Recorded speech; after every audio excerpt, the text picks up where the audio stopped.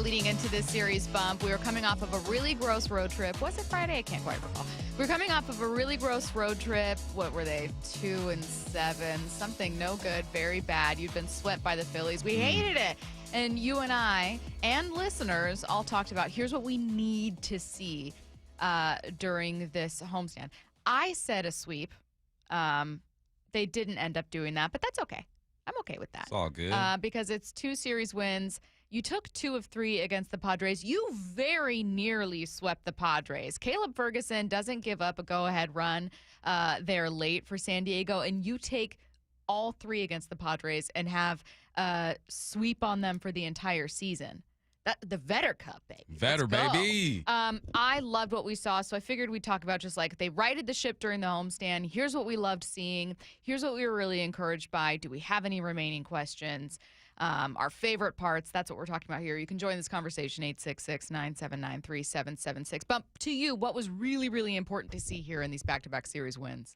I think it was important to see Suarez kind of get out of whatever he was in. I don't want to call it a slump, but he just wasn't performing the way that we're used to seeing. We spoke to Schusterman yesterday, and he says this is who Suarez is anyway. He's a streaky type of player. So during the homestand, he slugged 722, OPS and over 100, 3 bombs, 7 RBIs.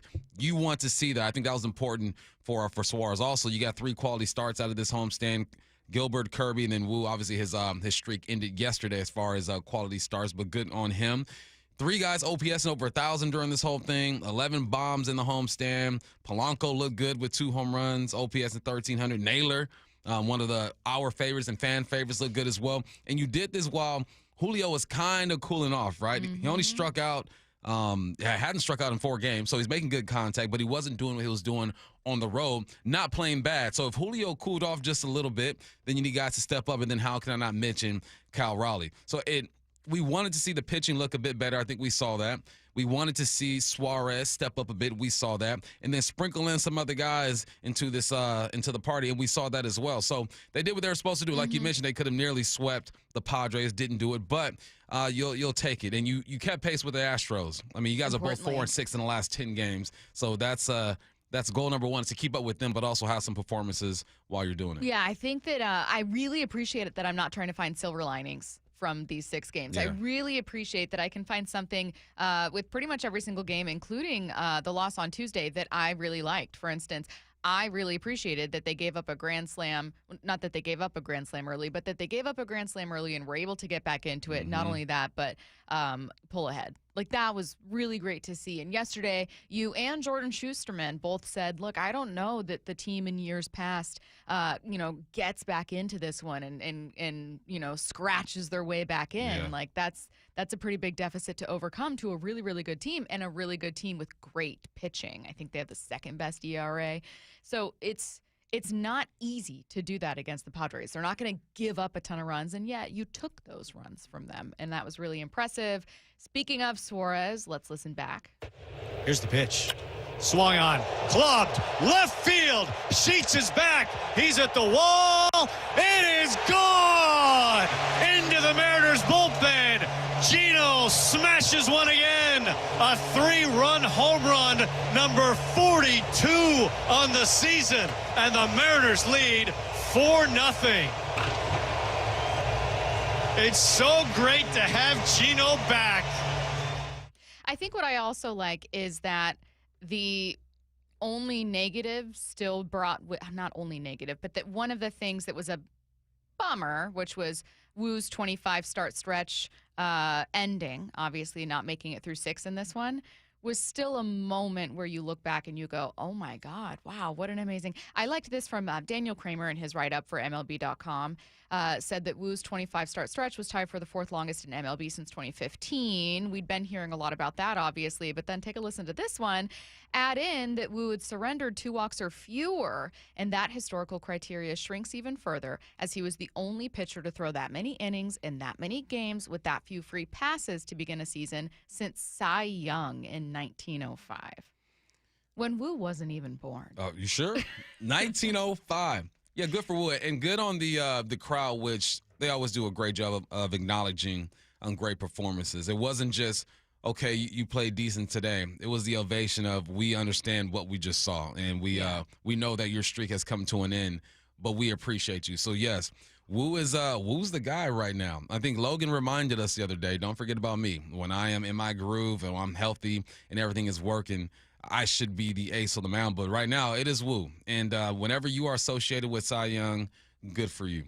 And you're going to need that. You're going to need that. You're going to hit this road, 9-game road trip starting today? It's starting today or tomorrow? With Cleveland. Off day today. It's gonna be interesting because you took care of the house. You locked the doors. You made sure the windows were closed. You turned the lights off. You're gone on a trip now. Out. You know, it's like when you come home and here's the thing: you cleaned your house before you left. Isn't that so nice? That's so great when you travel and you come back and it smells good, it looks good. Yeah. That's what they did. They took care of the house. You need to wash your sheets and wash your bedding before you go on a trip so that your first day back is in clean sheets. That's the way. Yeah, and make sure there's no there's dishes in the oh, don't do that. That's a rookie mistake. Yeah, don't do that. So that's what they did. They took care of home. Now you got to go on the road and see if the game travels. Yeah, I feel like there aren't many people I'm seeing right now that even following that road trip were like, oh, this is just, the season's going to go to waste. I think Fangraphs has their playoff odds at like 90%. I mean, they could be just as they are right now with kind of like a little inconsistent, but they give you moments and still make the playoffs. They really need to, and I'm knocking on wood, it would have to be like an injury, like a major injury to keep them out, because they've shown that they can be this team. And that's kind of the team that I expect them to be for the rest of September. So you're looking really good. You're in a really good spot right now. Right now, what you're doing is fighting for your division, and you've narrowed a 7-game lead that the Astros had on you to 1.5. And I know that you could have built on that, and I know that you probably would have surpassed that if you'd had a better road trip, right? Because they had a really bad one. But it is what it is. You didn't lose ground. No, you didn't. And you got to keep it going because the Astros have the Rockies today. Then they have the Angels for 4 games. And I'm sure they're looking at those two teams the same way we would and think to yourself, we should be able to take care of business. After that, they have the Yankees, and then they go on a 6-game, 9-game road trip. So, yeah, just keeping pace and waiting for them to slip. The thing is, when they slip, you got to step up. So they don't watch the scoreboard. We'll do that for them. But, yeah, they're hanging around. Game and a half behind. Mm-hmm. I'm not mad at this situation right now. Let's go back to that Brian Wu point. Dan Wilson talked about the series win and Wu's streak. Excellent win today, excellent series win today. Unfortunately for Brian Wu, the streak is over, but pitched his heart out again today. Just had a great outing again. Some, good fastballs early, mixed in his secondaries like he does. That 6th inning was, a little hairy. I thought, they had a couple of the changeup up the middle, and then the infield single that was tough. To not get an out there. But, outside of that, I thought he pitched an outstanding ball game, and then bullpen was the rest of the story. Wu talked about getting pulled. Dan gave me more than the long enough leash to, giving me the opportunity to try to get out of it. I didn't do my job, and, business. Cal's taken so much of the spotlight this year, rightfully, fairly, deservedly so. And obviously you've had a really hectic, crazy, fun MLB trade deadline that took a lot of the spotlight for Seattle. A lot of things have been capturing a lot of the spotlight, but Wu's season is one of those things that I think in hindsight, when however this ends this year, we'll look back and go, man, what a great season he had. Yeah, he's just matured. We've watched this young man come into his own. And I've mentioned this before. The confidence is there. His swagger is different on the mound. I was reading some article. They're talking about just how his mechanics are some of the best in the game right now. And you combine the confidence with the mechanics and just the talent. This is what you get from Wu. And I think locally we understand what we've been seeing. Nationally, it's always going to fall upon deaf ears at times because of who we are and where we are, and especially with Cal doing what he's doing. It's kind of like anything else anyone else does here is overshadowed by the shadow of the dumper. Yeah, they're like, wait, who?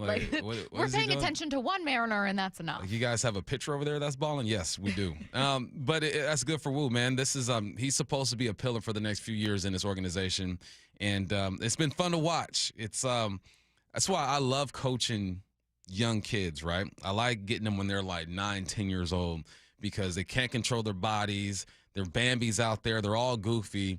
And then when they hit like 13, 14, they get stronger. They're putting their movements together. They understand the game differently. They understand themselves differently. And that's the joy I get in training and coaching. That's what I've seen with Wu. That's the joy that I've gotten watching Wu. Now, he's always obviously a grown man, right? He controls his movements or whatnot. But you just see the maturity in him and the confidence in him grow inning by inning. So, yeah, it's been fun to watch Wu. And you ain't done, Wu. You got some work to do because they're in a nice little stretch here. Speaking of you coaching kids up, Efton Chisholm III was queued up in my fantasy football. Was he? Yeah. I was going to send it to you and go, it's for the culture. Yeah, let's go. I didn't end up taking him, but he hasn't been taken. No, so you get him late. It's always possible. You can get him late. He could be the next Edelman. I think he is. Yeah. Archuleta. Wait, really? Should I really add him? No, you know what? Don't tell me. I'm going to figure this out myself. Okay. I'm going to go on my own journey, and I'm going to take a rest. How has that helped you in your fantasy league going on your own journey? Wow, I can hear Ian laughing through the control room, and it's supposed to be soundproof. That is so rude. You know, the Ian, face you made. No. Okay, so here's the truth about my fantasy league. I've been in this league. It's called the League of Collusion and League of Corruption. I think it's the League of Corruption right now. Don't even know the name of your league. Well, because we keep changing it. It's the entire point of the league is there's a lot of strange collusion happening and corruption happening. We're all very suspicious of each other. And there's the commissioner of the league has won twice. I have never finished higher than, I think, 7th. I'm not a good fantasy player because here's the thing about fantasy. You can look at, here's where I fall. I look at players that I think like are interesting or that I'm excited to watch, or players that are typically very good players, but that isn't always a good fantasy quarterback. That isn't always a good fantasy wide receiver. You know what I mean? Like Jamar Chase, clearly really good. But if you don't have, it's also a 14-man league. That's deep. Mora's in it too. She had pick 14. She's won before though. She's really good at fantasy football. I mean, that's why she drops those She's fantasy overcome nuggets. the odds. Yeah. I am. It's not even that I'm like the Browns. I'm like I'm just kind of always there. Like I'm never last. I have finished last before, but I'm never last. But I'm never great. I just kind of float. You know, I just vibe, and I exist. I just vibe. The reason I exist in this league is to barely squeak into the playoffs, upset the number 1 seed, and then lose the next round. Like that's how I exist. That's a fun role, though. Yeah. You know, as soon as you're out of it, you know, I'm messing it up for everybody else. Exactly. Yeah. You don't think it's a little suspicious that our league commissioner has won a couple times? No, and he had a top 3 pick this year. I've been in a league where my commissioner's won I've been in the same league for like 15 years, and he's won maybe 3 or 4 times. Is there anyone in your league you don't know? I've been in this league for a decade, and I've never met some people in this league in my life. I know everybody in that league. Really? Yeah. Oh, see, I feel like the good leagues are the ones where the only relationship you have is in fantasy football and in this fantasy football thread, and you otherwise have no clue what this person's like. Like these are people. I don't know. I'm excited fantasy football starting. I know we are obviously talking about the Mariners, but someone said Stacy's the equivalent of the Miami Dolphins. That's exactly what I'm saying. Yeah, Only take I away, like that. away a perfect season and pretend that that's exactly what I am. Every year you go, well, maybe. It's going to be our year. Maybe. Or maybe the Patriots finish second behind the Bills. Who knows? Let's get to headline rewrites. Extra, extra, read all about it. Headline rewrites. We must make headlines. The real story behind the headlines in today's news with Bubba and Stacy. The NFL unveiled the new Rivalries uniforms today. The Seahawks high decibel zone jerseys will have their on-field debut on December 18th versus the Rams. What's the real headline? If you're a UW fan and you have not seen these jerseys, I can promise you're not going to like them. Right? Right? Ian, you're shaking your head? exactly right. Yes, that's exactly right. They look like Oregon unis. Low-key. And it's an interesting choice for a team located in Seattle. Yeah, it's you could see it. You can see it. You it's can there. see it. But Phil Knight basically designed these jerseys. listen, I have no love for the Ducks, but I also appreciate their uniform game. They have the best combinations in the country, if you ask me. So I'm not mad at the uniforms, but I understand if you are a UWer, you are not rocking it. I was in the sauna this morning, and this guy sits down. He goes, "What do you think of those jerseys?" You sound like that. Yeah, and I go, I like him. He goes, I hate him. He's a UW guy. And I go, I asked him, I go, where'd you go to school? He goes, UW. I go, well, that makes more sense. Like, I don't have love for the Ducks, but you have more hate for them. So I get it, but I think they're clean, man. I think they're clean. I think the players think they're clean. How many UW cats are on this team? I want to get their opinion on this thing. We used to have a couple, but I don't know anymore. Yeah, I don't. I'm not going to lie. There is bias here. If I had never gone to UW or didn't know much about Oregon at all, then like I'd see him and I'd probably think like, oh, cool. But I don't. All I see is Oregon, and all I see is like a new age, modern college uniform. But there are no guys on this team from UW, so they should be fine. Headline rewrites. The New England Patriots added Tommy DeVito, a.k.a. Tommy Cutlets, to their quarterback room. What's the real headline? From Tommy Cutlets to Thomas, Connecticut. I feel like just Tommy's aura doesn't feel the same outside of New York and New Jersey. Tommy DeVito for the New England Patriots. It just doesn't, it's not the same. Nah, I don't hit the same. You know, I know it's Boston, but it doesn't feel the same as New York. Nah, but you know what? He's still out east. He still will have the culture supporting him. And the Giants wanted to bring him back, honestly, but he got claimed off of waivers. I read articles saying that they would have loved to bring him back. He's almost like their mascot, but he will move on. And I'm just glad that he is employed because he's a fun story. Maybe he gets an opportunity. I hope not. I mean, that means that Drake May has gone down and someone else has gone down. But good for Tommy, man. Stay in the league. Keep floating around. Yeah. Ian, is your family from Boston? Are you from Boston? I grew up a Patriots fan. Is it fair to look at, because I think for some people, they think of Boston and New York as being kind of two sides of the same coin. But I think that Tommy DeVito feels uniquely New York. He's very New Jersey, I think, which that's will fair. bleed That's more. fair. New York more. Sure. They don't want to admit it, but yeah. Yeah, but I mean, Boston has a bunch of Italians too. That's true. Also, Roman Anthony, the Red Sox #1 prospect, son of Anthony, big time Italian guy. Very Italian. So there's kind of a. You're telling me Roman Anthony is an Italian? Italians That's are hot in the crazy. streets in Boston right now. Yeah, we out here. Headline rewrites. In last night's 5-1 victory over the Reds, Dodgers superstar Shohei Ohtani threw 5 innings for the first time since he came back from injury. What's the real headline? Get ready for the least surprising World Series run of all time. This is what they need, man. Pitching, they've gone through so many pitches this year in L.A. But Shohei did his thing, 9 Ks, 87 pitches, only gave up 2 hits. Touched 100 about 3 times. The movement on the sweeper and the curveball is there. The spin rate is up. He's looking good. He's looking good. And we were reminded just how great this dude is. We just been watching him swing the bat for the last, year and a half or so. So to see him back on the mound, Dodgers need it. And baseball needs it because when Shohei's doing both, man, it's fun to watch. I didn't realize, though maybe I should have, and shame on me, that it was his first pitching win in 749 days.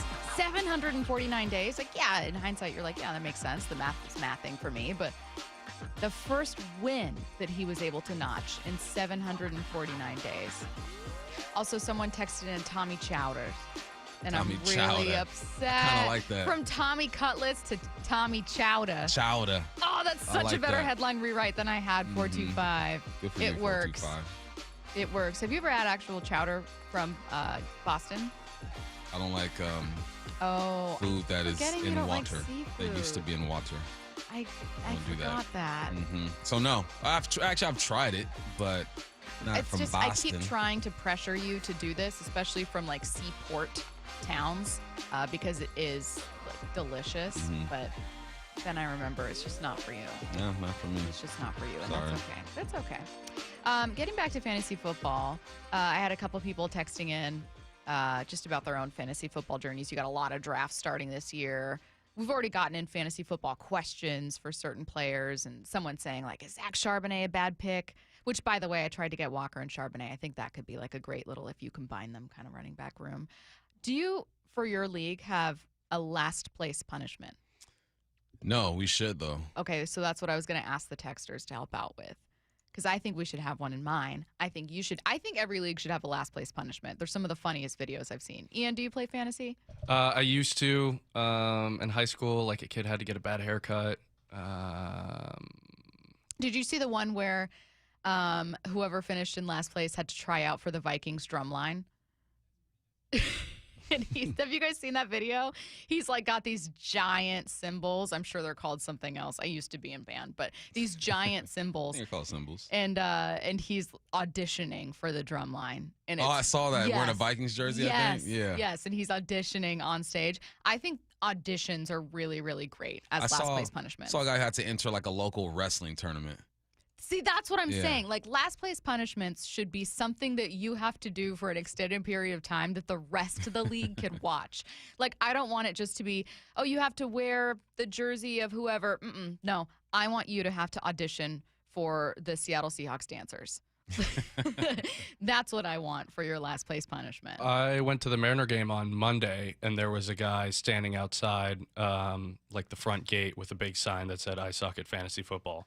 Which, I mean, I guess kind of works, but I want you to, like, do something more than just kind of stand there with a sign. Someone said our last place punishment is just that the winner in the league gets to pick your team name the next year. I like that. That's a good one because it sticks with you all year. But then the thing is, if the person that wins isn't that funny, it's like, this whole punishment isn't going to be that funny. I saw one online where someone has to get a tattoo. That's a no. A bit far. I think that's a fantasy football punishment that goes any tattoos, because someone's going to lose every single year. And again, I have a great chance in our league. I don't want that. That's a no for me. Someone said they're in 9 leagues. That's stressful. I did 4 last year, and that was too much. I'm going 9 3 this year. You're overseeing over 2 divisions worth of football. Yeah. I'm going 3 this year. You're going 3? Yeah. I think 3 is even pushing it. It is. 4 was crazy. Every year I'm gonna break it down. But once you get into these leagues, man, you develop a chemistry with the guys and the girls in the league, and it becomes a family. Someone said a $50 penalty and you have to shave your head. Wouldn't do it. Someone said you have to make a bad nickname and they have to respond to it for the whole year. Then the nickname's going to stick is the thing. If you have to respond to a nickname for the whole year, man, okay, people are sending in some pretty good punishments right now. 12 hours in an IHOP, but you get 1 hour for every pancake eaten. I saw that one. Yeah, I saw that one. I feel like I could eat 12 pancakes. No, have you seen the IHOP pancakes? Not in a Bigger long than time. your face. Really? Yes. How many? I could probably get 3. 6. Okay. I could get 4. 5. I think I could get 6. I see the way you eat. No, you can't. You're 2 and you're done. You got to wait 2 hours to eat again. The Seahawks' best bet to improve on their win total and get to the playoffs is to have a roster that's just better than the one they had last year. But is that the case this year? That's next. Wyman and Bob. We got Grey Zabel, rookie guard. Every afternoon at 2. Our texters that text into the show will give you, some restaurant advice. Which way should they direct you? Man, the simple thing is just you run the damn ball with like a steak and potato type restaurant. I would certainly start with El Gaucho. That's my favorite.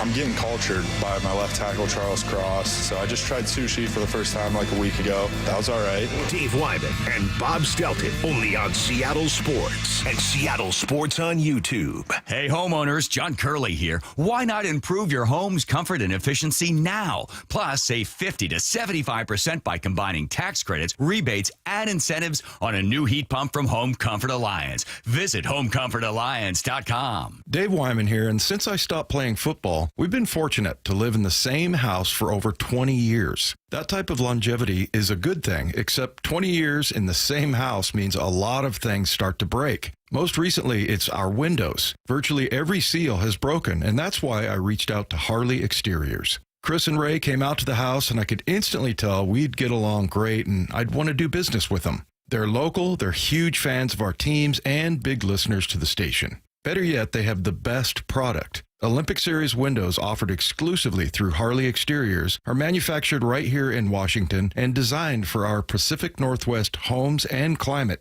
That means cooler in the summer, warmer in the winter.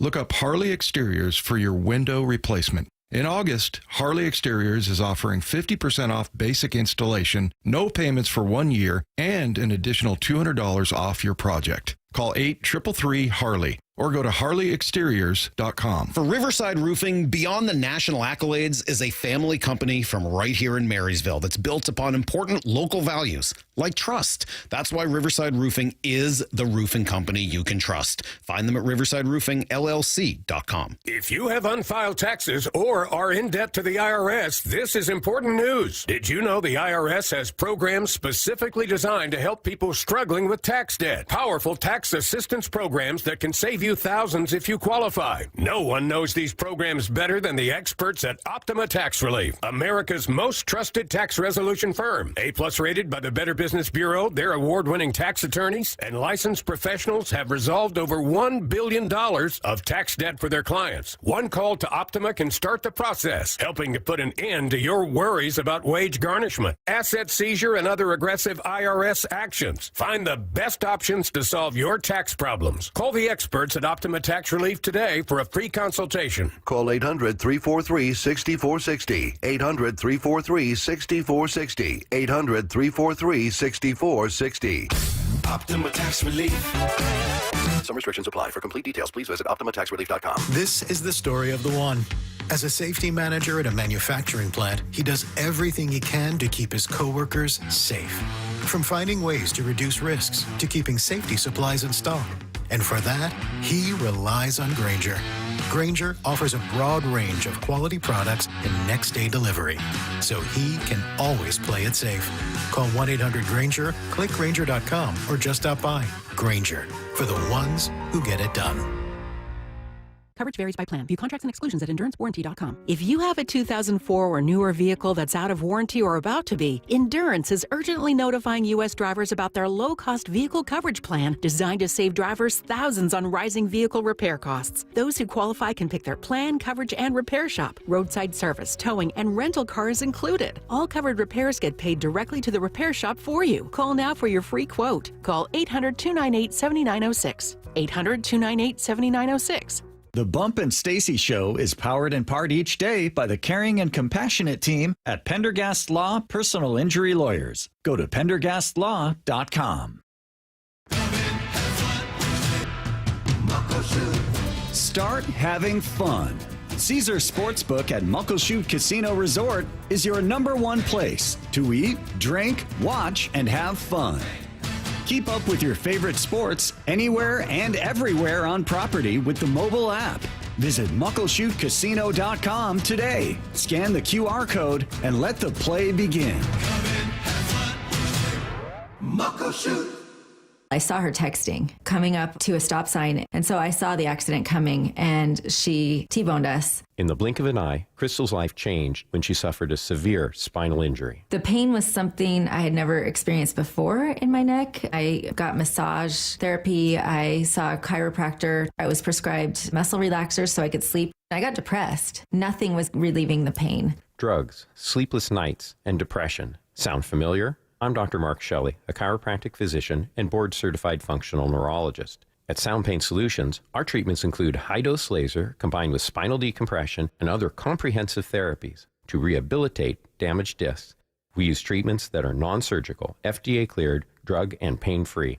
I was able to get off my pain medicines, and I was able to sleep through the night, and that was what I was desperate for. To learn if you're a candidate for our treatment, call us. Sound Pain Solutions. 855-996-0025 or click soundpainsolutions.com. Hey, baseball fans, T-Mobile is turning up the excitement with the Grand Slam giveaway. Want to score 4 premium tickets to an upcoming professional baseball game? This is your shot to experience the action like a VIP. Stop by your nearest T-Mobile experience store and enter for your chance to win. While you're there, check out all the amazing deals and perks waiting for you with T-Mobile, your hometown network. Don't strike out. The Grand Slam giveaway won't last forever. Visit your local T-Mobile experience store today for your chance to win 4 premium professional baseball tickets.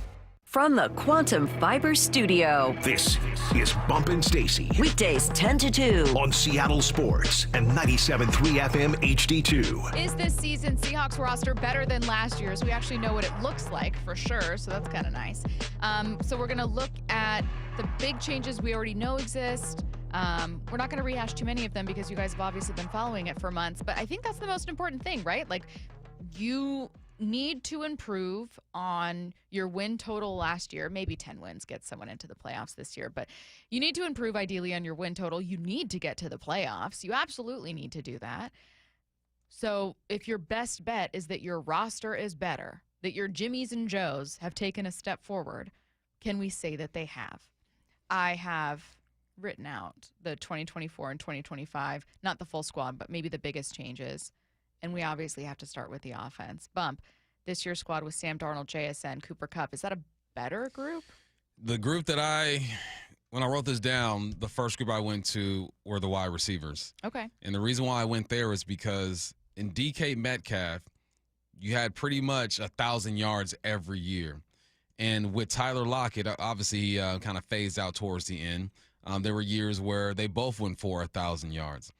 And if you look at just who Cooper Kupp has been over his career, throughout his career, he's a guy who obviously won the Triple Crown in 2021, 1,900 yards, 16 touchdowns, 145 receptions.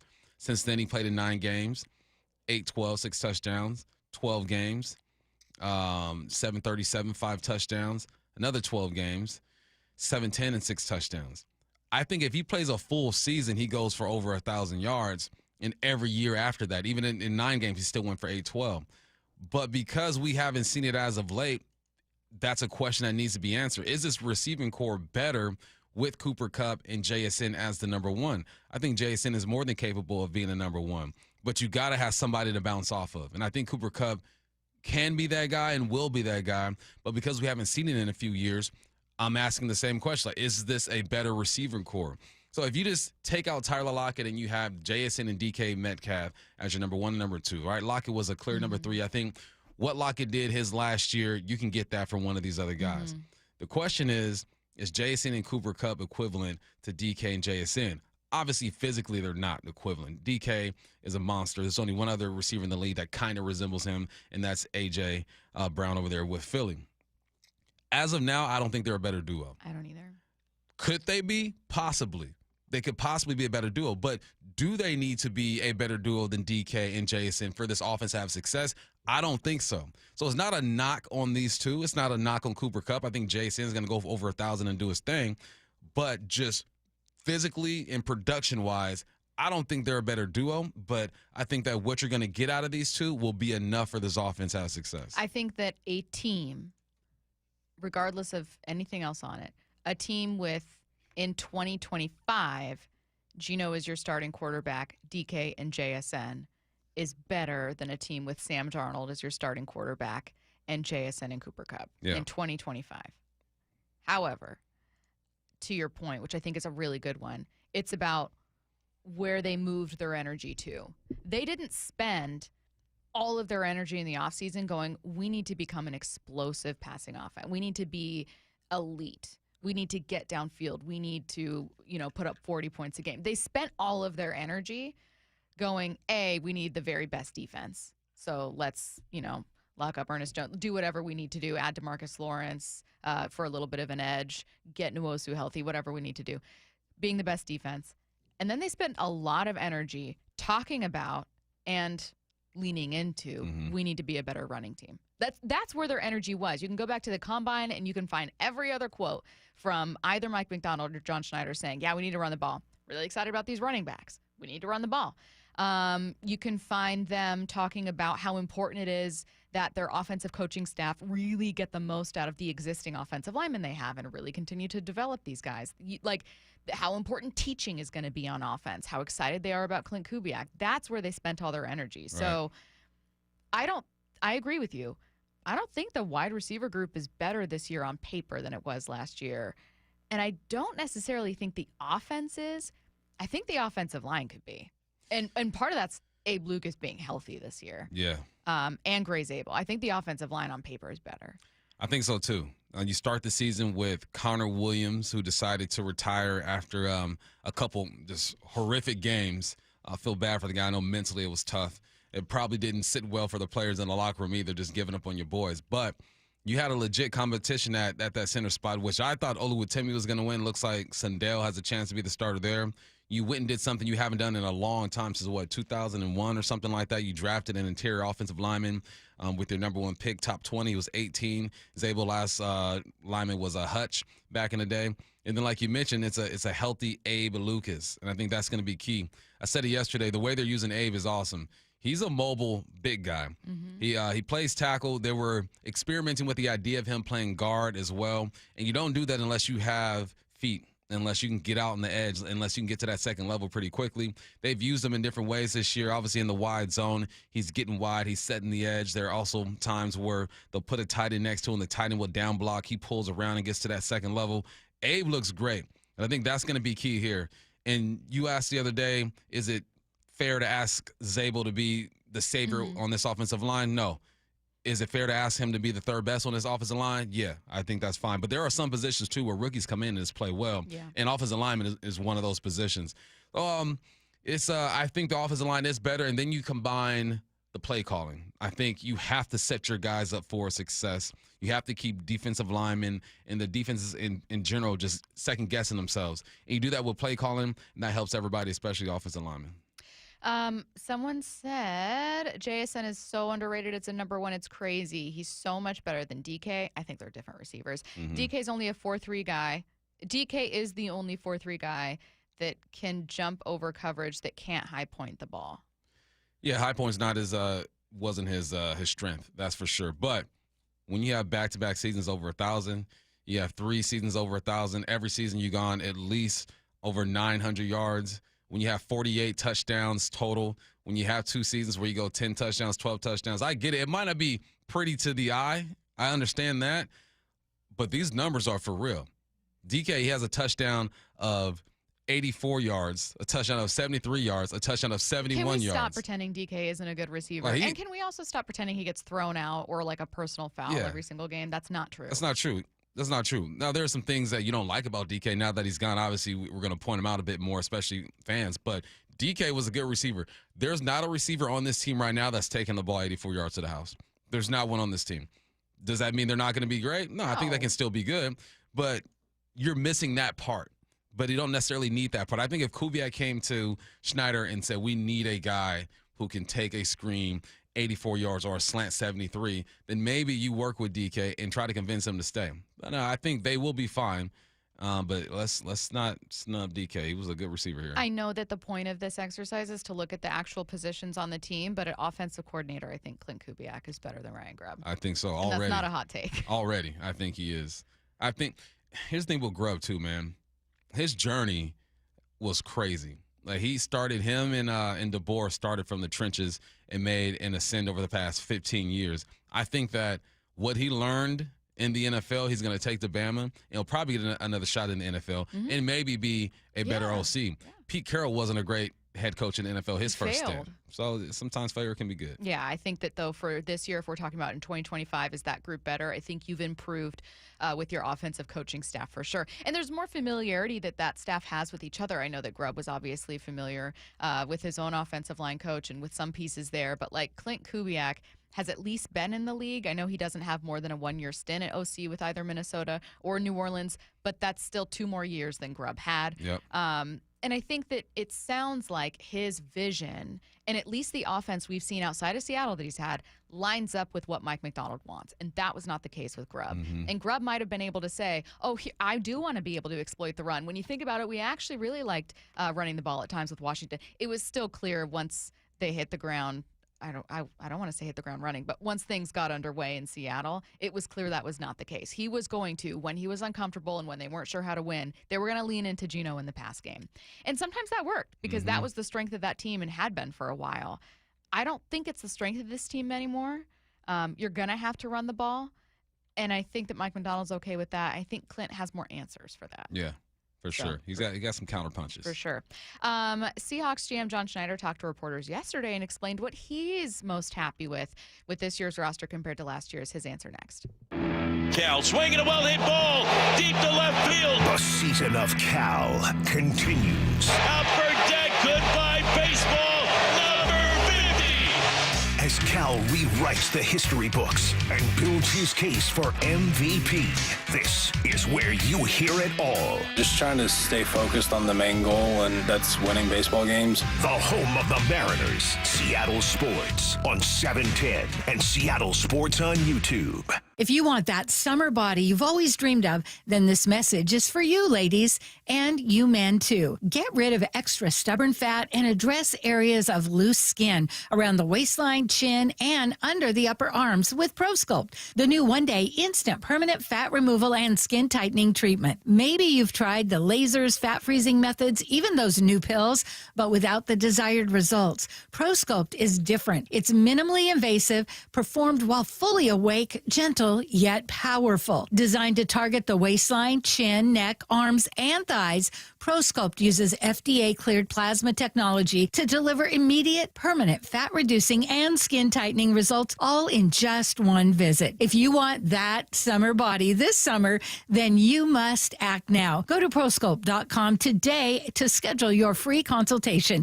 Get $250 off. For instant, permanent fat reduction and skin tightening, visit ProSculpt.com. Guys, did you know your testosterone affects everything in your system, including how you feel and perform every day? Right now, Revive Men's Health Seattle will check your testosterone for free. Knowing your T levels is the first step in understanding if you have low T. Your testosterone level impacts your energy, libido, sleep, weight, hair loss, mood, and even ED. Maintaining an appropriate T level can change your whole life. Most men start to see changes in their hormone levels in their 30s. Experience and results matter. So what are you waiting for? Get your T levels checked today by local, experienced, and trusted men's health experts. They've helped thousands of men since 2011. They're so confident they can help you, they even guarantee it. Call Revive today and schedule your free testosterone test, free exam, and free consultation. Call Revive Men's Health at 206-529-1111. That's 206-529-1111. Or visit ReviveMen'sHealth.com. By texting 64,000, you agree to receive recurring automated marketing messages from Real Success. Message and data rates may apply. No purchase required. Terms apply. Available at OurRealSuccess.com. Do you want to learn how to make money flipping houses and acquiring rental properties right here in Seattle without using your own money? You'll learn to flip houses and secure rental properties in your spare time to get on track towards real wealth building. We're offering a handful of motivated individuals the opportunity to attend our workshop right here in Seattle for free. That's right, we'll give you 2 free tickets when you text FREE to 64,000. Seattle is the perfect market to flip houses and build rental income. Don't miss this opportunity. Come to a complimentary live 2-hour workshop next week right here in Seattle and learn how to start making money flipping homes and building long-term wealth with rental properties. To get 2 free tickets, text FREE to 64,000. Text in the next 10 minutes, and registrants will also receive a free copy of our Funding for Deals guide. Text FREE to 64,000 for 2 complimentary tickets. Text FREE to 64,000. Bonneville International radio station contests are open to participants 18 years of age or older that are residents of Washington State unless otherwise specified. Employees or agents of the station, Bonneville International Corporation, other area radio stations, or any entity associated with the contests are not eligible to win, unless the station otherwise specifies at its own discretion. Persons who have won in the last 60 days from a station contest or event may not be eligible. Full general contest rules are available on seattlesports.com or in person at the station during regular business hours. The home of the Mariners. Left off to center. It is on its way. Julio, 2-run home run. Hear every pitch on 710 and the Seattle Sports app. Seattle, your waterfront park is here. Celebrate the opening of 20 acres of world-class public space on the downtown shoreline at the grand opening celebration September 6th. Enjoy free live performances, family activities, cultural experiences, and more across the entire park, from Overlook Walk to Pier 62. Join Friends of Waterfront Park in the city of Seattle for this once-in-a-generation event. Be part of history. Plan your visit at waterfrontparkseattle.org. Are you in pain? This is Dave Wyman, and if you're experiencing pain in your shoulder, elbow, wrist, hip, or knee, do what my friend and co-host Bob Stelton did and go see Dr. Mark Wagner, MD, at Seattle Sports and Regenerative Medicine for stem cell therapy. It's been a huge game changer. After 13 years of jiu-jitsu, I had a lot of issues with my hip. It was bad, so I'd heard a ton of patients raving about the results from their 90-minute outpatient stem cell procedure with Dr. Wagner, so I had to check it out. Dr. Wagner is a board-certified Seattle physician with over 30 years of experience performing more than 20,000 stem cell procedures using a person's own stem cells to regenerate cartilage in their own joints. Now, people with severe osteoarthritis, even bone on bone, are back to doing what they enjoy doing without pain and without surgery. Whether it's a hip like Bob had, a shoulder, a knee, a wrist, an ankle, before you choose surgery, consider stem cell therapy with Dr. Mark Wagner, MD, at Seattle Sports and Regenerative Medicine. Schedule your consultation at drmarkwagnermd.com. Hey, college students, Safeway is giving you 5% off. That's right, junior colleges, tech schools, universities. Just verify your student ID in the app, unlock exclusive deals, and shop on the app or in person. Better yet, subscribe to Fresh Pass to get free delivery and other special offers. Remember, if you use EBT, Fresh Pass is 50% off and you get savings on fresh produce. For all the details, visit Safeway.com/4U. That's Safeway.com/FOR and the letter U. From the Quantum Fiber Studio, This is Bumpin' Stacy. weekdays 10 to 2. On Seattle Sports and 97.3 FM HD2. After the Seahawks trimmed their roster to 53 players, reporters were able to talk to John Schneider about some of what he liked about this year's squad, what feels better about this year compared to last, and John Schneider really focused on the offensive line. He talked about a lot of other things, including some names that were cut that we could see back here. That's coming up a bit later in the show. Right now, Bump, we're just going to talk offense. We're just talking offensive line. Here's John. Like it, again, it comes back to the developers, the teachers. There's an attitude they can have in this scheme where they can come off the ball and feel confident about themselves. Yeah, I think they're spending a lot of time together. I think you've seen a lot of growth within the group. Like there's camaraderie that's starting to come together too. That's the whole team, not just the offensive line, but that group's kind of a group you like to see kind of spending a lot of time together, because they have to work as one. So, yeah, we like it. We're like every other position. We're going to keep trying to work it.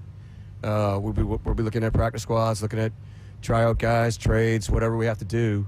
We'll be continuing to work that position. But this group in particular that's here right now is they're doing a really nice job. Okay, so I'm going to save you guys a little bit of time. Bump, I went back to last year. It was actually the 29th last year when he did this same press conference, and when he was asked about the offensive line, I went back to go listen to what he said. Mm-hmm. Most of it was the same. He said, yeah, they've all got to work as one, really important to function as one group. In that case, he talked about why they kept an extra offensive lineman and kind of trying to prepare for some injuries, that you're excited about what the group looks like. The difference was that he does sound a little more optimistic about this one, that he talked about the offensive line a lot more in this press conference compared to last year, and that he continued to focus on the idea that, development, coaching, and teaching is going to get the most out of these guys. It sounds like Kubiak was his guy. It sounds like he might have had a bit more influence on this pick. Who knows what? It's a tricky relationship because Mike Macdonald's first year coming in, John Schneider's first year without Pete Carroll. Mm-hmm. I'm sure John is like, look, I want to give this guy space to get the guys that he wants and make it his. And I want to try something different, right? They had to meet in the middle somewhere.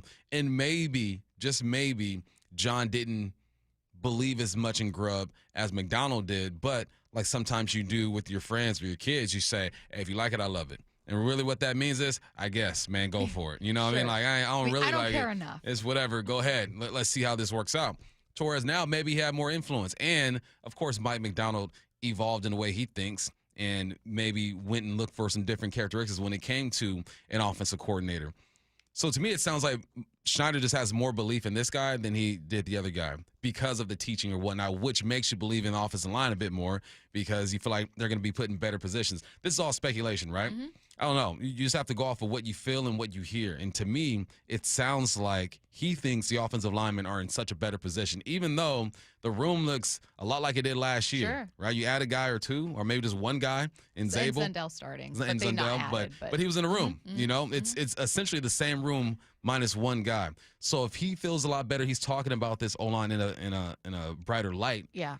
And that means that he believes. Let's talk about that new guy. Here's John Schneider on Grey Zabel. It's been awesome. I mean, it's a huge piece, and the fact that he played with Jalen too, Zendel, the fact that those guys played together. So you got two guys that are, there's a familiarity there. So that team or that unit bonding and that cohesiveness. But he's a tough guy. He's got a great personality. He doesn't act like and Jalen didn't either. These guys it's a really cool program to have there. And so they came in and they both acted like pros, and he's done that right away. He hasn't acted like anything's too big for him, but yet he's still, doing all the rookie hazing stuff and carrying helmets and doing all that. Is it fair to count on a rookie for that kind of change? Because you're right. Outside of having a new starting center for yet another season, in this case, as you mentioned, a player who's already there, you're looking at Zabel to be a big part of how you take a step forward. We counted on Cross and Abe. Yeah. So why not count on a guy who's because he's a rookie. Well, Abe and Cross were rookies too, and they started at both ends, and we counted on them. I think you can count on him to a certain extent. And with an offensive line, it's never just one guy. It's never one guy dominates or everyone else is good. It's everybody moving together. My coach said it. I've said it before. You need a nickel, not 5 pennies out there. If he can be part of the nickel, you can depend on him. Mm-hmm. You just need him there every single week. You need him healthy. That's how you depend on him. You depend on his availability, because with that availability, he'll be able to grow and mature and take his lumps and learn from play to play, down to down. You can depend on him. Yeah, I think you can. I'm not depending on him to save the day. You're going to need Sundell or Olu with Timmy to step up. You're going to need Anthony Bradford to develop, because all it takes is one little piece in that armor, man, just to jack things up, and the floodgates will open. John Schneider asked what he's happy with heading into this year. Yeah, I think it has to be the offensive line, but it has to be more the unit and the cohesiveness of the group than guys like individually, if that makes sense. That was an interesting answer. Maybe it's John talking with the knowledge that they didn't get Will Fries. They didn't make huge free agent additions. They had received criticism for that. Maybe it's him not wanting to put too much on Zabel and be like, yeah, I'm really excited for the offensive line because of this rookie that we have. And maybe instead it's, the vibes are right. Like, it sounds like kind of what he's saying is like, it just feels like a group that's really flowing. Yeah, I like the group. The group is moving together. They're developing together. And if you go in any locker room, man, the O-linemen, they're the tightest group on any team, any level. It's all about the O-line. So it sounds good, man. The vibes are always going to be good in August, man. The vibes are always great. Pumpkin Spice launched. The Seahawks are about to start play. I almost screenshotted something that popped up on my phone because I have the Starbucks app, and they're like, oh, introducing something. But I was like, I almost sent it to you, but I was like, nah, she probably already knows about this. No, I already know what it is. It's another flavor that they have in addition to Pumpkin Spice for fall. Yeah. So vibes are good in August. Let's see how they are. Like about mid-September, we'll get a better idea. The vibes are much better for the Mariners right now compared to how it was on this road trip. They came out of an ugly road trip, took back-to-back series wins against the A's and Padres. We talk about what we saw and what we still want to see from this team with Ryan Rowland-Smith next. Cal swinging a well-hit ball deep to left field. The season of Cal continues. Upper deck, goodbye baseball, number 50. As Cal rewrites the history books and builds his case for MVP, this is where you hear it all. Just trying to stay focused on the main goal, and that's winning baseball games. The home of the Mariners, Seattle Sports on 710 and Seattle Sports on YouTube. Hey, Brock Heward here with Shannon O'Kelly, President and CEO of IRG Physical and Hand Therapy, inviting you to come work with IRG. And Shannon, what kind of staff are you looking for at IRG? Brock, we're looking for all kinds of clinical staff, physical therapists, occupational therapists, athletic trainers, certified occupational therapy technicians, physical therapy assistants, you name it on the clinical side. We are looking for those folks. But we are really looking for folks that want to come to an organization that want to be part of our culture and change the culture and work with us to provide the best care and service we can to our patients, our team, and our community. So those clinical people out there, we're looking for you. We also provide advanced certification. We want to provide you mentorship. We want you to grow personally and professionally here at IRG. With over 40 clinics throughout the Pacific Northwest, you've got the opportunity to work in the city you want. Just head over to irgpt.com/careers. That's irgpt.com/careers. When your outside matches how you feel on the inside, that's kindness. And so I think that is the one thing that the Lee Johnson Auto family encourages us, is to be like really authentic and really be intentional in how we treat our customers and how we treat each other. To have a good company, have a good culture, have a good crew that takes care of your customer base. You have to take care of your crew. You can't have miserable people and expect them to give a customer a good experience. Walking in here, meeting some of the employees already before I was even hired on, welcoming me in, gave me a good indication what this company was all about. So if I were to make an hour and a half drive here and to have fun here for 8 to 9 hours a day versus if it's the other way around, then I'll take it. It's not a script. It's a belief. The LJ Way is the Lee Johnson Auto family.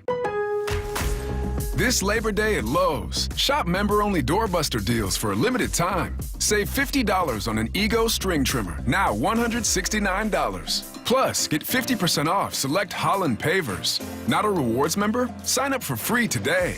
But hurry, Labor Day doorbuster deals won't last long. Lowe's, we help, you save. Valid through 9/1 while supplies last. Program subject to terms and conditions. Details at lowes.com/terms. Subject to change. If you love to travel, Capital One has a rewards credit card that's perfect for you. With the Capital One Venture X card, you earn unlimited double miles on everything you buy. Plus, you get premium benefits at a collection of luxury hotels when you book on Capital One Travel. And with Venture X, you get access to over 1,000 airport lounges worldwide. Open up a world of travel possibilities with the Capital One Venture X card. What's in your wallet? Terms apply. Lounge access is subject to change. See CapitalOne.com for details. If you're 55 or older and into that whole saving money thing, T-Mobile has an exclusive phone and internet bundle just for you. Right now, get 2 unlimited phone lines plus 5G home internet for just $30 each per month with AutoPay, plus taxes and fees. And with 5G home internet, setup is easy with just 1 cord and no technician needed, which is great if you're also into that whole keeping it simple thing. Switch now and experience the best mobile network in the U.S. Visit your local store to start saving. T-Mobile, it's better over here. Based on analysis by Ookla of speed test intelligence data Q4 2024 to Q1 2025. Ookla trademarks used under license. Unlimited on our network. Customers on voice plan may notice speeds lower than other customers and further reduction if using more than 50 gigs a month due to data prioritization. Video streams and SD on this plan. Home internet pricing after $20 and monthly bill credit plus $5 per line without autopay. Debit or bank account required. See 5G device coverage and access details at T-Mobile.com. How we going, mates? It's Ryan Rowland-Smith for Eastside Weight Loss Clinic. If you haven't heard about it already, at the start of this year, I decided to get in the best shape of my life. So I lost 30 pounds of body fat and I kept all that lean muscle. Best decision I ever made. People ask me all the time, what was the motivation to get in such good shape? So a couple of things. Number one, who doesn't want to be in the best shape of their life, right? Obviously physically, but for me, more important mentally. And it starts with a diet, and I finally figured out you can't outwork it. Eastside gave me all the tools I needed to be able to prepare food, have tons of energy, and was never, ever hungry. But there are some other motivators too. I had to lose a bunch of visceral fat. I found out I had way too much of that, especially as I hit my 40s. But one more, look, this is the most important one. I wanted to set a really good example for my kids, to be the best version of myself. My kids look up to me, and I want to be the absolute best example and role model. So look, if any of these resonate with you, there's no better time to start. The time is right now. Make that free 15-minute call to Eastside Weight Loss Clinic and get it started today. It'll change your life like it did mine. Let's go! This is Seattle Sports. Streaming through the Seattle Sports app. KIRO AM Seattle. KIRO FM HD2 Tacoma. Home of the Seahawks, Mariners, and everything Seattle sports. Seattle Sports Snapshot. Mariners beat the Padres to take their second consecutive series win at home yesterday. They remain 1.5 back of the Astros in the AL West to begin another road trip tomorrow. They're going to start with a series in Cleveland against the Guardians before heading to Tampa to take on the Rays. Snapshot brought to you by Miller Lite. When it's game time, it's Miller time. From the Quantum Fiber Studio, this is Bump and Stacy on Seattle Sports. Streaming through the Seattle Sports app and at seattlesports.com. Now, here are your hosts, Michael Bumpus and Stacy Ross. Here we go now. Ryan Rowland-Smith joining joining us right now on the Emerald Pink Casino Sportsbook Hotline. As a reminder, Ryan's Weekly Visit is brought to you by Eastside Weight Loss Clinic. Ryan, this is just what the Mariners needed, a nice palate cleanser at home. They have a significantly better record at home. The record at home with, close to sellout crowds is also absolutely impeccable, so maybe it shouldn't surprise us that they were able to get some series wins back-to-back. But with this Padres series especially, including in that loss on Tuesday, I was so blown away by a lot of what we saw. What stood out to you? There's so many things to talk about coming from this game. I'm not looking for silver linings, really. Yeah, you first of all, you hit a situation playing the Padres to wrap up that home series that they're coming off some epic battles with the Dodgers themselves. So you look at that and say, wow, they're playing a team that doesn't have any weak links, right? So the Athletics can beat you in a way where, they're a talented team, young players that are unpredictable.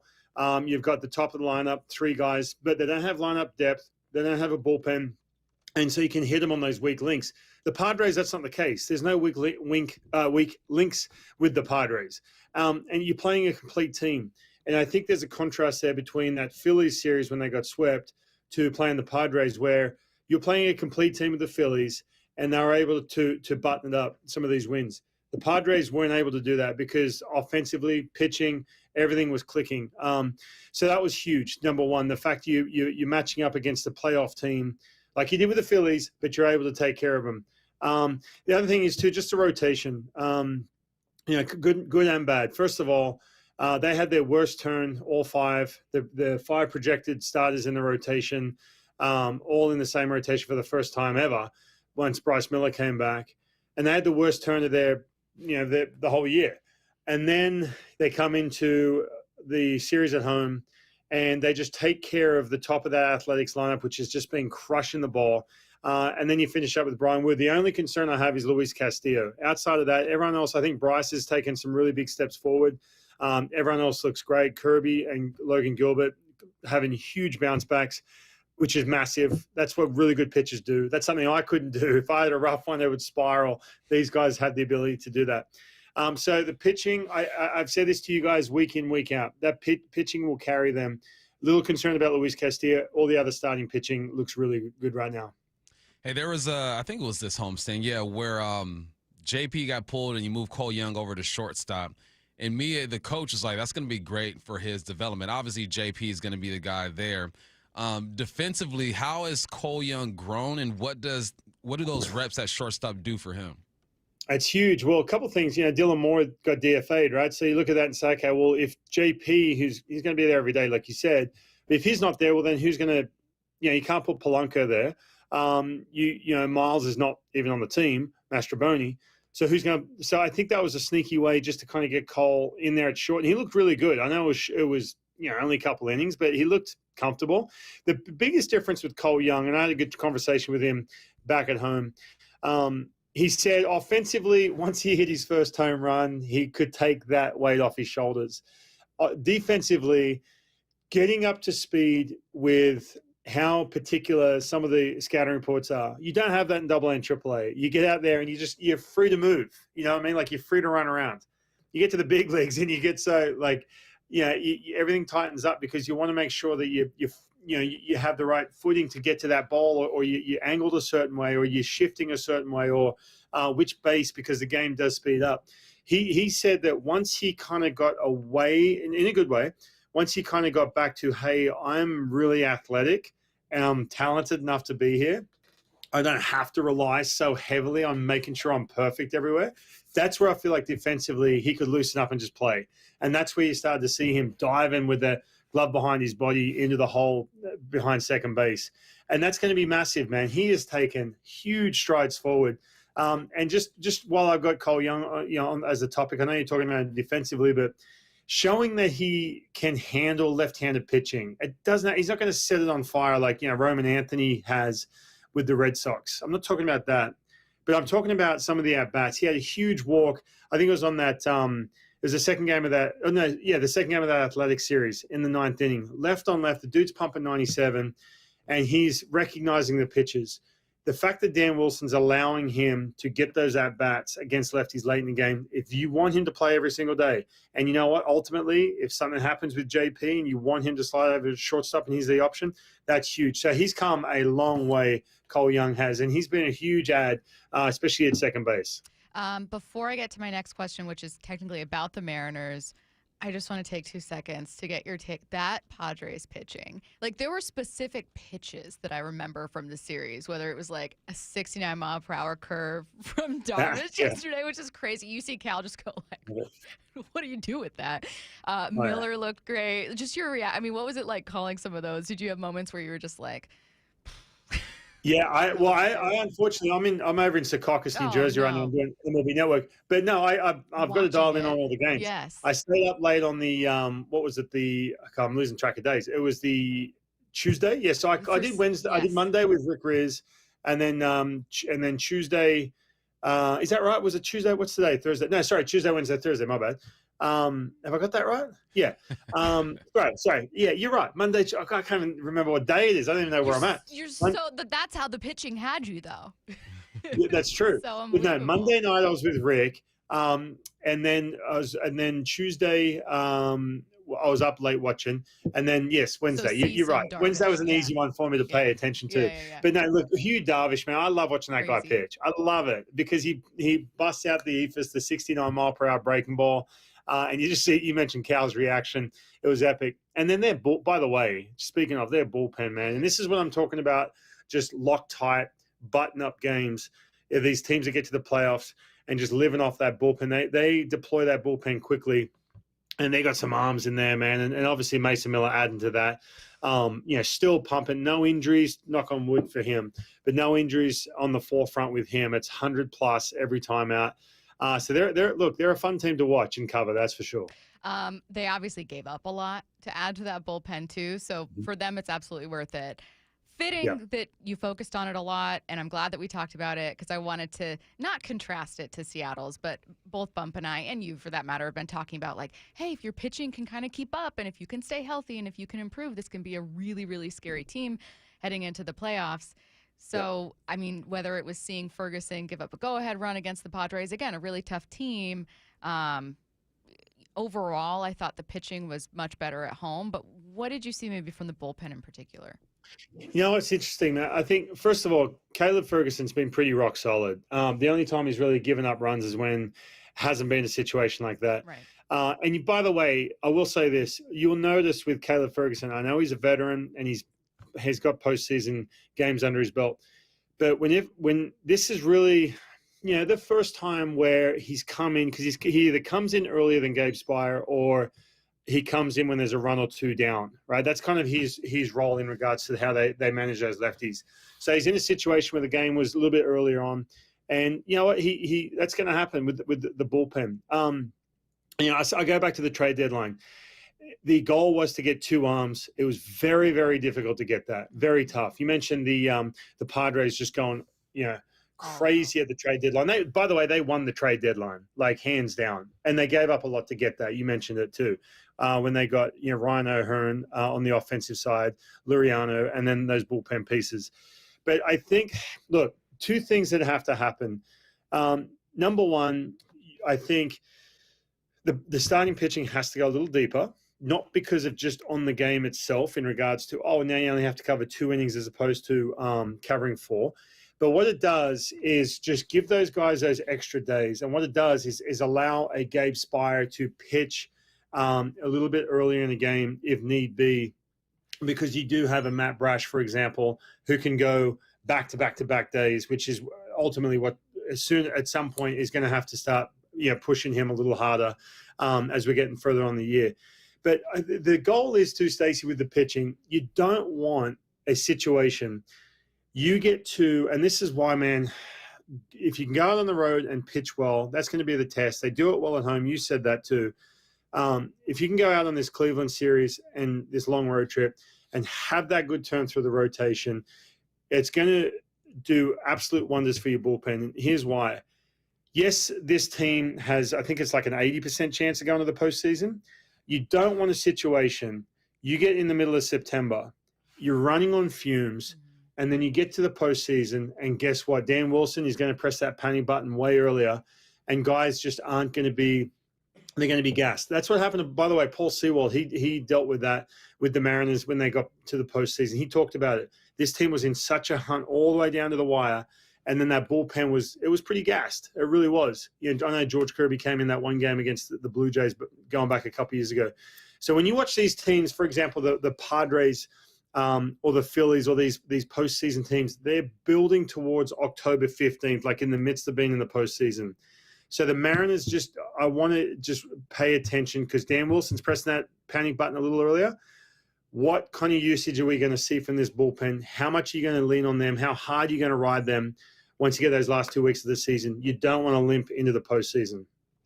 Well, history-wise, I was mad the bullpen showed his face yesterday because I wanted Wu to keep his streak going. But I understand why Dan did it, right? He was struggling just a little bit. The bases were jacked, I believe, or at least had 2 on. You got a lefty on a lefty match. I was like, leave him in, man. Just let him finish this thing. Look, I'm going to argue with you there. First of all, I want him in there. 100. I was shocked. And also, I just did a breakdown on MLB Central about how shocked I was that he was taken out of that game. He's earned that right, man, to finish that 6th inning. Go back a couple starts ago against the Mets, and guess what? He was pushing 100 pitches, loaded bases, walked a guy, and Dan Wilson left him in. And I was like, this is amazing, man. It just – all of a sudden you get that last little jolt of energy if you're Brian Wu and you're able to finish it. I get it, man. Bump everything you're saying. I get it. I'm with you. I'm just for history, just for that moment, leave him in. But I understand why he took him out. But I wanted him to keep throwing, man. Well, put it this way, guys. The thing I did this morning outside of Seattle, as I was doing it, I'm like, man, Dan Wilson's never going to speak to me again. That's how I was pretty vocal about it. I'm not going to lie. I was just, man, like Brian Wu did, it's not just about the streak either. It's more about the fact that, look, 24, 25 times he's proven he can slow the game down in that spot. You know what I'm saying? And look, it worked out because they didn't blow the lead. But man, I was just like, I was, and again, look. But on the flip side, I will finish with this before, so Dan Wilson does speak to me again. Look, man, you've got to give him some praise with everything he's done this year from just communicating with this team, his clubhouse presence. I'm talking about Dan Wilson, where players are comfortable walking into his office if need be and just having that conversation. He's known these guys since half of them were in AA anyway, as when he was a roving coach. And then, honestly, the way he's managed the bullpen, a couple of things. I talked about Cole Young facing lefties. I love that, man. Luke Raley talked about when he went to the Rays, they just took the bat out of his hand facing lefties. He goes, I lost the ability to face lefties. Therefore, if I ever wanted to be an everyday player, man, it's going to be hard because I haven't faced lefties in a year and a half. That was number one. The fact that he lets guys, gives more of a leash. And number two, man, he's been really – not going to call it old school, but he hasn't been just trapped to the iPad giving you every other matchup, and he's gone off his gut a little bit more, and that's why I was a little bit surprised. I'll put that. Right. I was surprised in the 6th inning. There you go. Is kind of going back to Dan's usage in this case being the bullpen. We were talking with Jason Churchill, who said he'd love to see maybe if you bring out Spire for 2 outs instead of starting fresh for the next inning, if you like the matchup, leaving Spire for just kind of having a little bit of carryover with some of these guys. You mean carrying over to the next inning? Carrying over to the next inning. Is that something that you'd like to see a little bit more, or is there any change at all in usage? I know we just got you in your last answer back on Dan's good side, so I don't want to mess that up. But is there any change that you'd like to see at all, or maybe something you'd like to see him experiment with in the final season, or excuse me, month of the season? I do know this. It's interesting. The going out, getting big outs, and sitting back down, and then getting back up and getting back out there is really challenging for a lot of guys. Matter of fact, I spoke to Gabe Spire about this very thing. He said his routine, and I agree with Jason, and I'll get to that in just a second. But remember this, man. Gabe said to me, going in, getting those big outs, sitting back down, and then getting the adrenaline going is the biggest challenge he's got as he's been in a high leverage situation the last couple of years with the Seattle Mariners. And I respect that. I'm like, okay. So you know that that conversation, when you are having success, you have the right to have that conversation. Say, hey, guys, look, I love coming in. I'm a high leverage guy, getting those big outs. Coming back out is a challenge. However, at some point, if you are going to be in this situation where you're playing in these close games and every win now counts, and you've seen, Brash got taken out of that game the other night against the Athletics. Luis Castillo, the short leash on him. Dan Wilson's pressing that panic button for good reason, because he's looking at this going, man, every game here counts. Therefore, you're going to have to be asked to do things maybe out of your comfort zone a little bit, right? I don't want to see that, because I want these guys fresh, and I want them with like that good, positive mindset about this is my role and I don't have to do anything extra. They'll never admit that. But at some point, you're going to have to get to that carryover situation. Matter of fact, Munoz, you banked on 1 inning per outing in the first couple months. I spoke to you guys. I spoke to your boy Curtis about this too, to give you the ability once you get to September to then, inning in a third, bring him out in the 8th inning if need be. I mean, Edwin Diaz has been doing that the last couple outings with the Mets, because they're struggling with their other bullpen pieces. So it's going to be that situation. I don't want to see that. I want them to have a 3 or 4 game lead going into the last couple of weeks. But if it's not the case, guys are going to have to be asked to do things that are a little bit uncomfortable. Ryan's Weekly Visit brought to you by Eastside Weight Loss Clinic. He is Ryan Rowland-Smith. Thanks, Ryan. Thanks, Ryan. Hey, guys, first of all, I appreciate you giving me some bandwidth to kiss back up to Dan Wilson. Yeah. So We do what we can, man. It's a relationship we care about. We've been we there. want to make sure We've you're been good. Thanks, guys. Bye, Ryan. See you guys. Let's get to 4 down territory.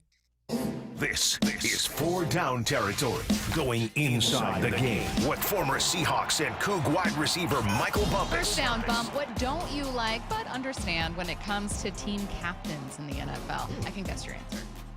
You already know it is. QB's automatically being the team captain. Yep. I'm going to contradict the heck out of myself when this is all said and done, but I'm looking at Justin Fields. Okay. Justin Fields has been announced as the team captain. He is a quarterback. He's never thrown for over 2,600 yards. He's never thrown for more than 20 touchdowns. He's won 7. He's never played in a season where his team has won more than 7 games. He's never been top 10 when it comes to QBR in the NFL. Why is he a team captain? Just because he is the quarterback. He's not even one of the top 5 players on that team. It's just they automatically give the quarterback the captain patch because they have to be leaders. Understand, got to get guys in and out the huddle. They're going to look to you for the play. But captains are supposed to be ballers, not just because of the position. I guarantee you every team in the NFL has their quarterback as a captain. No matter how bad he is, he's going to be the guy.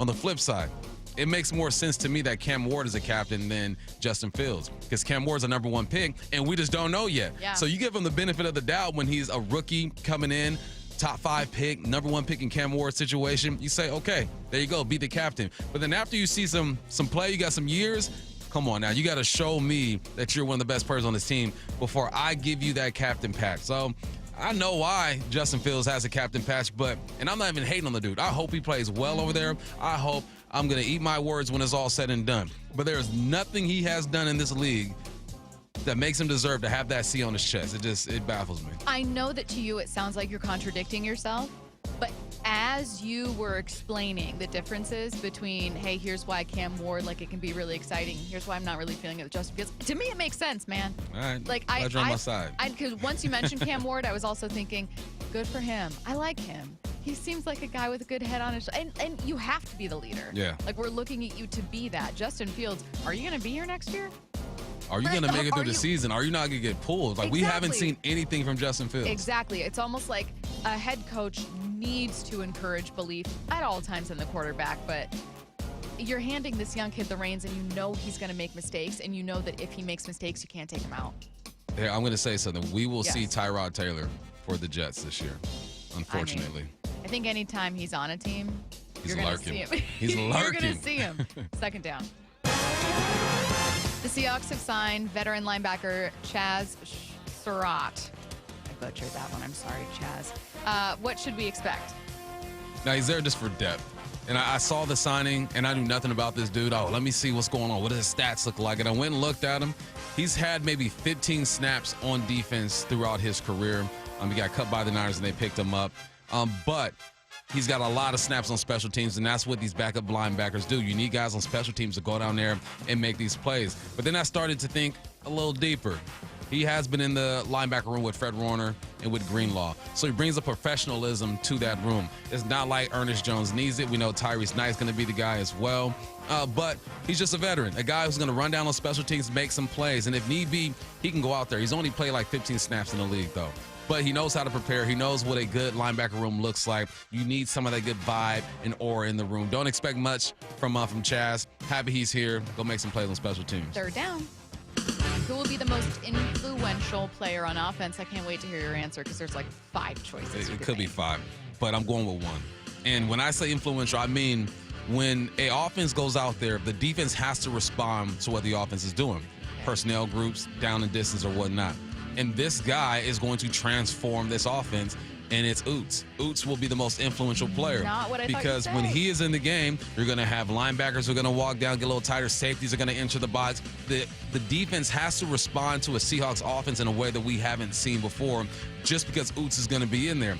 And with what he's shown so far, all right, he is a great blocker. He has a couple receptions out the backfield. He's going to influence him. So not influence in the sense that he's going to have a whole bunch of stats. He's going to tear it up. Influence meaning that the defense is going to respond more dramatically when he's in the game than anybody else. Maybe we have a couple tight ends, okay, they'll react a bit differently. But when you have 2 backs back there and that fullback, the defense has to respond accordingly with their personnel group and their alignment. He will influence the way defenses play the Seahawks. See, that's why it's good to have former players on, because I completely was expecting you to say Jackson Smith-Njigba, not just because he's talented, but just because, well, he plays primarily out of the slot, but he doesn't have to. So I thought, well, God, he's got the upside and talent and the versatility to where, you know, you can play him in the slot, he can take off, or you could also line him up elsewhere. I was like, well, surely that's where it's going to go. But that's a really good point about how formations are going to impact everything. And with Oos, too, they'll bring him in, and the guys upstairs could be saying, all right, man, they got their 21 personnel out there, 2 running backs and 1 tight end. But then Oos is also lined up at tight end at times at the wing spot. So just the mind games you can play just with him being in the game, it's going to be fun to watch. Smart. 4th down.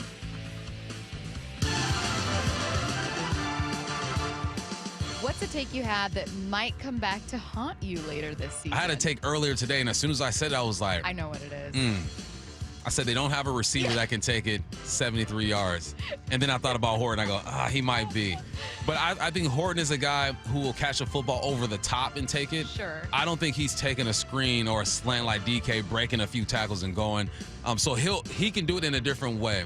When I made that comment, I was seeing the short stuff and then you breaking the tackle and then taking that thing to the house. That's not Horton's game. My man is he's skinny out there. Right? He ain't got the mass that DK has. So I'm going to go back, recant, and say Horton can do it in a different way. DK can take a 3-yard gain and make it 73. I think Horton can get behind you and have a big play. Looks a little different. Who's the first player on this offense, if you were to make a bet today, to have a play of over 40 yards? K9. Okay, what about 50? What if I said don't choose a running back? No running backs? No running backs. Cup. Don't sleep on the yiggity yak with Cup. He got that. Coming up next, Deion Sanders has a really, really, really good idea. Historical. Are you buying it? You like that? Historical. Brock and Salk. It sounds too much like Dangerous. That's my problem. Morning 6 to 10. Can you get to 54 to tie Mickey Mantle or pass him at 55 for switch hitting home runs in a season? Can you get to 56 or 57 to tie or pass Junior? For me, it would be Griffey. Hitting in the Kingdome for those years, a totally different era from pitching. I think even Ken would go, oh my gosh. Yeah. Only on Seattle Sports. This message comes from Viking, committed to exploring the world in comfort. Journey through the heart of Europe on an elegant Viking longship with thoughtful service, destination-focused dining, and cultural enrichment on board and on shore. With small ships that bring travelers closer to the destination, there's more time to explore. And every Viking voyage is all-inclusive, with no children and no casinos. Discover more at Viking.com. This is the story of the one. As a lineman, he does whatever it takes to keep the power on in his community. And he wants a partner like Grainger who does the same. Grainger offers the professional-grade products he needs, from voltage detectors to harnesses to hard hats, plus fast, dependable delivery, so he can rise to every challenge. Call 1-800-GRAINGER, click Grainger.com, or just stop by. Grainger, for the ones who get it done. Overburdened with a bunch of stuff you don't want anymore, but feel bad throwing it away? John here with Happy Hauler, Seattle's eco-friendly junk removal. We prioritize donating and recycling. We'll help get your items to those in need instead of going to the landfill. At Happy Hauler, we pride ourselves on responsibility, community, and sustainability. We're a family-run small business that provides junk removal, donations, and recycling. Make yourself, your community, and the planet happy. It's time to reclaim your space. HappyHauler.com, hauling with a heart. You're listening to Leaf Filter Radio, and the guru of gutter protection himself, Chris Coonahan, is here to take your most pressing leaf-related questions. Hey, everybody, Chris here. I understand we have Ron on the line. Ron, where are you calling from? Uh-oh. Ron, are you calling from a ladder? Well, I was. I wanted to ask Chris what I need to do to get my gutters ready to have Leaf Filter installed. Oh, Ron, you don't have to do anything. A Leaf Filter Trusted Pro will come out and clean out your gutters, realign and seal your gutters, and install Leaf Filter, America's #1 gutter protection system. So I didn't need to get on this ladder? Ron, Leaf Filter Trusted Pros are in your neighborhood and ready to help. Just visit leaffilter.com/deal to schedule your free gutter inspection and get up to 30% off. Thank goodness. What was that site? That's leaffilter.com/deal for your free gutter inspection today. See representative for warranty details. Promotion is 20% off plus a 10% senior or military discount. One discount per household. After years of wear and tear, Joe had osteoarthritis in his wrists and shoulders. I've pretty much worked out my whole life. I actually decided I'm going to train for a half Ironman triathlon. The pain was interfering with every part of his life. Basically, can't sleep, causing those kind of problems, very limited movement. Joe had surgery, but it wasn't the fix he was looking for. The doctor told me, he's like, hey, this is just going to be a partial fix. You're going to eventually need joint replacement. That's when he decided to see Dr. Mark Wagner, MD, at Seattle Sports and Regenerative Medicine for stem cell therapy. And they're just getting better. I can basically do full motion. I don't have really any pain. What kinds of things are you able to do now that you weren't before? I like to golf, and it definitely has made my golf game not as painful. And sleeping. I'm sleeping better because I don't have that aching at night going on and having to roll over. So, are you recommending this to others? Oh, everybody I talk to. Yeah, it's a no-brainer. Before you choose surgery, consider stem cell therapy with Dr. Mark Wagner, MD, at Seattle Sports and Regenerative Medicine. Schedule your consultation at drmarkwagnermd.com. The home of the Mariners. One hopper snared at short. On a quick hop by J.P. Crawford. That guy's a magician over there at shortstop. Seattle Sports. Download the Seattle Sports app. Your new beginning starts now. D.R. Horton has new construction homes available throughout the greater Seattle area. With spacious floor plans, flexible living spaces, and home technology packages, you can enjoy more cozy moments and sweet memories in your beautiful new home. With new home communities opening throughout the Seattle area, D.R. Horton has the ideal home for you. Visit drhorton.com to learn more. D.R. Horton, America's builder, an equal housing opportunity builder. You gotta love baseball season, but when it comes to your windows, you don't want any curveballs. Rick Riz here, reminding you to trust your clubhouse with locally owned Pella Windows and Doors of Western Washington. Experience the difference with high-quality products, expert installation, and top-notch customer service. It's always a home run with Pella. Schedule a free consultation with Pella Windows and Doors of Western Washington. Just go to PellaPNW.com. That's PellaPNW.com. Free consultations, no fee guarantees, 5-star reviews. J.P. Pendergast with Pendergast Law explains the importance of going beyond these familiar offerings. Accident victims want an attorney, Tom, that satisfies their needs. Someone who handles those needs with the highest degree of care. Pendergast Law offers the no-fee guarantees and free consultations, but these only scratch the surface. Okay, explain more. We make sure that every member of our team is genuinely passionate about helping others. Customer service and communication are our top priority. It's how we take care of our clients so they always feel one step ahead of the insurance companies. Our strong reputation for high standards provides comfort and confidence when it's needed most. Pendergast Law offers the free consultations, the no-fee guarantees, and of course, they are 5-star rated. But what really makes them different is their genuine passion for helping others. I can't recommend them enough. If you or a loved one has been injured in a car accident, call Pendergast Law. We can help. That's PendergastLaw.com. This is The Timeline with Bump and Stacy. brought to you by 1-800-DUI-AWAY. It is The Timeline on Bump and Stacy, reading you the top stories you're going to see on your own timeline. Bump, I think you're going to like this proposal from Deion Sanders. CBS Sports Colorado's Romy Bean asked Deion Sanders what Colorado... hang on, I've got two stories here. So first... before I get to the one you're really going to like, he asked Deion Sanders what Colorado student section tradition surprised him the most. Is there anything about Folsom, about this stadium that surprised you, that you didn't expect? Yeah. The smell of weed in the second quarter it surprised the heck out of me. Like every game, I'm like, dang, like it seems like it's like a light up quarter. You know what I'm saying? Like, so is this the quarter that y'all chose? Like, I'm serious, it's a TV timeout, it never fails, and I'm like, wow. What's going on? Because I've never been high a day in my life, so that's kind of new to me. That's a Boulder essential, I guess. Okay, so I had to get that. It's Denver. I forgot about that You one. don't know about Denver? You gotta know about Denver. Goes down. Okay, but now let's get to the college football playoff. Or sorry, Boulder. Boulder. But you get me. Yeah. Colorado. We know what you're saying. Yeah. I said the same thing just now. You backed me up. I backed you up. Just blindly. Leave it to Deion Sanders to come up with an idea for the college football playoff that nobody's really mentioned yet. How about this one? Pay the players for making it to the tournament, and then pay them more when their teams win.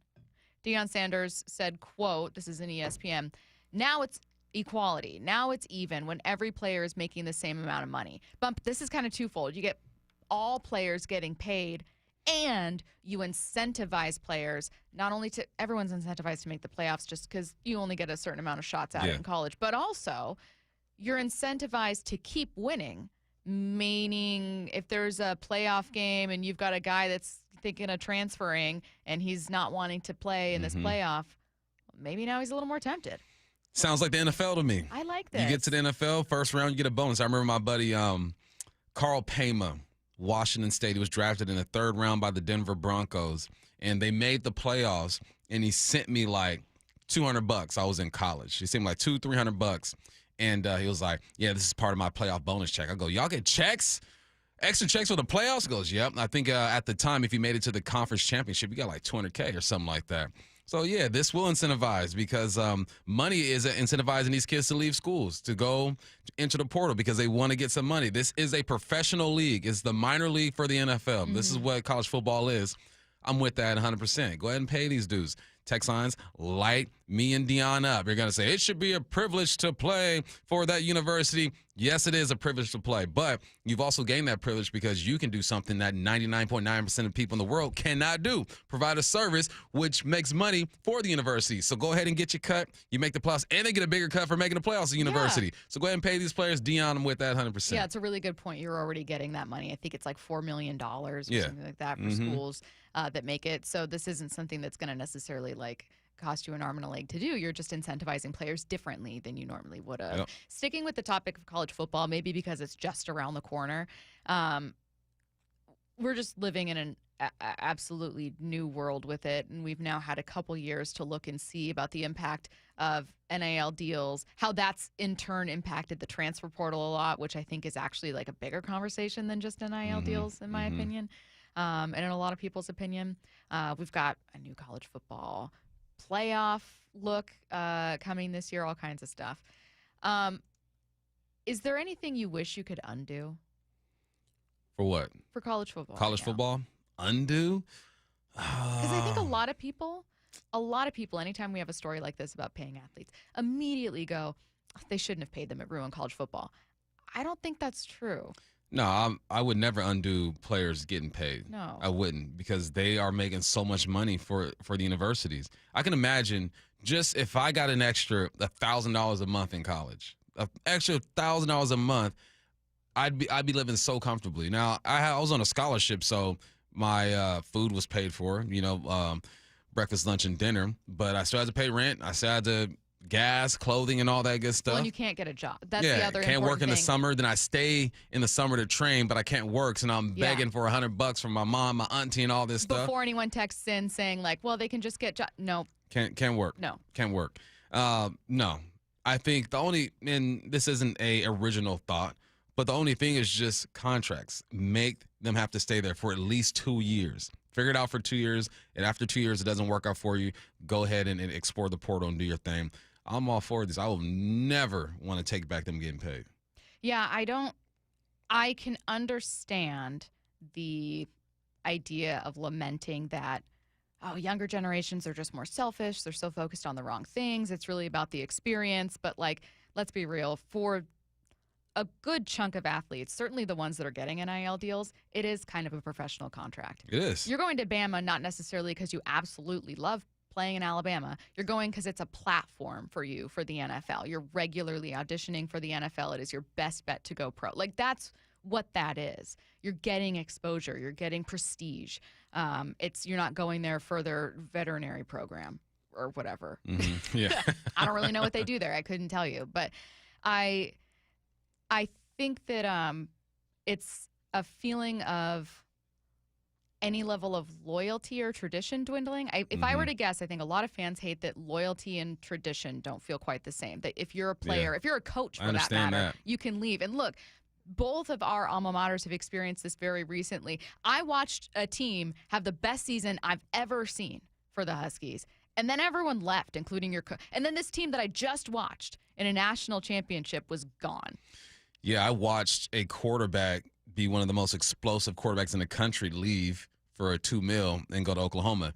206 has one of the best I'd undo. He or she says, I would undo the Pac-12 presidents not voting in Texas and Oklahoma. Woo, could you imagine? You imagine? Arch Manning playing for the Pac right now? Come on, man. Isn't there a meme of you are really dumb? You are so dumb. You are so dumb. You are really dumb. Yeah, I would undo. That's a really good one. If I would, not even college football as a whole, I want to undo parts of Pac-12 history, Pac-12 decision makers. Yeah. I want to undo hiring Larry Scott. I want to undo a focus on, we're going to make the Pac-12 this really prestigious, we're kind of like a public Ivy meets football. No, get me ballers. Yeah. Yeah. And also, those are really prestigious programs. Yeah. What are you talking about? As though Texas or Oklahoma are just so They're tripping. They were tripping with that one. I mean, this is not the best comparison, especially because it is going to be part of the conference. But there was the longest time where you were like, why not make Boise State part of it? There were so many schools. Why not grow? Yeah. Oh, I hated it. Man. We always get a comment like this when we talk about this. We're going to stay here. We're moving on. We can stay here. I like this topic. So 206 says most of these kids are not better off from getting paid. A few make a lot, most don't, and now they're moving from place to place all the time, undermining the education and social capital they get if they stuck around somewhere. Agreed 100%. That's why I want the 2-year contracts going on. And also, at Wazoo, 30% of regular students don't graduate. They don't finish. So if we can't hold these kids to a higher standard than the average student, there's always a percentage of athletes and regular students at schools that just don't graduate, that leave school and don't become something. That is just life. Everyone's not guaranteed success, right? I went to Washington State, played 4 years, and in my eyes, I thought I'd be in the NFL for 10 years. It doesn't work that way. There's only a small percentage of anybody, whether you're a regular student, an athlete, or someone who just doesn't go to school, to where you're not going to have the success that the 10% in the country are going to have. So, which I understand that argument, and I agree that I don't think they're undermining the education system. I think that they're using that to benefit them in the now, and we don't understand what their home life is like. I get that. But everyone's not going to make it. Everyone's not going to be successful. That's just the way of life. So I get that argument, and we always get that when we talk about this. Sure. But that's kind of narrowing the your point of view and not really looking at the full picture and understand what life really is. I agree, and it's not looking at the reality of what those programs demand in 2023, 4, 5, and on to 6, 7, 8, 9. You know what I mean? Right. College football is not an extracurricular that you do. Bump, even when you were playing, and it's even more intense now and more, I hate to say more demanding, but it's consuming. And there's even more money in it, and it was still a multi-billion-dollar thing when you were in school. But the idea is, and I know you can speak to this, when you're there, you're a professional. You're essentially a professional athlete. And while you do have obligations to go to class and to get a minimum GPA and to, have study time and all these other things, you are there to be part of a football program, win games, make money for the school. Yep. Like, that's why you're there. And so I think while I get what this listener is saying about, well, when you look at the statistics, a fraction of players ever actually go on to the NFL, so it's actually in your best interest long term to maybe stay with the same school to get that degree. Yeah, for sure. For sure. But not only are you going to have a hard time telling players you're not going to go pro, just focus on getting a good degree. But it also ignores that when those players are there, the focus isn't on the degree per se. So that player isn't there to go to a specific program, or rarely is, because he doesn't have the free time to be able to do that. Stacy, I hate to tell you, I didn't go to Wazoo to go to school. Yeah, well. I went to Wazoo to play football and try to get in the NFL. Right. That's the mentality. Right. And help my family. And these kids are helping their family at 18, 19, 20 now. So I get it. There's two sides of this whole thing, man. I get it. Someone's texting me in about some of the premier programs that Bama probably does have. You guys are funny. Okay. So we have so much fun stuff today. We also have a lot of sound. Coming up at noon, the latest from John Schneider. He spoke with reporters yesterday at a press conference talking about all the roster cuts, some potential additions that they're going to be making, areas where they still want to add. Lots of good stuff when it comes to the roster trimming and what they still need to do there. So that's coming up at noon. Before we get to it, the team standing between the Mariners and the playoffs. That's next. Cal swinging a well-hit ball deep to left field. The season of Cal continues. Upper deck, goodbye baseball, number 50. As Cal rewrites the history books and builds his case for MVP, this is where you hear it all. Just trying to stay focused on the main goal, and that's winning baseball games. The home of the Mariners, Seattle Sports on 710 and Seattle Sports on YouTube.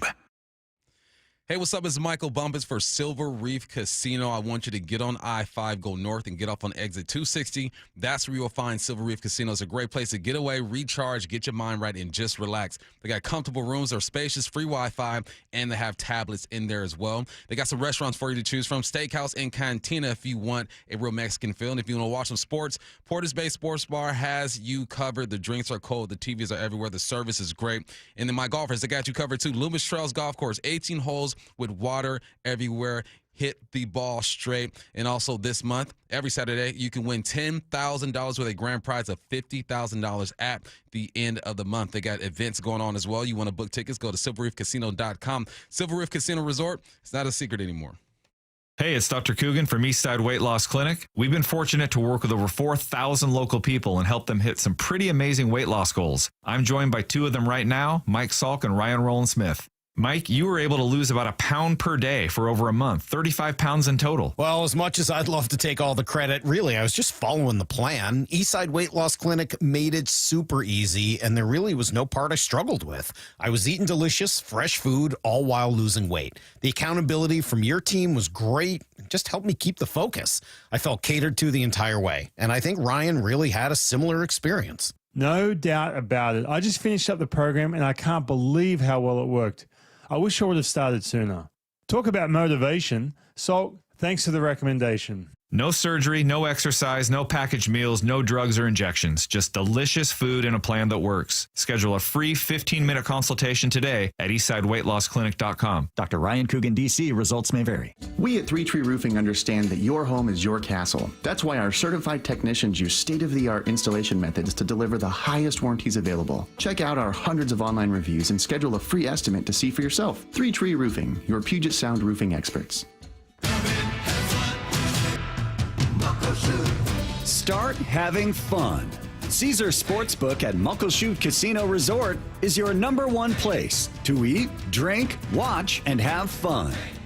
Keep up with your favorite sports anywhere and everywhere on property with the mobile app. Visit muckleshootcasino.com today. Scan the QR code and let the play begin. Muckleshoot. When it comes to the security of your business, doubts can creep in about who you're trusting to protect it. At Bay Alarm, we got you. For nearly 80 years, we've been putting our customers' minds at ease with our advanced technology and personalized support. Feeling insecure about your current security service? Visit bayalarm.com today. Homeowners, federal tax credits on heat pumps end soon. Home Comfort Alliance can help you save up to 75% on new in-stock heat pumps with combined discounts, utility rebates, and expiring federal tax credits on systems installed by December 31st. These are new in-stock high-efficiency models that will make your home comfortable year-round. Federal tax credits expire December 31st, so don't wait. Visit HomeComfortAlliance.com. For all your heating, cooling, plumbing, and electrical needs, it's Home Comfort Alliance, the comfort people. Heading outdoors or on the water this weekend? Check in with Joey and Nelly on the Outdoor Line from 6 to 8 a.m. every Saturday on Seattle Sports and the Seattle Sports app. Luxury has arrived at Snoqualmie Casino and Hotel. The hotel is open and you can book now at snocasino.com. The destination spa, the expanded non-smoking gaming floor, the big 2,000-seat entertainment space and convention center, and yeah, the new restaurants, food venues as well. Effortless style and the utmost in relaxation. Go to snocasino.com to book. Seattle's closest is now Snoqualmie Casino and Hotel. Mike Rowe here with a quick question. Is your concrete sinking? Whether it's your driveway, sidewalk, or patio, those uneven surfaces are not just ugly, they're dangerous. That's where Groundworks comes in. They use state-of-the-art concrete lifting solutions to prevent tripping hazards, and they're the best at what they do. Schedule your free inspection at groundworks.com/row. And while you're there, check out my latest dirty job. It's a good one. Licensed in all states where work is performed. See website for details. By texting 64,000, you agree to receive recurring automated marketing messages from Real Success. Message and data rates may apply. No purchase required. Terms apply. Available at ourrealsuccess.com. Do you want to learn how to make money flipping houses and acquiring rental properties right here in Seattle without using your own money? You'll learn to flip houses and secure rental properties in your spare time to get on track towards real wealth building. We're offering a handful of motivated individuals the opportunity to attend our workshop right here in Seattle for free. That's right, we'll give you 2 free tickets when you text FREE to 64,000. Seattle is the perfect market to flip houses and build rental income. Don't miss this opportunity. Come to a complimentary live 2-hour workshop next week right here in Seattle and learn how to start making money flipping homes and building long-term wealth with rental properties. To get 2 free tickets, text FREE to 64,000. Text in the next 10 minutes, and registrants will also receive a free copy of our Funding for Deals guide. Text FREE to 64,000 for 2 complimentary tickets. Text FREE to 64,000. From the Quantum Fiber Studio. This is Bumpin' Stacy. Weekdays 10 to 2. On Seattle Sports and 97.3 FM HD2. Don't look now, but the Mariners' odds of making the playoffs are at 90%. I don't want to look. Fangraphs has the Mariners' current playoff odds at 90.7%, over 90%. You're closer to 100%. Don't do that. Than you are Don't do that. to 80% when you think about it. That's math. You did it. I did it. The Astros have a 1.5-game lead over the Mariners in the AL West. Mariners able to trim that from what was a 7-game lead the Astros had. The Astros are going to play a rubber match against the Rockies today. They won last night's game, but they also lost to the worst team in baseball, 6-1 on Tuesday. Take that, Houston. Take that. So what we're going to do is look at the teams coupled around the Mariners in MLB's power rankings. I'm framing it as they're standing between you and the playoffs, when really it's just kind of like we're keeping an eye on them and trying to keep them at bay, and in Houston's case, surpass them. But let's start with Houston. Do you think the Mariners' path to the playoff ends up going through AL West as a winner or the wild card, if you had to guess today? Oh, man, it's tough because I'm looking at Houston's schedule, and it's very favorable.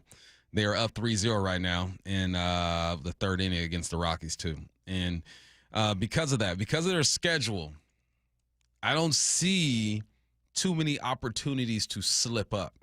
You know, you do have the Angels after this. You would assume they take care of the Angels, even though the Angels have a knack of jacking some stuff up sometimes.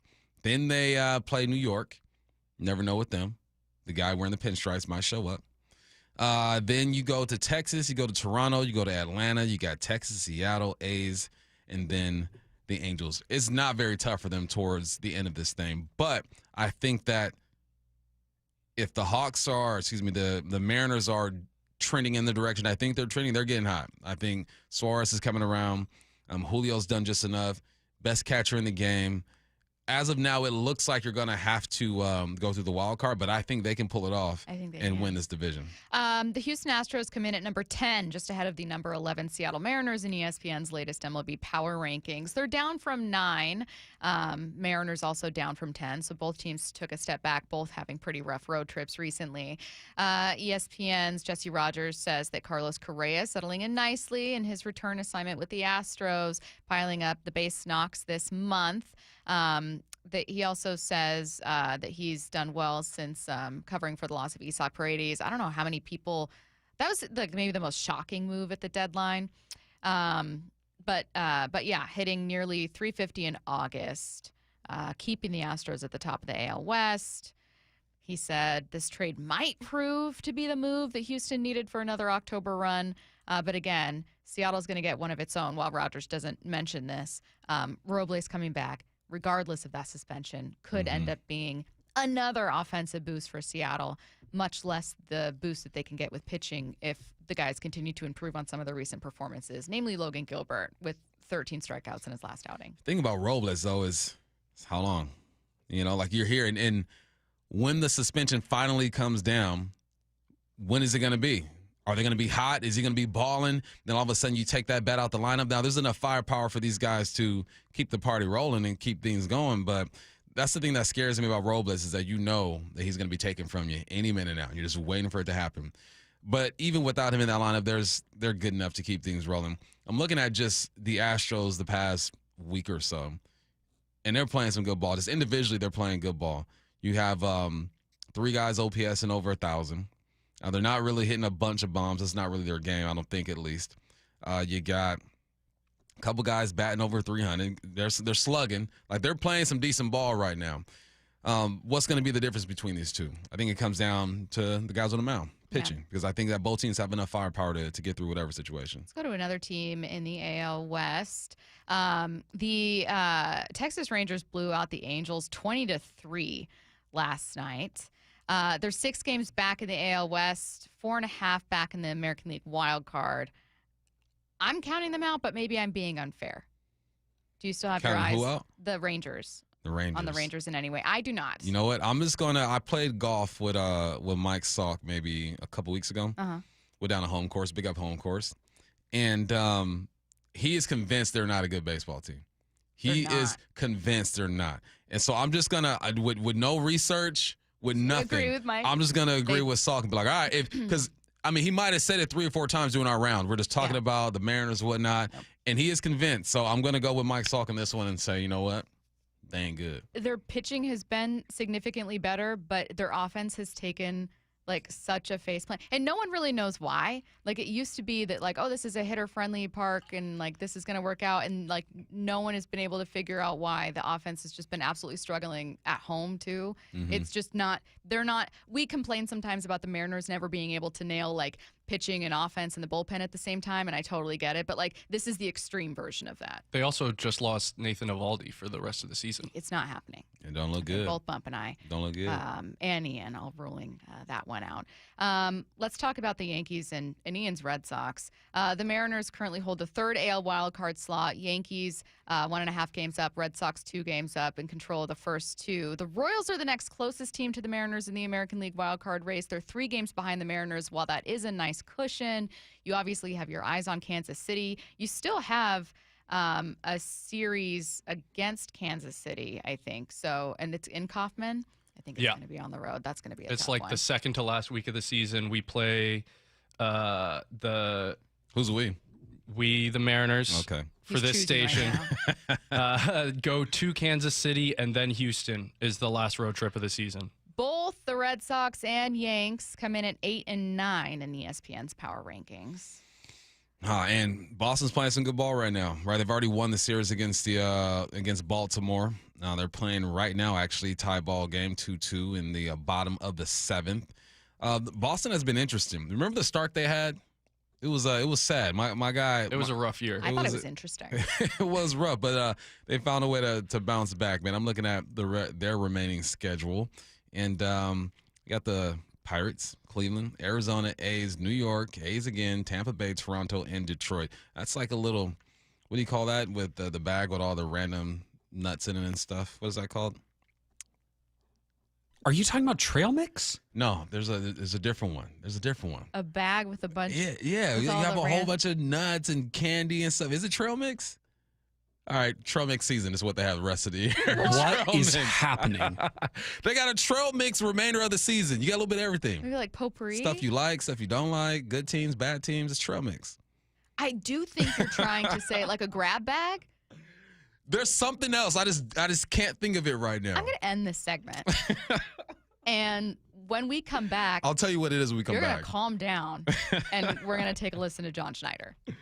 And the pitch on the way to Junior. It's been 27 years since a Mariners slugger has reached the half-century mark.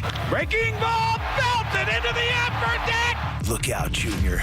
You've got company. Upper deck, goodbye baseball, number 50 for Cal Raleigh. This is where you hear Cal's quest for 56. Magical. And the Mariners push to the playoffs. Seattle Sports, the home of the Mariners. Hey, are aches, injuries, or everyday pain slowing you down? Well, it is time to move better, feel stronger, and get back to doing what you love. IRG Physical and Hand Therapy is now accepting new patients, and no referral is needed. Their expert team offers personalized hands-on care to help you recover faster and stay pain-free longer. Shannon, what is it like to see new patients walk through your doors? Brock, it's wonderful. You know why? It's because it's an opportunity for us at IRG to make a difference in someone's lives. It's so important that when people come in, they experience engagement, coaching, teaching. We build relationships with our patients, and we want to make it easy. We all know that healthcare has a lot of what I call minutia in it. We have a concierge call center. When you call, we're going to check your authorization, verification, certification, justification. We're going to find out everything we need to know about your insurance, and we're going to make it easy for you because we want you focusing on getting better. And all you got to do is head over to irgpt.com to find the clinic nearest you. irgpt.com. Hey, baseball fans, T-Mobile is turning up the excitement with the Grand Slam giveaway. Want to score 4 premium tickets to an upcoming professional baseball game? This is your shot to experience the action like a VIP. Stop by your nearest T-Mobile Experience store and enter for your chance to win. While you're there, check out all the amazing deals and perks waiting for you with T-Mobile, your hometown network. Don't strike out. The Grand Slam giveaway won't last forever. Visit your local T-Mobile Experience store today for your chance to win 4 premium professional baseball tickets. If you're 55 or older and into that whole saving money thing, T-Mobile has an exclusive phone and internet bundle just for you. Right now, get 2 unlimited phone lines plus 5G home internet for just $30 each per month with autopay, plus taxes and fees. And with 5G home internet, setup is easy with just 1 cord and no technician needed, which is great if you're also into that whole keeping it simple thing. Switch now and experience the best mobile network in the U.S. Visit your local store to start saving. T-Mobile, it's better over here. Based on analysis by Ookla Speed Test Intelligence data Q4 2024 to Q1 2025. Ookla trademarks used under license. Unlimited on our network. Customers on voice plan may notice speeds lower than other customers and further reduction if using more than 50 gigs a month due to data prioritization. Video streams and SD on this plan. Home internet pricing after $20 a monthly bill credit plus $5 per line without autopay. Debit or bank account required. See 5G device coverage and access details at T-Mobile.com. The IRS finally caught up with Louie. I hadn't paid my taxes in 8 years. I owe the IRS a lot of money. Louie was in deep trouble. We're going to take your house, put a lien on your bank account, garnish your pay. They don't care. They're going to take your paycheck. Louie found out about Optima Tax Relief, the leading tax resolution firm. A+ rated by the Better Business Bureau, they've resolved over $1 billion for their clients. Optima Tax, they help me. They calm me down. They make me feel comfortable, and I trust them. Louie has a lot to be thankful for. I don't owe the IRS anymore, and I'm able to live a comfortable life, a lot better life. It was because of Optima Tax. For tax help you can trust, call Optima now for a free consultation. Take it from Louie. If you owe the IRS, don't go it alone. Give Optima Tax a call. They can help you. Call 800-343-6460. 800-343-6460. 800-343-6460. Optima Tax Relief. Testimonial from an actual client. Some restrictions apply. For complete details, please visit OptimaTaxRelief.com. You're listening to Leaf Filter Radio, and the guru of gutter protection himself, Chris Coonahan, is here to take your most pressing leaf-related questions. Hey, everybody. Chris here. I understand we have Ron on the line. Ron, where are you calling from? Uh-oh. Ron, are you calling from a ladder? Well, I was. I wanted to ask Chris what I need to do to get my gutters ready to have Leaf Filter installed. Oh, Ron, you don't have to do anything. A Leaf Filter Trusted Pro will come out and clean out your gutters, realign and seal your gutters, and install Leaf Filter, America's #1 gutter protection system. So I didn't need to get on this ladder? Ron, Leaf Filter Trusted Pros are in your neighborhood and ready to help. Just visit leaffilter.com/deal to schedule your free gutter inspection and get up to 30% off. Thank goodness. What was that site? That's leaffilter.com/deal for your free gutter inspection today. See representative for warranty details. Promotion is 20% off plus a 10% senior or military discount. One discount per household. This is the story of the one. As a safety manager at a manufacturing plant, he does everything he can to keep his coworkers safe. From finding ways to reduce risks to keeping safety supplies in stock. And for that, he relies on Grainger. Grainger offers a broad range of quality products and next-day delivery, so he can always play it safe. Call 1-800-GRAINGER, click Grainger.com, or just stop by. Grainger, for the ones who get it done. This is Seattle Sports. Streaming through the Seattle Sports app. KIRO AM Seattle. KIRO FM HD2 Tacoma. Home of the Seahawks, Mariners, and everything Seattle sports. Seattle Sports Snapshot. The Mariners beat the Padres to take their second consecutive series at home yesterday. They remain 1.5 back of the Astros in the AL West and begin another road trip tomorrow. They're going to start with a series in Cleveland against the Guardians before heading to Tampa to take on the Rays. Snapshot, brought to you by Miller Lite. When it's game time, it's Miller time.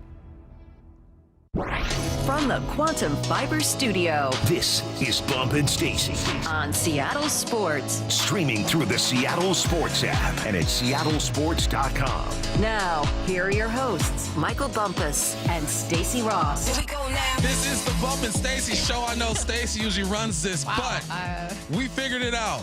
Text lines, y'all got me. We got 3 people here looking at me like I'm freaking crazy. All right, because they aren't in the fruit and nuts world the way that I am. Okay? I don't know what we don't move in those circles. We don't move in those circles. I didn't know. I don't, yeah. And 360 helped me out. It was a medley. Fruits and nuts medley. So they got a medley into their season. So what I was trying to say.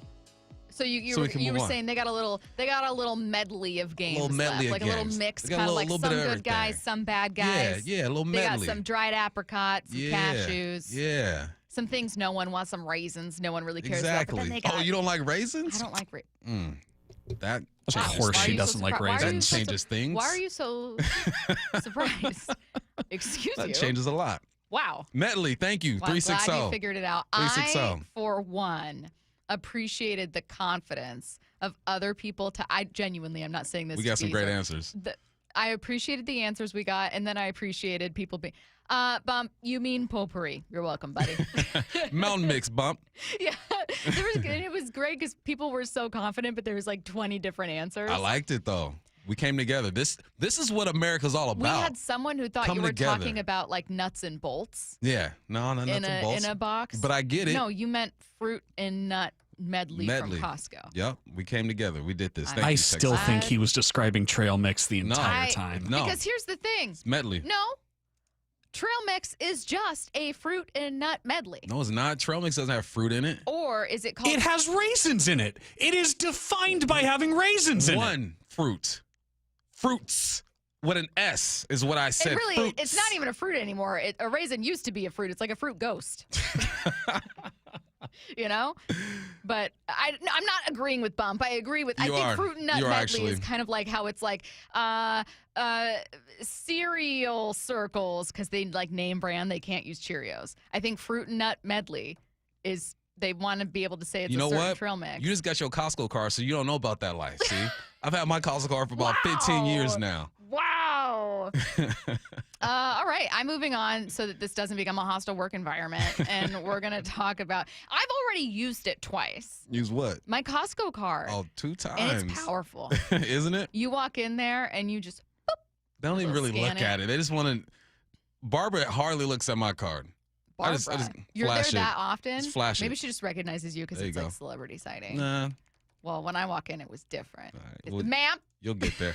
You'll get there. And I was like, I'm going to the gut services. I'm going to get one now. John Schneider spoke with reporters yesterday following the Seahawks trimming their roster to 53 and also knowing that there were still names they could add. First, let's talk about that rookie class. You know, I think we've talked about that before. It's kind of like, like we always feel like, like we're talking to surgeons or doctors after, I'm sure you guys feel that way talking to us, right? You're like, yeah, everything was great, Yeah, it was a phenomenal surgery, right? You always feel great about it.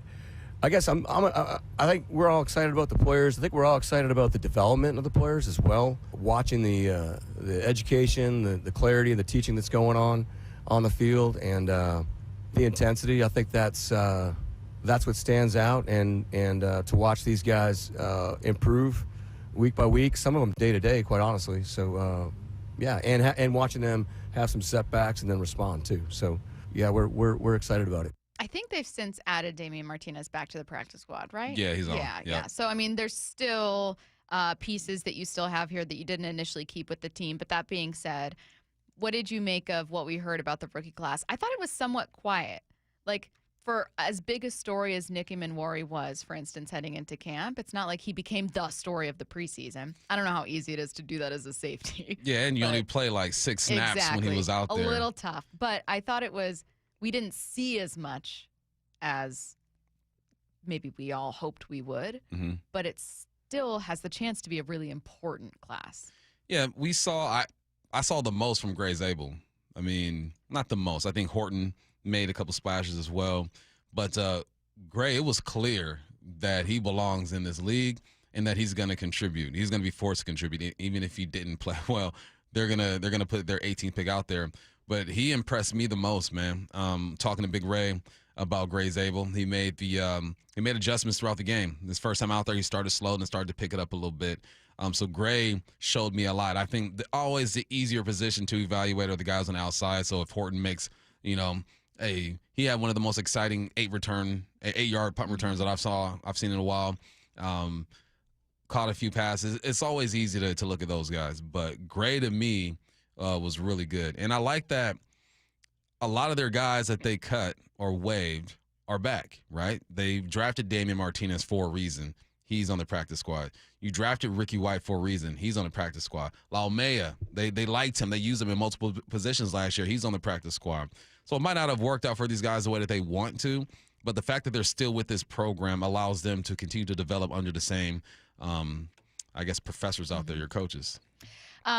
I thought that this was an interesting storyline. Just kind of, it wasn't talked about as much, but the idea of like John and Mike Macdonald entering year 2 together and what feels kind of different. This year was more, I would say with the defensive staff was clean, and then the offensive staff has coached, in the league for a number of years as well. So being able to, get with those guys and having that experience that they have really helped. We're just really excited, and we're really proud of like how smooth it was and the interaction that we could have, cruising in and out of each other's offices, and the no walls experience was great, especially over the last 3 days, because these guys are they're game planning, the coaches, they're game planning, they're getting ready for San Francisco. He talked about how Macdonald's grown. I mean, he can just absorb information, and he has a huge brain, and he can go from like 0 to 100 really fast. He can be laughing, about whatever, like something silly, and then he can be super aggressive, like wanting to fight you, and I like that about him. But he's a very clear thinker and a clear communicator, and so I think there's a natural comfort and confidence that comes with standing in front of a team all the time, having a full off season to kind of digest like what you want your team to look like, what you want your culture to look like, and he's been able to really bite into that, and I think express that to the players and his staff, and all football operations and the whole building, quite honestly. And so many things to take away from this in terms of how their relationship has grown and in terms of kind of the growth that Mike Macdonald is having, not just as a head coach, taking different kinds of control of his program. But I'm going to start with getting not stuck on, but focusing on John Schneider saying, like, he's got a huge brain. Like, this guy's really smart. I am telling you, and you know this, the first thing people say when you either on the record in interviews we have with players or maybe off air, right? I'm thinking right now of a conversation I had with someone off air on the sideline and was just talking about Mike Macdonald randomly. The first thing this person focused on, he is so unbelievably smart. Unbelievably smart. Yeah, we've heard that a bunch of times. Everyone. I feel like I think you've done a good job during the offseason of asking the players, what do you like most about him? And that's typically the first thing, is he is extremely smart. And here's the thing about football is that players will sniff out if you don't know what the heck you're talking about. If you don't say it with conviction, You can smell a fraud. confident, and then they'll write you off. You know, football is a simple game, but it's complicated at the same time. Like, the big picture of football is simple, right? You move the ball 10 yards down the field, get a first down, run your plays. But it gets complicated when you try to exploit what a team isn't good at and you try to get your players to execute in a way that you need. And to get your players to do that, you have to know the ins and outs of every position, of every play, of every situation, and you have to do it in a way that is smooth and they can feel that. There's nothing worse. I had a coach one time. I ain't going to say his name, but we're in the middle of the game. And I asked him a question about what's coming up next. And he looked at me and said, and I moved on so quickly. I'm like, on to the next. Like, you've lost all confidence. I will never come to you again with a question because either the moment is too big for you or you don't know what the heck you're talking about. It happens that quickly. So for Mike Macdonald to be able to articulate what he wants clearly and to do it in a way to where it makes sense and these guys see what he's trying to put together, you'll get more out of football players. You'll make a 7 and 8 and 8 and 9 just by clearly communicating and having them believe in what you are saying. It's like when I was training for the NFL and we were doing this drill, the L drill, right? You go 5 yards there, 5 yards back, go around the cone, figure 8, boom, you come back. And I was doing it my way.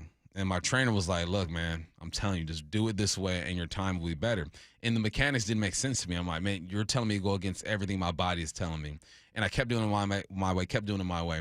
And as soon as I did it his way and I felt it and my time was better, I said, from there on, anything you say goes. Like, you could tell me to hop on one foot the rest of the day and I'll be faster. And I'm going to do it. It's all about getting these guys to believe, but there has to be substance behind what you're saying because these guys in the NFL are smart as heck too. There are some players who are smarter than some coaches. Well, and some often when we talk about really, really smart coaches in the NFL, it's always from an offensive standpoint. And there are lots of reasons for that. In part, like you're from the offensive side of things. You get to just dictate things a little bit more. And so when we talk about like the most brilliant coaches in the league today, if I said, who's some of the smartest coaches in the league, you're immediately go, Sean McVay, Kyle Shanahan, Andy Reid. Like, you're immediately listing off those offensive play callers. There are lots of really successful guys from the defensive side. Bill Belichick, Spags. Bill Belichick being like a really prominent one. McDermott has had success in Buffalo. Obviously, Josh Allen in the offense takes a lot of that shine away, and they haven't been like dominant defenses. However, I think that Macdonald could be a marriage of a really, really smart defensive mind with defensive pieces. Like, where it gets to be your defense that shines. But what's a really smart defense look like? Like, have you played against one where you were like, yeah, brilliant? A smart defense is going to confuse you. A smart defense makes you think you're seeing something, and that really ain't it. And there's going to be a time where they have to show their hand. It's not just you're confused the whole time, but as a receiver, I line up. The first thing I'm going to do is I'm going to check the safeties. We got a 2 high, we got a 1 high. This is the perspective from the slot. I was a slot guy. 1 high or 2 high. All right, 2 high, I eliminated coverage. Bam. All right, this is what I think is going to be, but there might be rotation. Then I go down to the nickel or the outside back. How's he playing me? Outside, head up, or inside? He's playing me outside. He's protecting the flat. I got a 2 high look. That's probably going to be covered for. That corner's probably going to go deep. Now I go to the corner. I'm looking at the corner. I'm verifying. I got a 2 high, got an outside corner, or nickel or linebacker. Now I'm looking at the corner. What's his body language look like? He looks like he's bailing. So I'm taking all that information in, and when the ball is snapped, Then I have to verify my work. So then the ball is snapped. Now the safeties are rotating down, and you got the nickel who is now head up over me. Instead of that corner looking like he's bailing, now he's head up, boom, and turns into man real quick. So they're just making you go through a process. You're checking to see, and then let's not forget, now I'm checking inside to see if we have two backers blitz. If two backers blitz, and I have to break off and run a hop. So good defenses make you go through that process and make you check and check and check. By your third step, you got to know what you're doing. And if you get to your third step and you don't know what you're looking at, the defense is won. How much of it is also really understanding an offense? Because I'm remembering when Seattle played Baltimore, it felt like Baltimore's defense, Mike Macdonald, knew everything Seattle was going to do. Like it felt as though they were moving before you were, even though they literally cannot. No, so the defense, the reason why I think they dominated the Seahawks the way they did is because they were predictable. You get into a certain down and distance with a certain formation and personnel group, they were just coached the heck up. You know, you weren't, and that's why I think the Kubiak offense would have had more success against that defense. They probably still lose that game because that defense was crazy, right? But you can't look at a Kubiak offense and say, all right, well, they're in this personnel, this formation, in this motion, this is what they're going to run. Off of that personnel, formation, and motion in that down and distance, Kubiak got like 4 plays that looks just like that. To whereas with Grubb, he didn't really have too many of those. So I think that's why that Baltimore defense dominated, and they had some ballers over there. I could keep talking about this endlessly, but thankfully we have an entire season to talk about how Mike Macdonald's defense is growing and evolving and becoming brilliant, even brillianter. First, though, back to John Schneider. He talked about moving on from MVS. How do I feel about MVS? The signing and receiving core is really strong. We really like it, you know, especially the physicality of it. Look, there's a really nice combination of receivers. I think I'm not sure if Clint's talked about it with y'all. I don't know, but there's a really cool uniqueness to all of them, you know, and there's a cool physicality with, you know, with Bobo and Derek and Cody. Really important, you know, in this scheme you have to be able to block, and so we like the group. MVS, he came in and did a nice job. He competed. Those guys were we're ahead of them. How do the roles for wide receivers is a slight? It has to do with blocking. I'm just kind of switching it for a question for you. How do the roles for wide receivers change in Clint Kubiak's offense compared to what these roles might have looked like last year? Like, is there going to be way more blocking? Yeah, for sure. Yeah. I mean, when you're in those tight formations that we see, those 2x2 stacks, that's when receivers are kind of 1 yard by 1 yard off each other, close to the line of scrimmage. We see that bunch formation tight. You're able to set the edge quicker that way. So if I'm the outside receiver on a 2x2 stack or a bunch stack, right, I'm setting the edge with that corner. I'm on the corner right now. Like, there's this contact that's happening a lot quicker when you're in those tighter formations. When you're spread out a bit, you still got to be able to block, but there's more space in between you and the defender. So you just got to be tough, man. They're going to be asked to block, and that's why you get a guy like Cooper Kupp who's a great blocker, and so is JSN as well. All right, we have not talked about the defense, but let's get to it. John Schneider talking about the defensive line. It's huge, and they'll continue to. That'll be continuing, you know, throughout the whole year. And we're just looking at this group today, you know, out the window, watching these guys practice and the one-on-ones, and watching all the guys on both sides of the ball kind of coaching each other up on what just happened. And it's a great group. I mean, you know, Leonard's a great leader. But like Jay Reed is, you know, he's always been, even in his, you know, Alabama days, they always talked about him being a great leader even before he left to go back to JC, and then he came back to Alabama and was the alpha dog leader. And he's a huge piece of what we got going on here. And we'll talk a little bit about the inside linebacker group. Yeah, that's a group that's you know, we got to get Tyrese going. You know, I'm sure Ernest wants some more traction behind him as well. Drake and Patio did a great job in the preseason. You know, we wanted to add to the group. We will. We'll continue to be, you know, working that position. Yeah, I thought Patty and Drake both had really nice preseasons. They really carried the defense all throughout the preseason. Both you and I talked about some concern we have for a lack of depth with the inside linebacker room, and they will probably continue to add there, as John Schneider said. About that defensive line, it was interesting hearing John say, you know, hey, they're going to be huge for us this year. We're really excited about them, because when we were looking at ESPN ranking different position groups, the Seahawks had the #1 ranked defensive line. Yeah, I like the D-line. It's a lot of it is contingent on the growth of Byron Murphy too, right? If he can take another step, that's going to make this defensive line even that much better. And then it's DeMarcus Lawrence, right? I only played 4 games last year, but I watched those 4 games, and he looked like a 28-year-old out there. He was moving and making plays. Obviously, it's early in the season. The body's still fresh. Guys start to slow on as the season progresses. But it's all about that D-line. It's all about both lines, the offensive line, the defensive line. If the defensive line can have gap integrity and be good against the run, that's going to allow the linebackers to make tackles. If they're able to collapse the pocket, that's going to allow the secondary to make plays on the football in the pass game. It's all about them. But Leo's coming off a career year.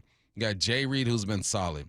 I mentioned DeMarcus Lawrence. You got Byron Murphy as well. I mean, just on paper, you look at the defensive line, and they look pretty good. I wish we had a whole bunch of young guns like the Rams, but I don't think you need that. I think with the way that Macdonald is going to prepare these guys, they should be okay. All right, let's get to headline rewrites. Headline rewrites. We must make headlines. The real story behind the headlines in today's news with Bump and Stacy. The NFL unveiled the new rivalry uniforms today. The Seahawks high decibel zone jerseys will have their on-field debut on December 18th versus the Rams. What's the real headline? If you're a UW fan and you haven't seen these, I can bet you're not going to like it. Y'all not going to like it. You know what it is? You probably respect it, but you're not gonna say anything. Like, it's a clean look. It just resembles the wrong team for you. Yes, I don't think they're ugly. Like, there are unis in the league, or there have been alternate unis, or in other leagues. Like, I don't like the Mariners City Connect jerseys, friends. Like, there are some where I legitimately am like, I don't like that. It's not that I hate these. I just saw it, and Lefko was talking about it too. I thought the same thing. I was like, these just look like alternate Oregon uniforms. They do. Like, they look exact. I would not be able to guess if you covered up the faces and maybe one or two things. I wouldn't be able to guess it was a Seahawks jersey, which is great because sometimes you want an alternate that does look very different. But like, I would love an alternate that was like a black uni and like there are just other things that I would have loved to see. Kind of like what the Niners did, huh? The Niners were pretty cool. Hey, Niners low-key got the best ones. I hate to say it, but they did cook with these. Mm-hmm. They're pretty cool. They're not for everyone, though. There's someone out there who's going to hate what they did because it's definitely a throwback kind of look, but modernized. I think it's cool. Yeah. I hate that. But, yeah, I get what they were going for with, like, this is decibels. It's the loudest stadium. That's, like, part of the rivalry that we're looking at. It's a cool concept. It doesn't work for me. I don't know how everyone else does. It doesn't work for me. Headline rewrites. The New England Patriots added Tommy DeVito, a.k.a. Tommy Cutlets, to their quarterback room. What's the real headline? I'm actually taking this one from a listener who texted in what I thought was a better headline rewrite earlier, so give him credit for it. From Tommy Cutlets to Thomas Chowda. Thomas Chowda. I thought that was so funny. Good job, listener. That's good, man. That's good. I'm glad Tommy is still employed. And you just stay hot, man. Keep that arm warm just in case they need you. Hopefully they don't. But good for him. How good do you think, or maybe I should say, where do you think on the good or bad spectrum the Patriots could be? They're one of those teams, that division as a whole, because I'll throw the Dolphins in there, where I've heard the most variance on how people think. Like, I was listening to Mina Kimes' podcast. She had Bill Barnwell on, and they were choosing who's the most likely besides a division favorite to win. So when they got to the AFC East, they were like, well, obviously the Bills are going to win. But let's say Josh Allen gets hurt. Let's say there's a world where the Bills don't. Mina made a case for the Dolphins.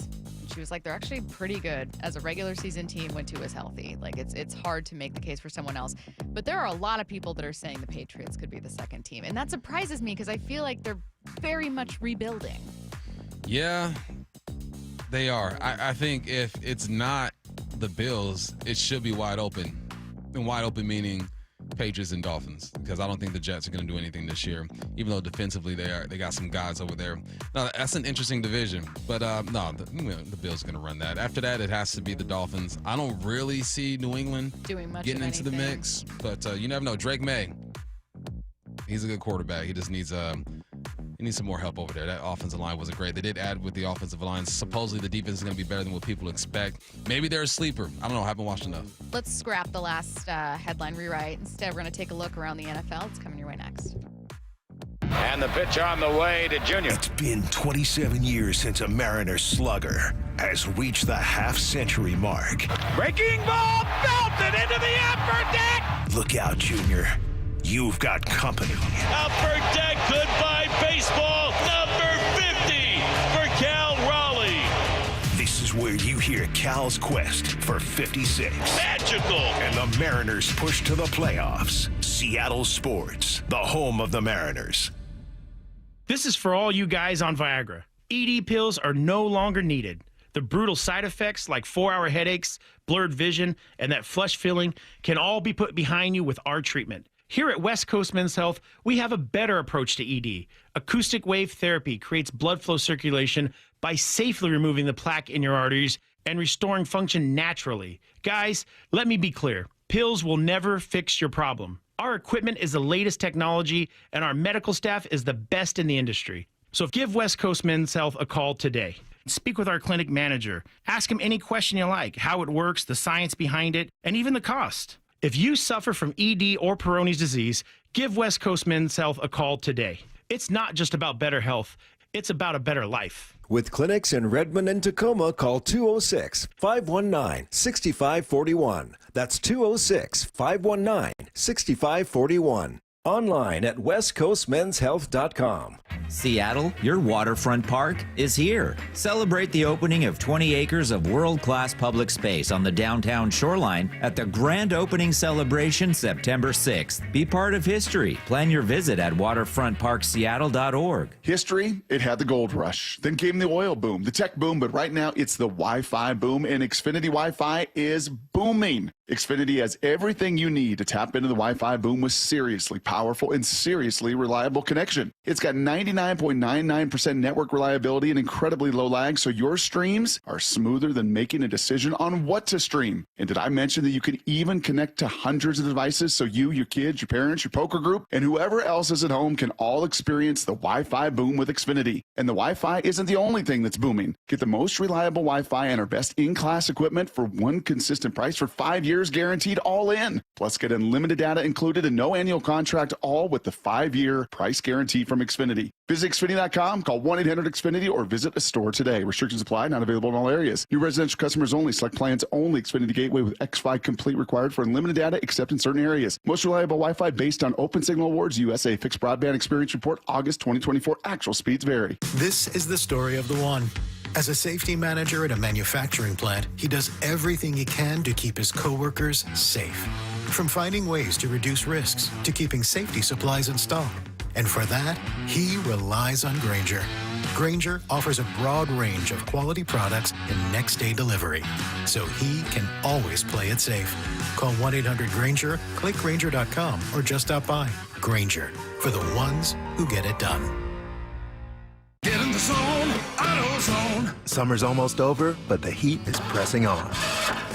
If you've got battery trouble, stop by AutoZone for free battery testing. It may just need a charge, and we'll do that for free too. If you do need a battery, we've got options starting at just $89.99. And we'll recycle your old battery for free. Now that's a strong start.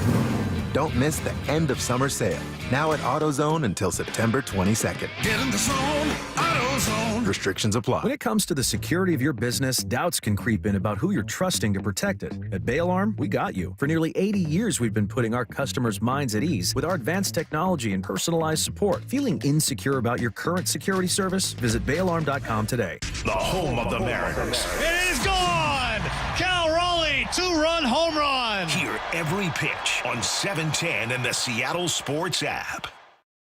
From the roof to the deck, the siding to the gutters, and energy-efficient windows, State Roofing and Exteriors is your one-stop shop for home protection. With over 55 years serving Western Washington, we don't just work here, we live here. We know what your home is up against when the cold sets in and the rain starts falling. Right now, we're making it easier than ever to get started with 0 down, 0 payments, and 0 interest for 24 months. Call 866-ROOF-ROOF or visit stateroofing.com to schedule your free, no-pressure estimate. State Roofing, the best roof you'll ever need. It's about grit. Leonard Williams drags him down. Running through whatever gets in your way. The handoff to Charbonnet. Stiff arms a man, turns, first down. Oh my goodness, what a blast! fighting for every yard. The handoff to Walker. He breaks a tackle, comes back to the near side, stumbles across the 10, breaks the tackle. Touchdown, Seahawks! And a drive that never ends. Celebrating 50 seasons of Seahawks football. Visit Seahawks.com/tickets today. Feeling lucky? Don't miss the Lucky Classic Collector Car Truck and Boat Auction, Saturday, August 30th at Tacoma's LeMay Marymount Event Center. Hundreds of cars, vintage, muscle, exotic, classics, trucks, boats, and more. Saturday, August 30th at Tacoma's LeMay Marymount Event Center. Millions of dollars in inventory, many must sell with no reserve whatsoever. Get lucky, get local, and get in line for the Northwest's greatest collector car auction. Auction details at luckyoldcar.com. Tim Hunter, a lifelong local radio host, underwent Swedish cyberknife treatment for prostate cancer less than a year ago. What's it like to go through the cyberknife treatment? Well, you go in, you do a 5-day in a row stint. You go to the Swedish hospital, and it's they say set aside 45 minutes for each treatment. It's really only about 35 minutes of that little robotic arm dancing around you. There's no pain involved. It was just too easy. Treat prostate cancer with Swedish cyberknife. Go to swedish.org/cyberknifeprostate. From the Quantum Fiber Studio. This is Bumpin' Stacy. Weekdays 10 to 2. On Seattle Sports and 97.3 FM HD2. I'm really excited for our first story. I'm going to read some quotes about a quarterback. And just text in what quarterback you think I might be talking about. I'm going to mention the author at the end. I think that mentioning it now, because it's a beat reporter for ESPN, spoils who the quarterback is. So, one sec. These are the things that his teammates had to say about him. He is really just one of the guys, said a receiver. Another said, he welcomed us into his house, to his gym he works out at. He was just open with us. It is who he was. He wasn't trying to be anybody else. We all just really appreciated that. Someone else said, I was new, so I was kind of falling in line and just trying to find somewhere. And we ended up being stretch partners. I kind of was just trying to get myself acclimated into the system, too. Another person said, he asked me how my son's doing. I appreciate stuff like that. We don't talk all the time, but just for him to know and remember things about me and my personal life and bring it up in conversation is really nice. That's the kind of guy he is, though. You know what I mean? He just puts in the extra mile to learn about his teammates. And finally, a German teammate said, he calls me his German friend, so when we see each other, we always like to chat a little bit. He's just trying to get to know everyone on the team, no matter if they're on offense, defense, or just a guy from Germany. It's always really nice that he interacts with guys like me. Okay, so I have some guesses from texters. Okay. Someone said Russ. It's not Russ. If I didn't know, you would guess it was I would Russ? guess Russ. Okay. Someone said Dan Marino. A current quarterback. Come on. Okay, 206 says CJ Stroud. Okay. I think some people were probably able to pick up that it's a newer guy. The answer is Aaron Rodgers. So this is an interview. This was a feature from Brooke Pryor with ESPN. It's obviously the Steelers beat reporter. Is Aaron Rodgers turning over a new leaf in Pittsburgh? Aaron Rodgers is that kid who got sent to military school and he came back. Yes, sir.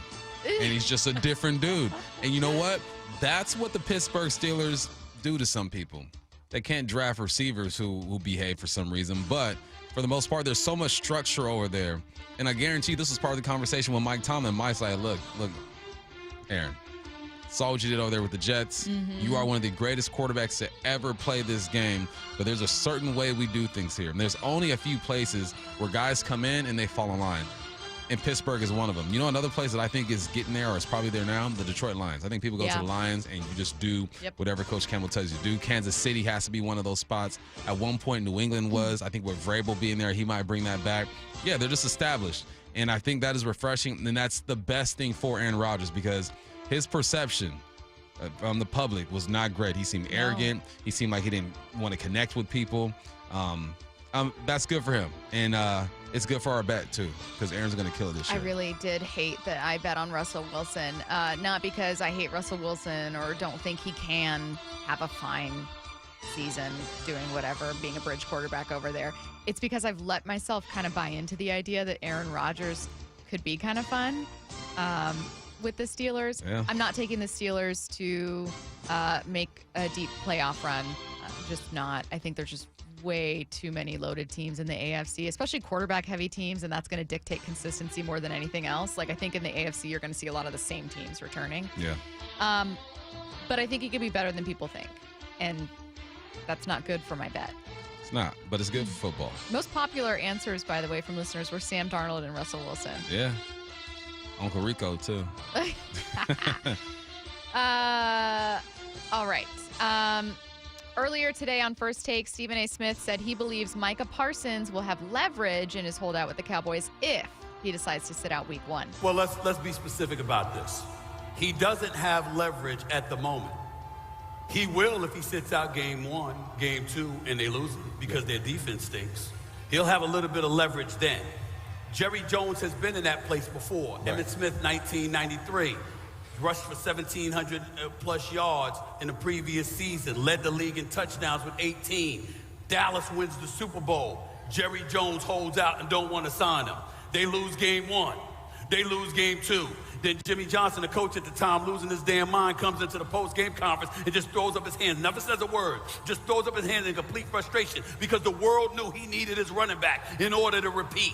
And then Jerry Jones succumbed and signed Emmitt Smith. And if you go back to the footage of that press conference, you will never see somebody look more ticked off after signing a record deal than Emmitt Smith looked that particular day because he was like, why the hell did it have to come to this?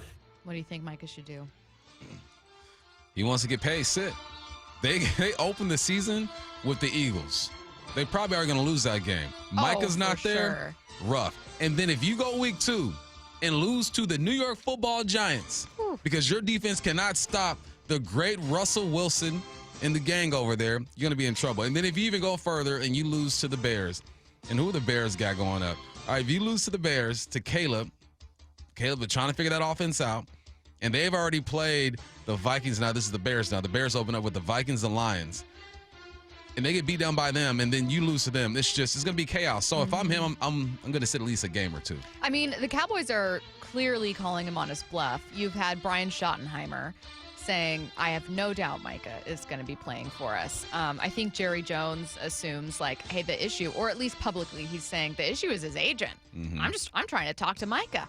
I think Micah wants to be here. I want Micah to be here. I think we can find a number we're both happy with. But this agent, he's got other motives. He's in here trying to get as much money for his clients as he can. And why his other would clients. he do that? Why would he do that? Micah, you should listen to me and my team of lots of people here at Dallas and ignore your team. So the Cowboys clearly confident he's going to play. Look, it's not going to be great for Micah's public image. But if you're right, if he wants to get money, he doesn't have the leverage he needs right now. The Cowboys seem pretty confident he's going to play. And they are confident and comfortable calling him out, trying to be like, are you going to sit? What are you going to do? You care about fans. You have a podcast. You care about people liking you. You care about having a legacy. You care about those things. They're banking on him not wanting the heat from the public. No one wants to be especially that guy. from Dallas fans. And I wish I knew a Dallas fan that's in Dallas. Like, I know one who's here, and they're obviously upset.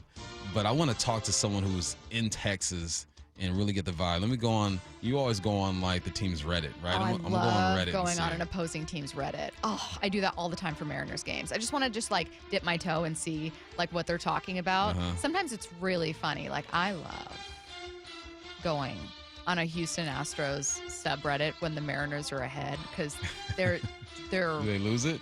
just wrecked. Yeah. Like livid, angry, annoyed. And then like sometimes I'll go on the Yankees subreddit and you'll see people just coping with like Aaron Judge falling behind in the MVP race, and they'll be like, well, I mean, when you think about it, Cal's defensive stats as a catcher are actually down. And so he's not even that good at catching. It's just He's not even that good at catching. I definitely just troll. He hardly catches the ball, honestly. Too much. Yeah, he honestly never even plays. I do too much trolling. Also from ESPN, the Cowboys do appear open to Micah Parsons' trade offers at the very least. So while they seem confident he's going to play week 1 against, as you mentioned, the Eagles, they are at least listening to some phone calls. A popular rumor right now is the Packers. Yeah. You have to get him out of the conference. That's what I'm saying. You got to get him out of the conference. You don't want to deal Micah. Here's the thing, a team too, that's is going to make an NFC team better. Whoever grabs him is going to be a team who thinks this move is going to make them at least get them to the conference championship. So you got to look at the baller teams who are who already pretty much established as far as talent. Yeah. All right. Well, that's the latest on Micah Parsons. Obviously, keeping an eye on that one. Do it every day. Do it every single day, and we will continue to do that. Next, it took a few years and a few stops for Sam Darnold and Baker Mayfield, and that's why New York Jets starter Justin Fields could be the next guy, at least according to Jets GM Darren Mogi. He said, I do believe Justin can be one of those guys, meaning specifically referencing Sam Darnold and Baker Mayfield. He can be this reclamation project that we have and end up having a really good year. He said, obviously, it's his third stop in 3 years with 3 different coordinators. There's a lot of moving parts, so it does take time, but I like where he's at, and I look forward to watching the progress. Could Justin Fields, a former first-round pick like Baker and like Sam, be the next kind of reclamation project quarterback? He could. He could. I mean, he's shown at times that he's capable. That run he had with the Pittsburgh Steelers, the numbers aren't going to wow you or anything like that, but he was winning ball games. And it's just being in the right system, the right fit. We talk about Sam Darnold being in the right system, the right fit, had Kubiak with the 49ers, learn from there, goes to Kevin O'Connell, who runs a similar offense, and he has to feel more comfortable here. You just got to know how to use this guy. And if you're using him, you're running the football a lot, you're play actioning. I could see him having success in an offense like the one that's here, but it has to be run first. So we'll see how he develops. If he doesn't do it this year, I'm officially going to be like, all right, well, he's been a starter with the Bears. Yeah. He was a starter with Pittsburgh, didn't do enough to hold Russell off. If he's a starter here and it doesn't work, he's a backup. We're going to get back to the Seahawks coming up at 1 with Bob Condotta of the Seattle Times. Before we get to that, I have a suggestion. Okay. And did you figure out my regimen for my skin? no, that we'll talk about another time. I do love skincare conversations. No, this one is for Mariners fans, and I think for you. I think you're in this bucket too. You guys are not going to like what I have to say. You are not going to like this suggestion, but I think you need to do it. That's next.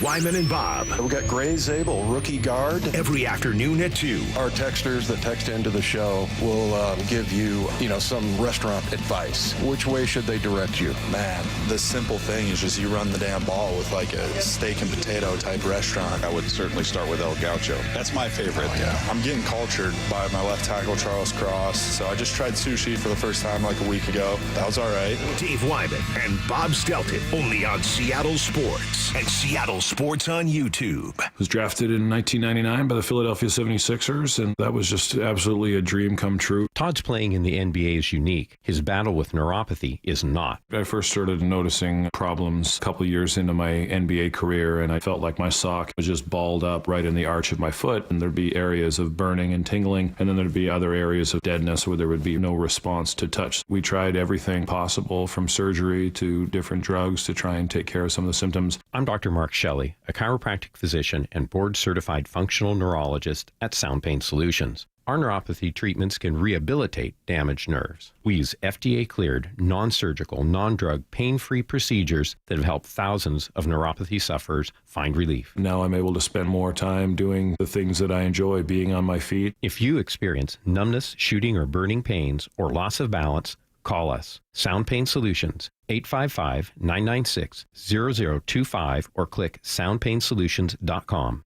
Hey, baseball fans, T-Mobile is turning up the excitement with the Grand Slam giveaway. Want to score 4 premium tickets to an upcoming professional baseball game? This is your shot to experience the action like a VIP. Stop by your nearest T-Mobile experience store and enter for your chance to win. While you're there, check out all the amazing deals and perks waiting for you with T-Mobile, your hometown network. Don't strike out. The Grand Slam giveaway won't last forever. Visit your local T-Mobile experience store today for your chance to win 4 premium professional baseball tickets.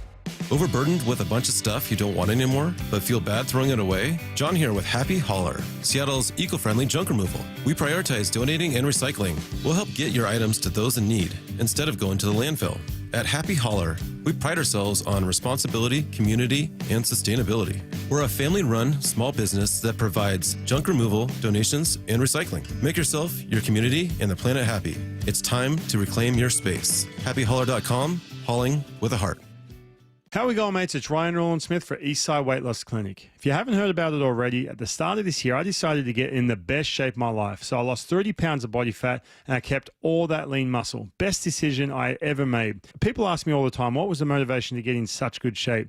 So a couple of things. Number one, who doesn't want to be in the best shape of their life, right? Obviously physically, but for me, more important mentally. And it starts with a diet, and I finally figured out you can't outwork it. Eastside gave me all the tools I needed to be able to prepare food, have tons tons of energy and was never, ever hungry.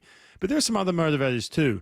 I had to lose a bunch of visceral fat. I found out I had way too much of that, especially as I hit my 40s. But one more, look, this is the most important one. I wanted to set a really good example for my kids, to be the best version of myself. My kids look up to me, and I want to be the absolute best example and role model. So look, if any of these resonate with you, there's no better time to start. The time is right now. Make that free 15-minute call to Eastside Weight Loss Clinic and get it started today. It'll change your life like it did mine. Hey, college students, Safeway is giving you 5% off. That's right. Junior colleges, tech schools, universities, just verify your student ID in the app, unlock exclusive deals, and shop on the app or in person. Better yet, subscribe to Fresh Pass to get free delivery and other special offers. Remember, if you use EBT, Fresh Pass is 50% off and you get savings on fresh produce. For all the details, visit Safeway.com/4U. That's Safeway.com/FOR in the letter U. The home of the Mariners, Seattle Sports. Cal swinging a drive, deep to right field. Every pitch of every Mariners game is on the Seattle Sports app. Luxury has arrived at Snoqualmie Casino and Hotel. The hotel is open and you can book now at snocasino.com. The destination spa, the expanded non-smoking gaming floor, the big 2,000-seat entertainment space and convention center, and yeah, the new restaurants, food venues as well. Effortless style and the utmost in relaxation. Go to snocasino.com to book. Seattle's closest is now Snoqualmie Casino and Hotel. You gotta love baseball season, but when it comes to your windows, you don't want any curveballs. Rick Riz here, reminding you to trust your clubhouse with locally owned Pella Windows and Doors of Western Washington. Experience the difference with high-quality products, expert installation, and top-notch customer service. It's always a home run with Pella. Schedule a free consultation with Pella Windows and Doors of Western Washington. Just go to PellaPNW.com. That's PellaPNW.com. This might be the most surprising statistic I've shared in decades of doing local news. More than 75% of commuters will be involved in a car accident at some point. JP Pendergast of Pendergast Law with more. What makes it more surprising? The average person will be involved in 3 to 4 collisions in their lifetime. With accidents unbelievably prevalent, what are some safety tips if it happens to you? Safety first. Secondary collisions are not uncommon while awaiting help. Turn on those hazards and remain in a safe place. If a bystander witnessed the accident, capture their information and encourage them to remain at the scene. Seek medical attention immediately if needed, as delaying can be a costly mistake. Lastly, remember that statements made to police and insurance adjusters can affect your case. Collisions are more common than we'd like to think. If you find yourself in one, follow these helpful tips and then call my friends at Pendergast Law. If you or a loved one's injured in a car accident, call Pendergast Law. We can help. PendergastLaw.com. From the Quantum Fiber Studio, you're listening to Bumpin' Stacy. Weekdays 10 to 2. On Seattle Sports and 97.3 FM HD2. Mariners fans, Bump, I think, are having a... And I'm from here. Don't see this as antagonistic. My whole family are Mariners fans. But I think that what I see from the text line sometimes when we talk about the Mariners and any kind of playoff conversation, for instance, earlier in the show, I said, hey, Fangraphs has the Mariners at like 90.7% odds to make the playoffs. And inevitably, and you know this, we're going to get people going, they'll blow it. Trust me, they'll blow it. And I think that's because, naturally, because history shows that typically they have, right? They've not won the division since 2001. We have a whole board up who wasn't even born yet. They've made the playoffs once in 23 years. They're the only team to never appear in a World Series. I don't want to mention it. I'm sorry for this, but last year they did give up a 10-game division lead. And to make matters worse, they did it in fewer games than any team had before. Best to do it. Do you know what I'm saying? We are really good at some things. But the Mariners this year are also making some history of their own. And the American League is historically weird this year. So, hear me out. Maybe it's time to let the demons go. I am not saying that all of a sudden you can never be upset with your team about anything. No. I actually think that kind of self-deprecating humor and not doomerism, but of course, is kind of like uniquely Marinery. It's really funny. Like, I do appreciate that part of it a little bit. I think that you need to just accept this is a pretty good team. It has flaws. It's a pretty good team. If you are, there's a lot of people who listen, who watch Mariners baseball. You know, they know ball, right? Yeah, I have a lot of conversations with random people who know what the heck they're talking about. No doubt. And even if you kind of know what you're talking about, and you just look at basic stats, and you look at just the lineup, there's no way you can look at this lineup and just say, that's not a good team. No. This is a good team. Last year, I think you could say that. You can say, it's all right. There's some spots, but, you know, once you get to the bottom of the order, it's all bad. There's no way you look at this order and think that they're not capable of making the playoffs and making a run at this. So just off of personnel alone, then you combine execution, what we've seen. You're, fourth or third in the league when it comes to bombs. You're still out of bags. Your pitching seems like it's turning a corner. They're coming around. There's reason to believe. The skepticism comes from the past, which I understand, right? You've been hurt before, and you don't want to get hurt again. But if you live in the moment, you're a game and a half behind the Astros. You have bats galore right now. Naylor was the biggest pickup of the trade deadline. There's no way you're looking at this team and thinking they're not capable. No, this is just an extension, really, from the conversation we had yesterday, but I really liked it because it's kind of a reminder of, like, how much of doubt, anger, frustration, doomerism about the Mariners is because of what you've experienced emotionally, and how much is because of the team that you're seeing today right now. Because if I were to, and I said this yesterday, cover up the logo for a team and cover up the names for the players, and you saw 20 or more home runs for 6 different players, you'd probably feel nervous about facing that lineup. Yeah. That's the Mariners right now. If I covered up the team and didn't show you anything and I said, oh, they got 5 All-Stars. And again, yeah, context, really important, sure. You know, I completely understand. But, like, on paper, in this year's American League race, I don't know why you can't say, like, they got a pretty decent shot. They could kind of surprise you. Now, there are things that need to go right, but, like, I just feel like sometimes collectively, royal we, when we have conversations about the Mariners, we always hedge our bets on, like, really negative. Mm-hmm. And I think sometimes it's so we sound smart. I think sometimes it's so we don't feel let down. Sometimes it's because it is a frustratingly inconsistent club that's had really awful luck and has also made some bad mistakes. And so, yeah, I get it. Completely get it. But I don't know, man. This is a pretty solid team that should make the playoffs. And they should make the playoffs in a postseason where I can't think of one American League team that, like, is going to be absolutely dominant. Jordan mentioned yesterday, like, hey, the Tigers are getting back into the swing of things. Like, they're looking pretty good. I didn't say they were the best. But I'm not seeing, like, the Houston Astros team that we would in previous years where you'd be like, there's no way. No, we haven't seen that team yet. And hopefully we don't see them. And typically, by the end of August, we've seen that team by now. Typically, by the end of August, we've seen the collapse of the Mariners as well. And that's not where we are right now. They're in a good place. It's just safer to not believe and to be negative. It's just safer. Oh, it's definitely safer to be negative. It's a way for people to sound smarter. Yeah, it's a safe way to go. But Suarez is looking good. Randy's been probably one of the most consistent guys on this roster. Cal's having an unbelievable season. The one thing I need to see for me to even heighten my belief is for Castillo to just dominate for a start. Like, I want to see that. I need to see that because as of right now, if you're looking at the 5 guys in the rotation, I guess it's between him and Miller at this point, and Miller gets the benefit of the doubt or just gets some slack because he just got back. Castillo's been here all year, and he's been up and down. So I just want to see a steady rise in Castillo, and my belief meter will keep up. No, I hear you. Like, I'd have more confidence with more consistent pitching and with longer starts for sure.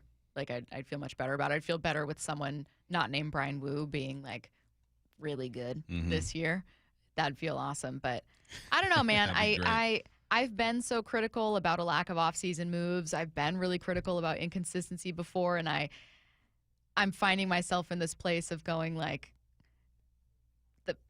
the baseball math isn't making sense for me when someone's really, really down on this team. And then I go, like, am I a homer? Am I being like too positive, which sometimes people are accused of being, and then I'm like, well, no, I mean, I'm really intrigued by quite a few pieces on this team. We're watching Brian Wu put together up until yesterday 25 consecutive starts of 6 or more innings.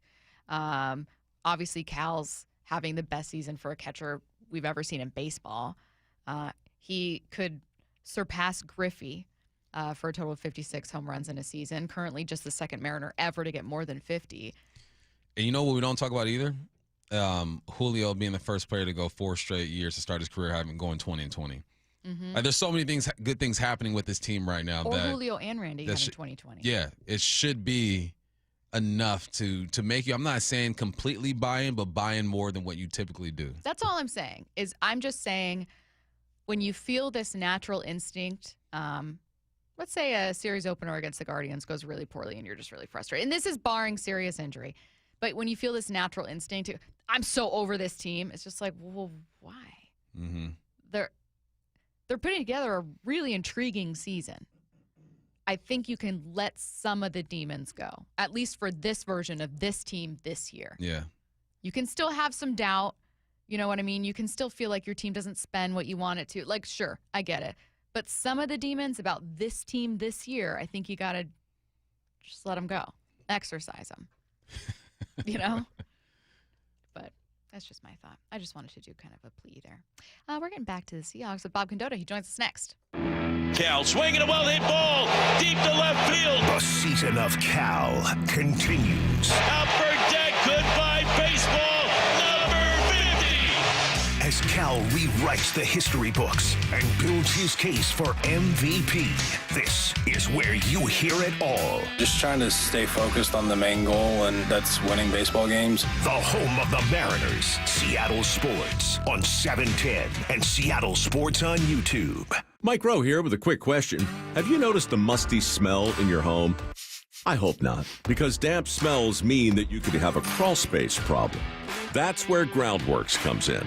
They can honestly assess your situation and create a plan to waterproof your crawl space and get to the root cause of the problem. Schedule your free inspection at groundworks.com/row. And while you're there, check out my latest dirty job. It's a good one. Licensed in all states where work is performed. See website for details.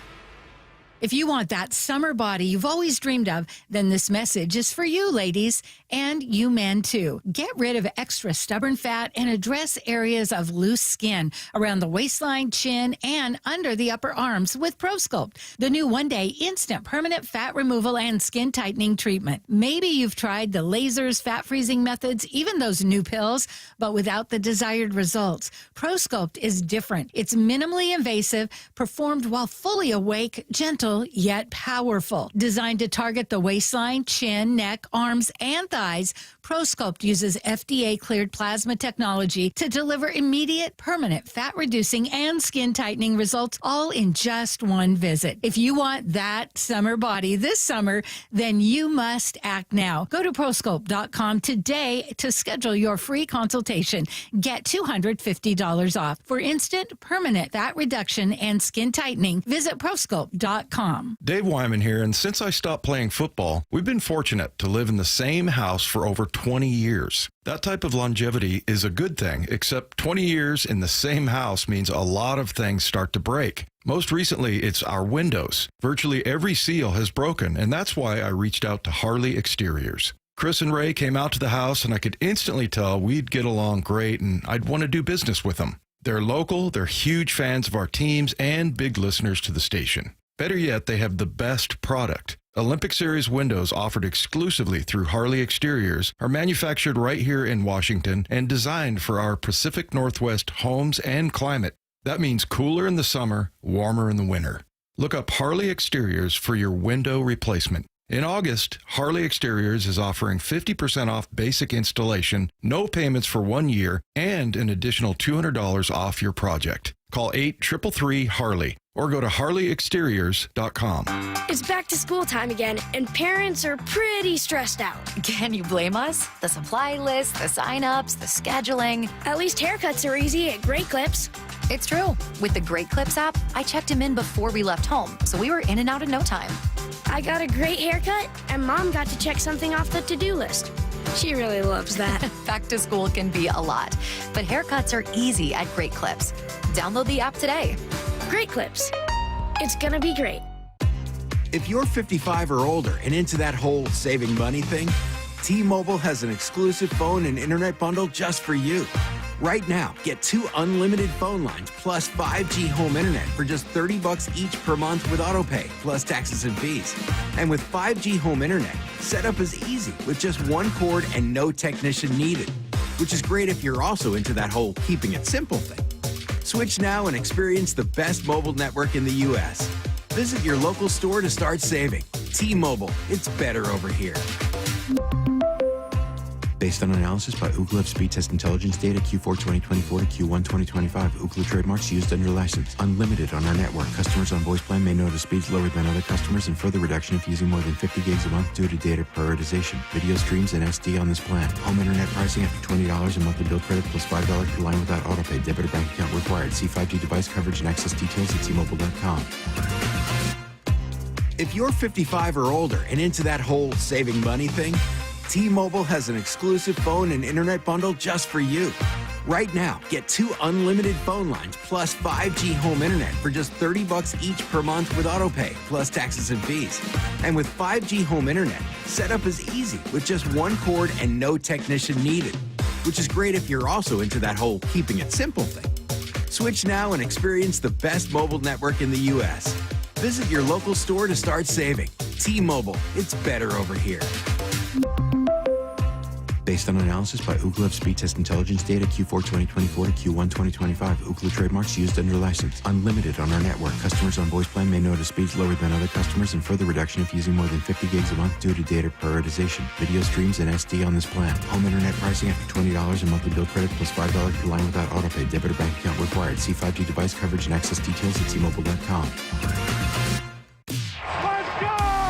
This is Seattle Sports. Streaming through the Seattle Sports app. KIRO AM Seattle. KIRO FM HD2 Tacoma. Home of the Seahawks, Mariners, and everything Seattle sports. Seattle Sports Snapshot. No Mariners today. They have an off day before beginning a road trip against the Cleveland Guardians. That starts tomorrow. But let's do a scoreboard watch here in MLB. Top of the 6th between the Diamondbacks and Brewers. Arizona up 6-4. Top of the 7th between the Rockies and Astros. That one is tied, by the way, 3-all. And then you've got bottom of the 6th. Pirates Cardinals are tied at 1. Bottom of the 1st, Cubs and Giants just started. Giants up 2-1. Snapshot, brought to you by Miller Lite. When it's game time, it's Miller time. This hour is brought to you by Mazda of Everett.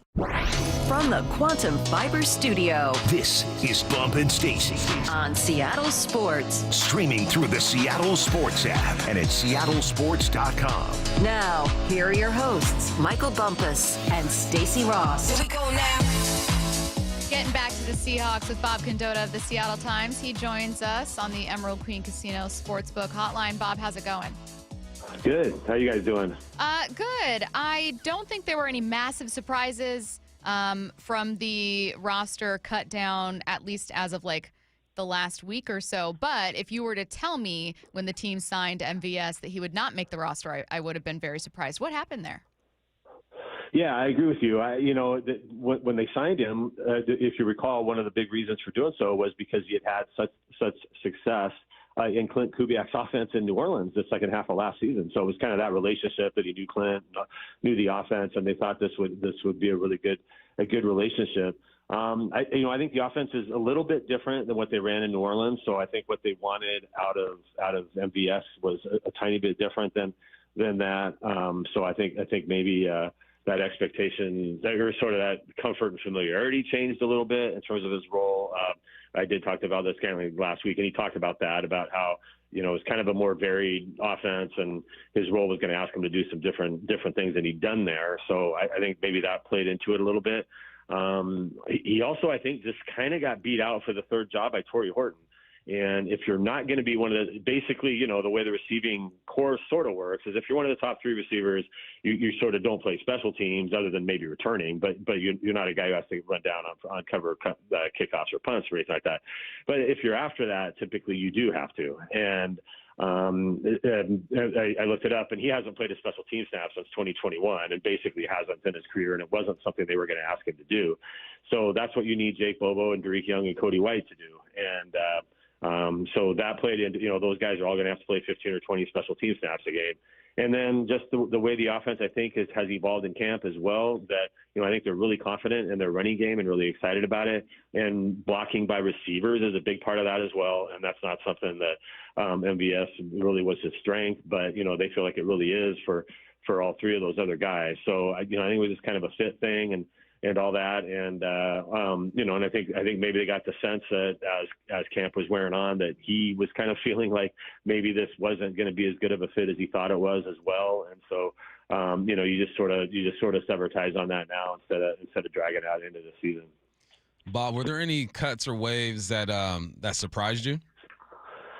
They kept, certainly there's a couple of guys they kept on the 53. I wasn't anticipating. Connor O'Toole in particular and Nick Callerup. But I think it's semantics a little bit. As John Schneider told us yesterday, you really have to look at it as more of a 70 than a 53. And I think they were sort of worried those guys might get claimed by somebody. So they wanted to keep them on the 53. So they keep them. And there were some guys they thought they could either sneak through waivers to get onto the practice squad, or like the case of Bohanna, he's a veteran guy, so he can just turn down any other offer and come back to Seattle. He's not at risk of getting claimed since he doesn't have to go through waivers. So I think they were just kind of playing a little bit of a roster game there and kind of looking at the long haul and just having a few guys like that. Jared Ivey fits in that category a little bit as well, of guys that I think they wanted to keep for the long term, so they kept him on the 53 for now. And you're going to have 5 or 6 guys every week who aren't active and are kind of in that role anyway. So, but certainly I don't know that anybody thought those two guys were going to be on the 53. MVS was the obvious big cut that you certainly going into camp you didn't anticipate. I don't know if there's anybody else that really fits that. It was, to me, it was evident about 5 days in that George Holani was the third best running back they had. So I thought that was declared pretty early, but certainly, given what Damian Martinez had done in college and all that, I think, maybe from afar anyway, there were some people who were surprised by that. I was fully anticipating that the starting center, and it wouldn't be too challenged, would be Oluwatimi, but Sundell really had a good camp, made a name for himself. You guys got a chance to talk with John Schneider yesterday about the roster cut downs. What did he say about Jalen, if anything, maybe his confidence in the offensive line and how that battle went? Yeah, well, Oluwatimi was essentially out for 2 weeks as well, and really a pretty pivotal 2 weeks, right when they got through like the first week or so of camp and the install, and then when you really get into the physical kind of hitting time, and that's suddenly when he had the back issue and wasn't out there. So that played into it as well. I don't know how much of a gap there necessarily is in their minds in terms of when both guys are healthy, who's the better player. But I think Sundell this is a blocking scheme that continuity and teamwork is a big part of it. You're sort of doing a lot of kind of group blocking, right? Kind of the area blocking. If you see them, they're all taking off at the same time and kind of moving to the left or to the right or whatever. And so having that continuity was important. And you did really see them, the last 10 days or so in practice, really kind of start to narrow it down. And if you watch the first team offense out here, there were only like 7 or 8 guys kind of working with the number, 8 basically, working with the number one offensive line, because that's basically how many you're going to have active on game day. And so they were kind of already, it seemed like, kind of preparing for that, because they really want that kind of continuity and teamwork. So that really helped Sundell in that regard. And he's a versatile guy who can this is an offense, again, with the line. Athleticism is a big deal with this, more so than what they were doing in the past. And, he kind of really fits that as well. And not that I don't think Oluwatimi does. Again, I think they definitely feel like he's, like I say, I don't know that they see a big, huge gap there necessarily between those two. I just think Sundell's availability and all the work he got basically every single day out there, I think for now kind of has him with the edge there. We had a conversation about the receiver room and if this room is better than last year's room. And I gave a complicated answer. I'm interested to hear what your thoughts are. When you look at Jason, Cooper Kupp, Jake Bobo, Horton, the gang this year, and you look at the receiver core from last year, mainly, the top 2 or 3 guys, which group is better? Well, so here's the question that you then have to ask: What are you basing that on? From a strict receiving, catching the ball, getting open standpoint, there's no question last year's was better. You had your top 3 guys, very accomplished players. This year, after what are the top 2 receivers in Cooper Kupp and JSN, I think the bottom 4 guys on that roster have 42 career combined catches. So certainly from a production standpoint, last year's was better. But again, they're sort of asking some of these guys to do different things than they did last year. The blocking part of it from the receivers out there is going to be a big deal and a little bit more important than what they had in the past. But I would agree with you from the standpoint, which was part of why I actually still had, anybody who read the paper, I still had Valdez-Scantling making it, because I did think they would just want another kind of proven receiver out there, and he's been really durable in his career. I think he's only missed, he's never missed more than 3 games in a season, and he's usually played every single game out there. And obviously he's played a bunch of big games. He's caught touchdowns in Super Bowls and stuff like that. So I thought from that standpoint, they would still find a way to get him on there, that they would kind of want that proven production, because for sure, Torrey Horton had a really good first couple of weeks of training camp, and he got hurt on August 15th, and we really haven't seen him out there since then. And he looks super talented for sure, but to count on a rookie to play 17 games and provide that kind of production, there's definitely a little bit of a roll of the dice there. And then the other 3 guys have all they've all been around for a while, so there's how much receiving upside necessarily are some of those guys going to suddenly be able to become 40 or 50 catch guys in a season? Maybe not. But again, that's not necessarily what they want out of those 3 guys in particular. They're all going to have more limited roles. And from just a receiving standpoint, I think what also plays into this is Elijah Arroyo.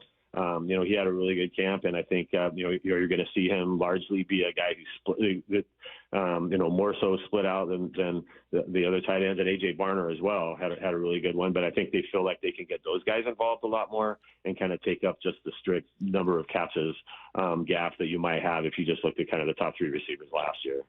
An hour ago, Adam Schefter tweeted that several teams have spoken to the Cowboys about a potential Micah Parsons trade, and for the first time, the Cowboys appear willing to at least listen.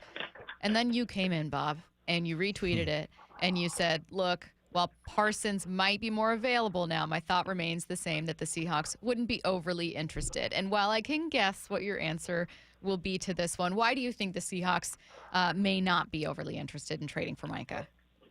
Yeah, you got to give up a lot to get him, then you got to sign him to a huge contract. And I think they like their pass rush group a little better than people might think, especially now that Uchenna Nwosu has gotten healthy, has gotten to the point where he can begin practicing anyway. That was a little bit of a wild card for sure. And if Uchenna had a setback and he wasn't going to be ready for the start of the season, then I could have seen them be a little bit more interested in bringing in a veteran. But they typically, Mike Macdonald talks about all the time about having a 4-man pass rush rotation on game day is basically what you want. And they've got 4. They've got DeMarcus Lawrence, Uchenna, Boye Mafe, and Derek Hall. Bringing in anybody else decreases the snaps for those guys.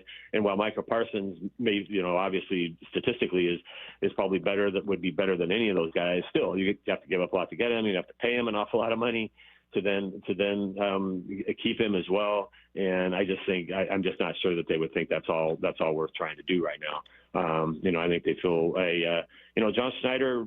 I think one of the things to remember is now that he's sort of in total control of the personnel, I think he's a big believer in the draft classes they've had the last few years. And I'm not sure at any spot he necessarily wants to just go get the biggest name veteran who's available to suddenly block playing time for some of these other guys who are out there. I think they really believe in a lot of these guys, especially from the last 3 classes. So if you're going to sign somebody and then just suddenly tell Boye Mafe he's not playing anymore, I'm not sure that's, if they had a real need, then it's different. But at the moment, I think they feel like they're okay there.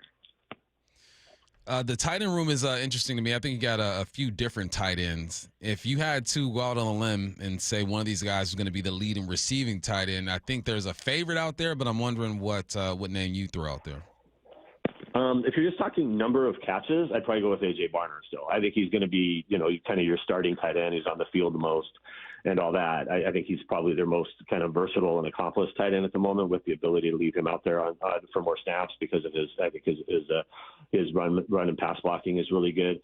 Those are areas where I think Elijah Arroyo still has to grow, is the blocking part. So I think you would see Arroyo right now, I think, used a little bit more situationally. So I think certainly there's games where he could be your leading receiver, and I think he might be more of the big play guy in terms of the tight ends. But I think just number of receptions and targets, it would probably still be Barner, because I think he's just going to be out there more.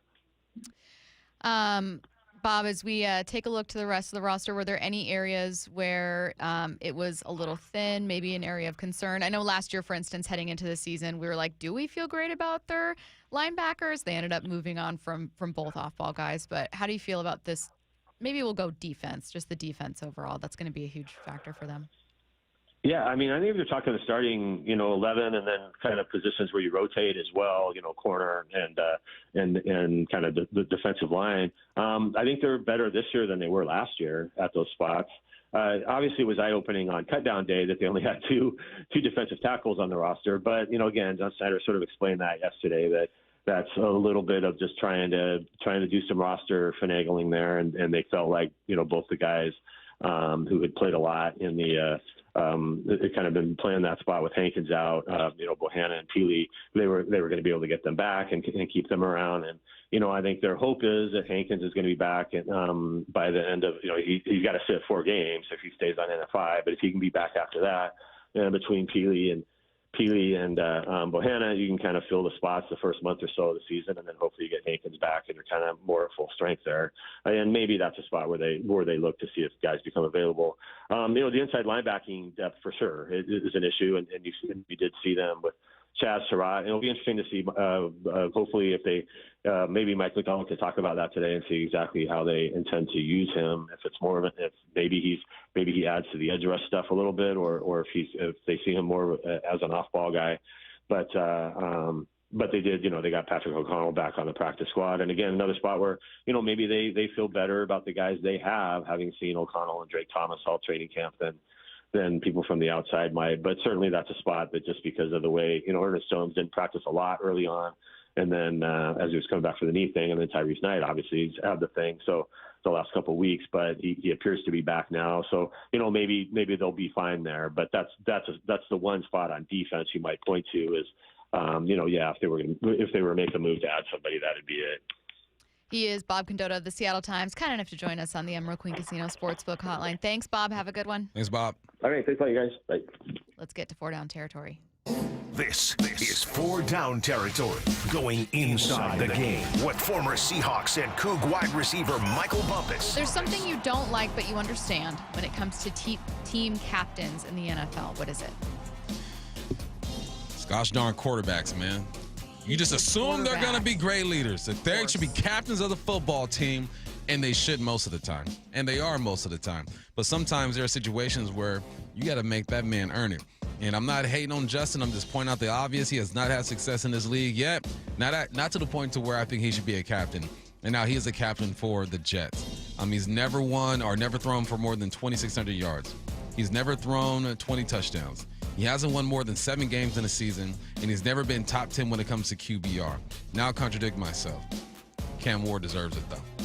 Cam Ward, the rookie. So I go from this veteran not deserving to this rookie deserving it because he's never been in the league, and it's his. He was a number 1 pick, and give him a chance to lose the C.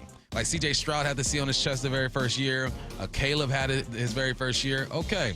But after that, if they show you that they aren't really that guy, then you take the C off their chest. So, Justin, listen, I hope nothing but health and success this year. I hope you go out and you throw for 4,000 yards and 25 touchdowns, rush for 8-9 touchdowns and 700 yards. I hope that for you. But because I know who you are up to this point, you should not be a captain of that football team. Well, and from everything we know, there's no character things with Justin Fields. It just clearly didn't work out with the Bears. So it's not like, oh, you lost it by virtue of behavior. It's just you lost your job by virtue of play and, frankly, being with a bad organization. You had a bad coaching staff, bad team, etc. But I like your point about, Cam Ward hasn't lost it. And if anything, he's being told you must become a leader. So I don't know. Well, and the Titans, not a great team. You know what I mean? There's also a world where if Cam was drafted to replace Jalen Hurts, there's already a lot of established leaders on that team. But if you're drafted on the Titans, like they're still figuring themselves out and building up a big franchise. And like maybe you are one of the best leaders on that team. Yeah. I don't know how likely it is, but second down. Production. The Seahawks have signed veteran linebacker Chaz Surratt. What should we expect? Not much. Okay. He's depth. I didn't know much about him. So I looked him up and just on paper, he's a guy who's been in the league for a while, went to University of North Carolina. He's got like 3 or 4 years in the game. And he's just a special teams guy, honestly. He's a special teams guy. He's only played about 15 snaps on defense, but you need this type of guy on your roster. He's also been around Fred Warner and Greenlaw, so he knows what it looks like to prepare as a professional, as one of the best in the game. He's just a depth piece, but you need these guys on your squad. So not expecting much. Go down there, make some tackles, blow some guys up, maybe force a fumble. But when it comes to actually playing on the defense, he's a break in case of emergency. Break this glass in case of emergency. Then he gets in and do his thing. But you need, I don't want to minimize his role on this team. You need guys like him on the squad. He could bring a professionalism to that LB room. Not saying it's not already there. You got Ernest Jones and Tyrese Knight, of course. But it's just like a piece that is needed on a football team. I want to test the captain's logic again. Okay. Because I'm with you where I'm like, I don't apply this evenly, but it makes sense when I do it. Someone said, okay, so by that logic about Justin Fields, then Sam Darnold shouldn't have been voted a captain on the Vikings last year before the season started, right? Was Sam Darnold voted a captain? I don't think he was. He was a backup before the season started. If he was, it was like after J.J. McCarthy went down. We need dates. We need dates. Let's say he was voted captain. I mean, J.J. McCarthy, that's for this year. Yes, for 2024, he was named one of 8 team captains. 8? Too many. Too many. What are we doing? There should be 2 offense, 2 defense, and maybe 1 special team. That is a lot 5 of team captains. 8? What are we doing? How many do the Seahawks typically have? They have like 4? Well, when Russ was on the team, Gino was still the coin flip guy. So I think he had he's not a captain. He's just a coin flip guy. Okay. Yeah. So you don't have to be a captain? A very important job. Of course. You do not have to be a captain to be the coin flip guy. Yeah, the Seahawks had, I know they've had defense, special teams, and then offense captains. 2024, Gino, Michael Dixon, and Tyler Lockett. Yeah, they have 1 for each phase. Nah, that's 8 captains? That's too many. Who wasn't captain? What are we doing? Like, raise your hand. I was a Vikings team captain last year. Raise your hand if you want to be captain. There you go. You are captain. And then it's just the first 8 to raise their hands. Oh, but no, tripping. Last year, the Hawks had a rotation of captains. Every week they had a different captain. Well, but we're talking Pete Carroll worse. time, which we're used to. Yeah. Last year, Macdonald had them guys in rotation. I don't know if I like that. So what's more? I don't want to say more ridiculous. Would you rather have 8 team captains or no team captains? 8. At least you know who to go to this week. All right, who we going to? Who we going to this week? I don't like the rotation. I think 8 captains is crazy. Is that normal? I've only ever covered 1 team. Listen, it's a bit much. It's a bit much. I'm going to text reporter friends I know and ask. Yeah, ask. I need to figure out which team has the most team captains. Third down. Who will be the most influential player on offense? I know what you're thinking. Sam Darnold. Ken Walker. None of those guys. Stacy? That is what I was thinking. I was None thinking of those guys. JSN. And Walker, not Sam Darnold. It's going to be Oots. And the reason why it's going to be Oots is because he's going to influence the defense directly, the personnel. When Oots runs out there, they have to match their personnel with Oots. Oots is versatile. He can play fullback. He can play tight end. He makes a defense bring another guy in the box, bring a safety in the box, bring out a big nickel, whatever. They make him, or he will make the defense adjust personnel-wise. And then you know what he can do? He can catch the ball out the backfield. He can run that thing, line it back tight end, block. He is going to be influential, meaning that the defenses will have the more dramatic responses when he is out there on the football field. And then you sprinkle in a tight end or 2, and you're really messing with the defense. So, no, he's not going to lead in rushing yards, not going to lead in catches, but he will be influential in this offense and force the defense to line up appropriately. He'll also be leading the team in cheers, which it's always someone. Bruce. Who was it last year?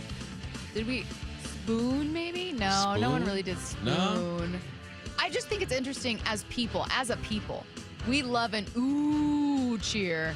And when I was little, I used to think people were booing. When I was little, Michael Cooper used to play for the Lakers. So Everyone go, Coop. I Oh, don't we know might what- hear Coop for Cooper Cup, though, too. It's so great. Like, regardless of fan base, if there is someone on that team where you can do the ooh, Yeah, you'll do it. it's going down. Every time. 4th down. You had a take that might come back to haunt you later Yeah, this I think it is. season. I think What it did you say that you'd like to apologize? I said it earlier. I'm not apologizing. But I said earlier, as soon as I said it, I go, yeah, I got to explain myself because Okay. people are going to be like, well, what about him, Bump? And I said that the Seahawks don't have a receiver that can take the ball 73 or 84 yards like DK Metcalf did. And as soon as I said that, I had to power through, and then I thought Horton was going to be able to do that. But when I think about DK's 73, 84 yards, I'm talking about a hitch, and I'm gone. I'm breaking a tackle, I'm out of there. I'm talking about a slant, I'm knifing up the defense, I'm out of there. They don't have that on this team. What they do have is Horton, who can get behind the defense, over the top, catch that thing, and get running. So they don't have it. They just have it in a different form. Okay. They Not got it all in a- 70-yard touchdowns are the same. They're not. They're not created equal. Let's see what's on tonight. What's on tonight with Bump and Stacy? Brought to you by Caesars Sportsbook at Muckleshoot. Now, here's what's on tonight. No Mariners, and with Curtis on vacation, no extra innings. But you've got the Storm taking on the Lynx in Minnesota today at 5 p.m. It's also college football week 1, a battle between Boise State and South Florida. Finally, Matt added one for me here. The newest episode of Star Trek Strange New Worlds premieres tonight. How will Captain serious? Pike save his serious? away team? His away team, Matt serious? says, after they're turned into Vulcans. Can't even read it. This is what I've you got get it. for I've having got me it. produce a show. There's no Mariners game on tonight. Like, what are we supposed to do here? Watch Star Trek New what's it called? Watch Strange New Worlds. I mean, that's what I'm going to be doing. That's what I'm doing. Hype Train's coming your way next. Wyman and Bob. We've got Grey Zabel, rookie guard. Every afternoon at 2. Our texters that text into the show will give you, some restaurant advice. Which way should they direct you? Man, the simple thing is just you run the damn ball with like a steak and potato type restaurant. I would certainly start with El Gaucho. That's my favorite. Yeah, I'm getting cultured by my left tackle, Charles Cross. So I just tried sushi for the first time like a week ago. That was all right. Dave Wyman and Bob Stelton, only on Seattle Sports and Seattle Sports on YouTube. Start having fun. Caesars Sportsbook at Muckleshoot Casino Resort is your #1 place to eat, drink, watch, and have fun. Keep up with your favorite sports anywhere and everywhere on property with the mobile app. Visit muckleshootcasino.com today. Scan the QR code and let the play begin. Finding great candidates to hire can be like, well, trying to find a needle in a haystack, but not with ZipRecruiter. Its powerful technology actively finds and invites qualified candidates to apply to your job. So while other companies might deliver a lot of hay, ZipRecruiter finds you the needle in the haystack. See why 4 out of 5 employers who post a job on ZipRecruiter get a quality candidate within the first day. Try ZipRecruiter for free at ZipRecruiter.com/free. That's ZipRecruiter.com/free. Ready to elevate your everyday? Quince has the luxe staples insiders swear by, minus the markup. From 100% European linen styles and 14-karat gold jewelry to gorgeous leather bags and elevated home finds, Quince has it all. And by partnering directly with top artisans and ethical factories, Quince delivers premium quality at half the cost of similar brands. Discover everyday luxury without the markup at Quince. Go to quince.com/style upgrade for free shipping and 365-day returns. Quince.com/style upgrade.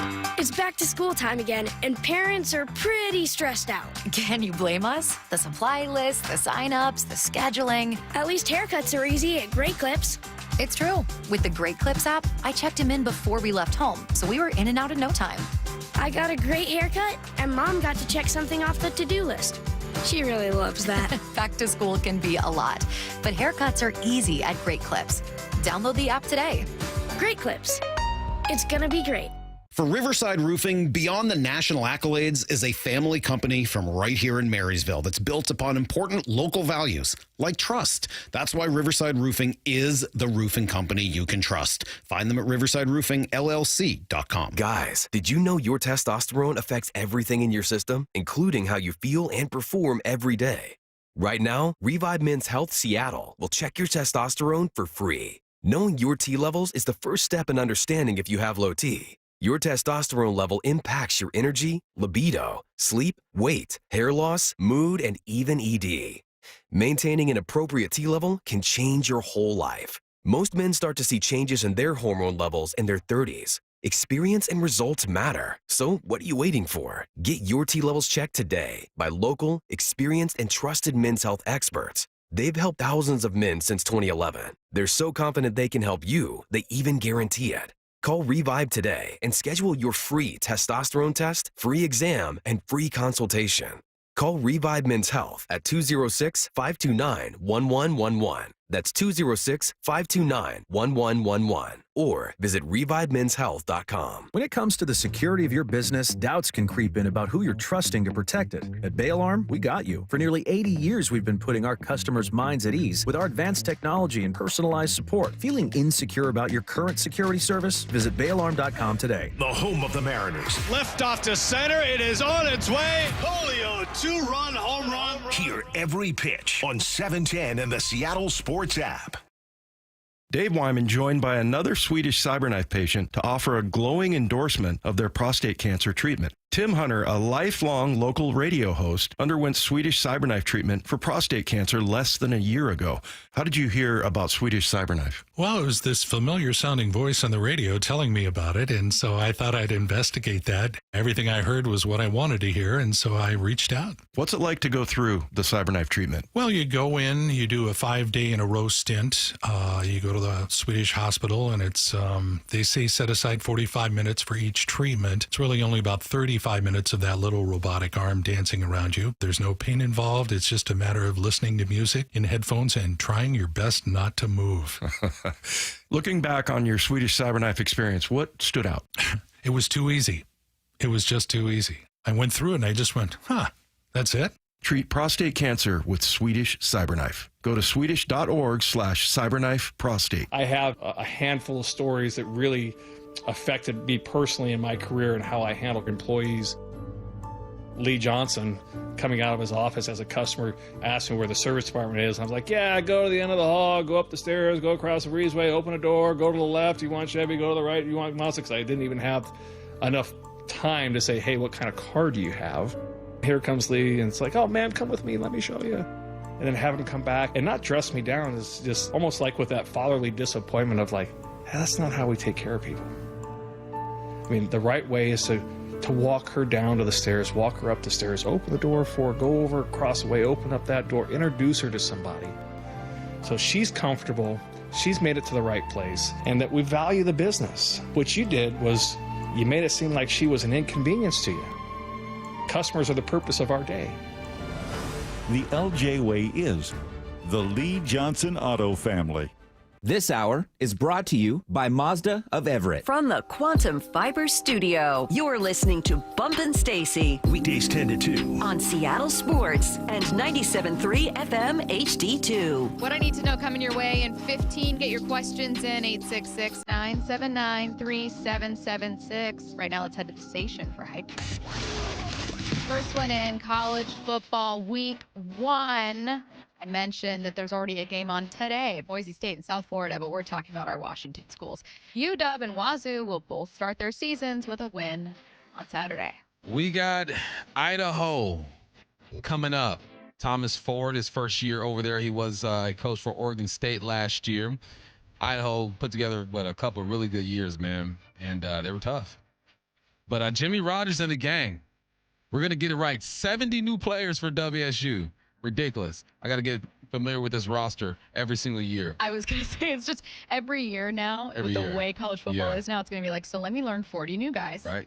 In this case, 70 new guys. That's insane. You have some returners. You got Meredith, that receiver, coming back. You got my guy BG, who's a local kid here from Eastside Catholic. Cougs get it done. I don't know who UW is playing, though. Matt, us, UW alum, we are UW alum. Oh, heck yeah, we are. And we believe in Washington Huskies football. You betcha. We sure do. They're going to beat that team that they're playing on Saturday, bunch of jerks. And that team is?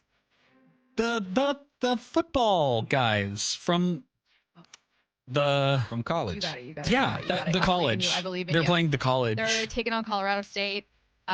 This is going to be a late one. Classic. Pac-12. At home or away? It's not Pac-12 anymore. Huh? They home or away? Aren't they home? They're playing on the field. Yeah, they're playing on the field. And that field is called... Football field. Yeah. Oh, Yeah, I'm bored. Yes, absolutely. Ian? Yeah, go Dogs. Go Dogs. There we go. Go Dogs. It's funny you say that, Bob. Because I'm pretty sure that all of us think Go Dogs, including I want UW to win the Apple Cup. Go Dogs. You already knew that it was coming. Yeah, I knew it was coming. The second. It was coming. Yeah, exactly. All right. We should take the bump going, Go Dogs, and add it. If you know me, you know what's up. Next train in. Did I already keep for that? Stephen A. Smith said that Micah Parsons will have more leverage in his contract holdout if he actually sits out week 1. Now, the Dallas Cowboys are fully expecting him to play, even though there's a new report from ESPN's Adam Schefter that for the first time ever, they're listening to trade offers. Brian Schottenheimer has been on record saying, yeah, I expect to see Micah out there. That's what we're expecting. Micah Parsons sits week 1. That's such a tricky question because actually it's not tricky. Yeah, It's not whether you think he should, sitting. it's that you think He's sitting. He's saying, look, man, he's already laid down on the sideline. That was okay? my point. He laid down. He'll have no problem sitting. Okay? He's out the game. I'll go opposite. Ian, Micah Parsons sits week 1. Not whether you think he should, whether I'm also boarding this one. I just don't think Jerry Jones has the handle on Parsons that he thinks he does. I don't either. And this isn't the 90s. You can't just kind of strong arm your way into getting who you want. So I think Parsons sits out. Matt, Micah Parsons sits week 1. 2 aboard. I'm gonna board. Okay, yeah. Power to the players. Fight the management. Yeah, fight the man. I'm boarding as well. All aboard this one. It just seems like it's going in this direction. And the fact that the Cowboys are listening to offers is something Adam Schefter knows because probably the Cowboys have told him that. And if they're telling him that, it's because they want to hear more offers. They want teams to know we're listening, and that's not moving in the right direction. I also, to Bump's point, all you got to do is look at Micah's behavior preseason game. He was making it very clear he's not happy. He doesn't want to be there. He wants to get paid. It's just a bad situation. And honestly, I think Stephen A's right, and I think Micah's agent and Micah know that that's the way to add leverage. Next up. The Mariners have a 90.7% chance to make it to the playoffs according to FanGraphs, and they'll make it there with the first wildcard spot. No, I'm not on board because they win in this division. Okay. All right, AL West. We're going to hang a real banner. We're going to hang one. It's going to really... We're going to add to a banner. But hang another banner. We played in the wild card. Let's hang one that just says won the division, but instead of adding division titles 2025, let's make a new one and just says won it again. Yes, I'm not on this because they win in the division. Let's go. Game and a half behind. Ian, the Mariners will get to the playoffs with the first wild card spot. I'm with Bump. I think they're better off winning the division than getting that wild card spot, because for that to happen, the Blue Jays would have to lose 7 out of their next 20 games, which I don't see happening. Yeah. So I think the Mariners are better off just going for the division. It's weird saying it considering how dominant Houston's been, but easier to get the AL West than it will be to get that top wild card seed. Matt? I think they're just going to miss it. I'm playing the long odds. Just going to miss it. Hey, if they have a 90.7% chance to make the playoffs, they have a 9.3 chance to miss it. It's a good point. I'm betting on the 9.3. There you go. Last hype train. Matt wrote this one. The moon landing happened. In parentheses, you said the bar is in hell. What? Because I think after yesterday it is. Very disappointed that you and I don't think you and I, you know what? Why don't we answer via hype train? Bump, the moon landing happened. Depends on who you ask. No, Bump, you need to answer. This is a binary segment and necessitates a binary answer. Depends on your beliefs. Bump, it is a yes or no. I'm asking you your beliefs. Did we land on the moon? Probably. I'm going to say bump sporting. Probably. He's Probably boarding. did. Yeah. He's boarding that. Yeah. Just still don't like the word probably. You got to go back soon. Yeah. Sooner or later, you got to go back. You do got to go back.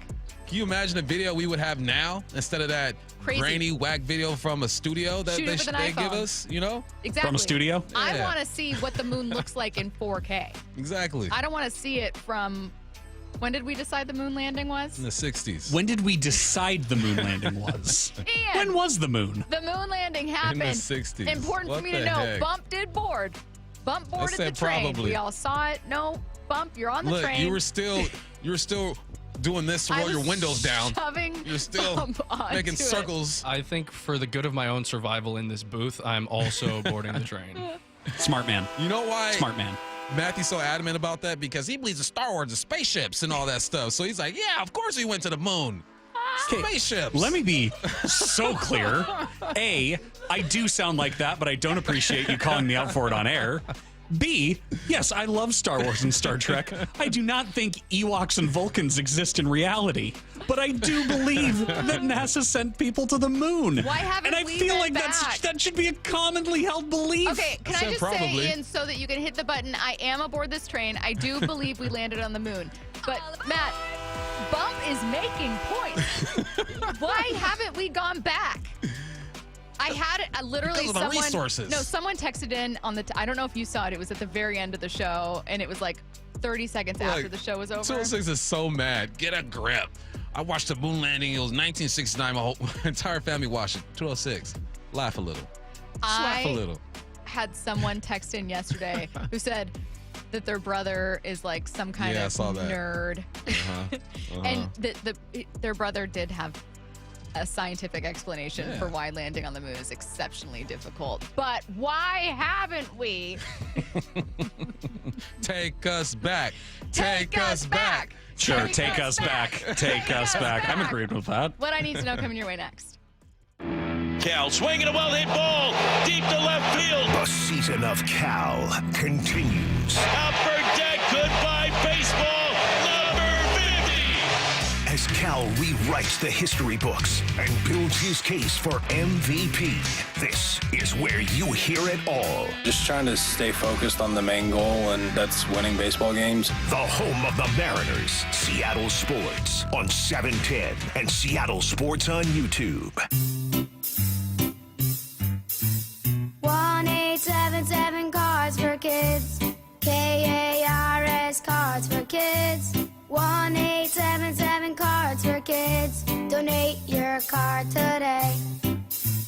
1-877 Cars for Kids. KARS Cars for Kids. 1-877 Cars for Kids. Donate your car today. Ready to get rid of that old car? Donate it to Cars for Kids. Call 1-877-CARS-FOR-KIDS to reach a friendly live agent. Donation's super easy, and your car can be picked up as soon as tomorrow. Call us now, 1-877-CARS-FOR-KIDS. That's Cars with a K to donate your car today. 1-877 Cars for Kids. Donate your car today. Did you know you can donate real estate too? Go to carsforkids.org. That's carsforkids.org. This is the story of the one. As a lineman, he does whatever it takes to keep the power on in his community. And he wants a partner like Grainger who does the same. Grainger offers the professional-grade products he needs, from voltage detectors to harnesses to hard hats, plus fast, dependable delivery, so he can rise to every challenge. Call 1-800-GRAINGER, click Grainger.com, or just stop by. Grainger, for the ones who get it done. Get in the zone, AutoZone. Summer's almost over, but the heat is pressing on. If you've got battery trouble, stop by AutoZone for free battery testing. It may just need a charge, and we'll do that for free too. If you do need a battery, we've got options starting at just $89.99. And we'll recycle your old battery for free. Now that's a strong start. Don't miss the end of summer sale, now at AutoZone until September 22nd. Get in the zone, AutoZone. AutoZone. Restrictions apply. By texting 64,000, you agree to receive recurring automated marketing messages from Real Success. Message and data rates may apply. No purchase required. Terms apply. Available at ourrealsuccess.com. Do you want to learn how to make money flipping houses and acquiring rental properties right here in Seattle without using your own money? You'll learn to flip houses and secure rental properties in your spare time to get on track towards real wealth building. We're offering a handful of motivated individuals the opportunity to attend our workshop right here in Seattle for free. That's right, we'll give you 2 free tickets when you text FREE to 64,000. Seattle is the perfect market to flip houses and build rental income. Don't miss this opportunity. Come to a complimentary live 2-hour workshop next week right here in Seattle and learn how to start making money flipping homes and building long-term wealth with rental properties. To get 2 free tickets, text FREE to 64,000. Text in the next 10 minutes, and registrants will also receive a free copy of our Funding for Deals guide. Text FREE to 64,000 for 2 complimentary tickets. Text FREE to 64,000. Hey, baseball fans, T-Mobile is turning up the excitement with the Grand Slam giveaway. Want to score 4 premium tickets to an upcoming professional baseball game? This is your shot to experience the action like a VIP. Stop by your nearest T-Mobile Experience store and enter for your chance to win. While you're there, check out all the amazing deals and perks waiting for you with T-Mobile, your hometown network. Don't strike out. The Grand Slam giveaway won't last forever. Visit your local T-Mobile Experience store today for your chance to win 4 premium professional baseball tickets. The home of the Mariners. One hopper snared at short. Not a quick hop by J.P. Crawford. That guy's a magician over there at shortstop. Seattle Sports. Download the Seattle Sports app.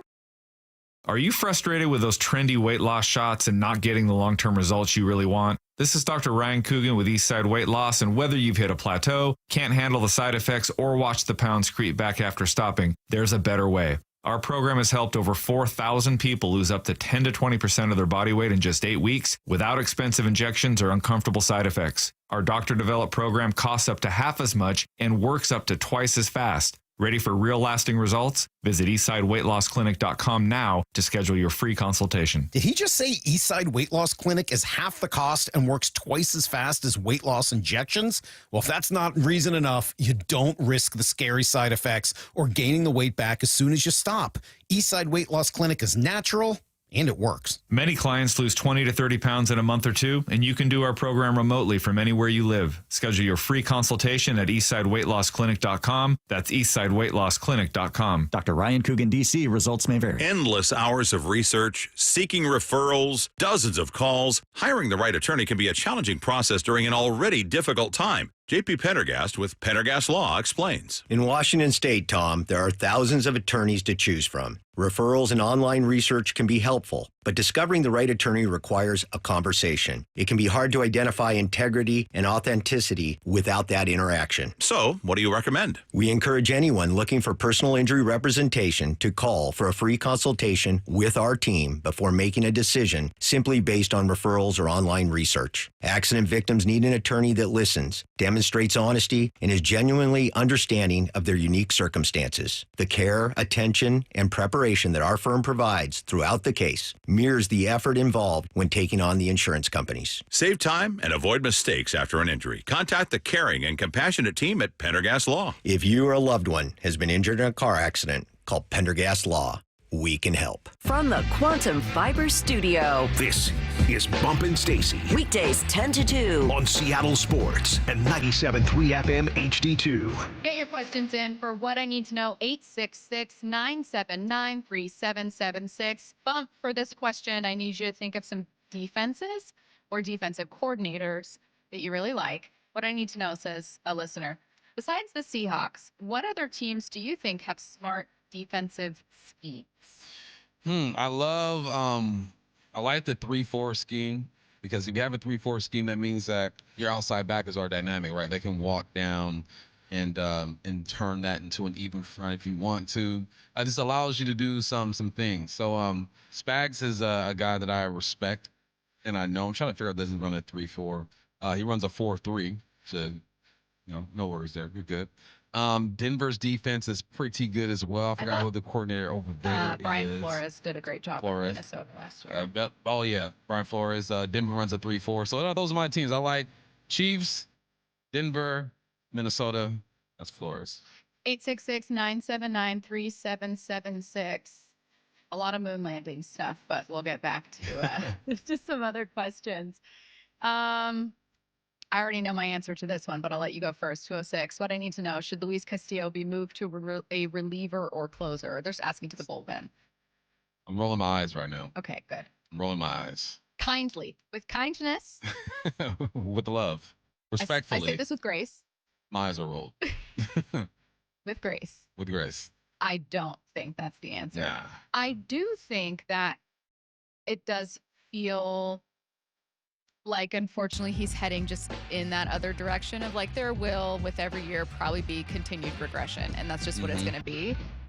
But no. And look, I can't tell if this is a horrible point I'm making or not. You guys tell me. Did he give up a grand slam and 5 runs total in the first? Yes. And then no more after that. Does that count for anything? Like, that he settled in? No? Maybe not. There were a lot of double plays. Shout out JP Crawford. I don't know. I feel like it counts for a half point. You know, it's like 3 steps back and like a 1 step forward. I think it counts more for like Miller is coming back and he's like trying to get better. Castillo's kind of going the other way. But the 206 says, what I need to know. What do you think is the strongest group for the Seahawks this year? They said, I lean D-line, but our secondary, I think, is sneaky. Strongest group. Yeah, I think it's D-line. Yeah. Yes. I wanted to have a different answer. That's D-line. Right?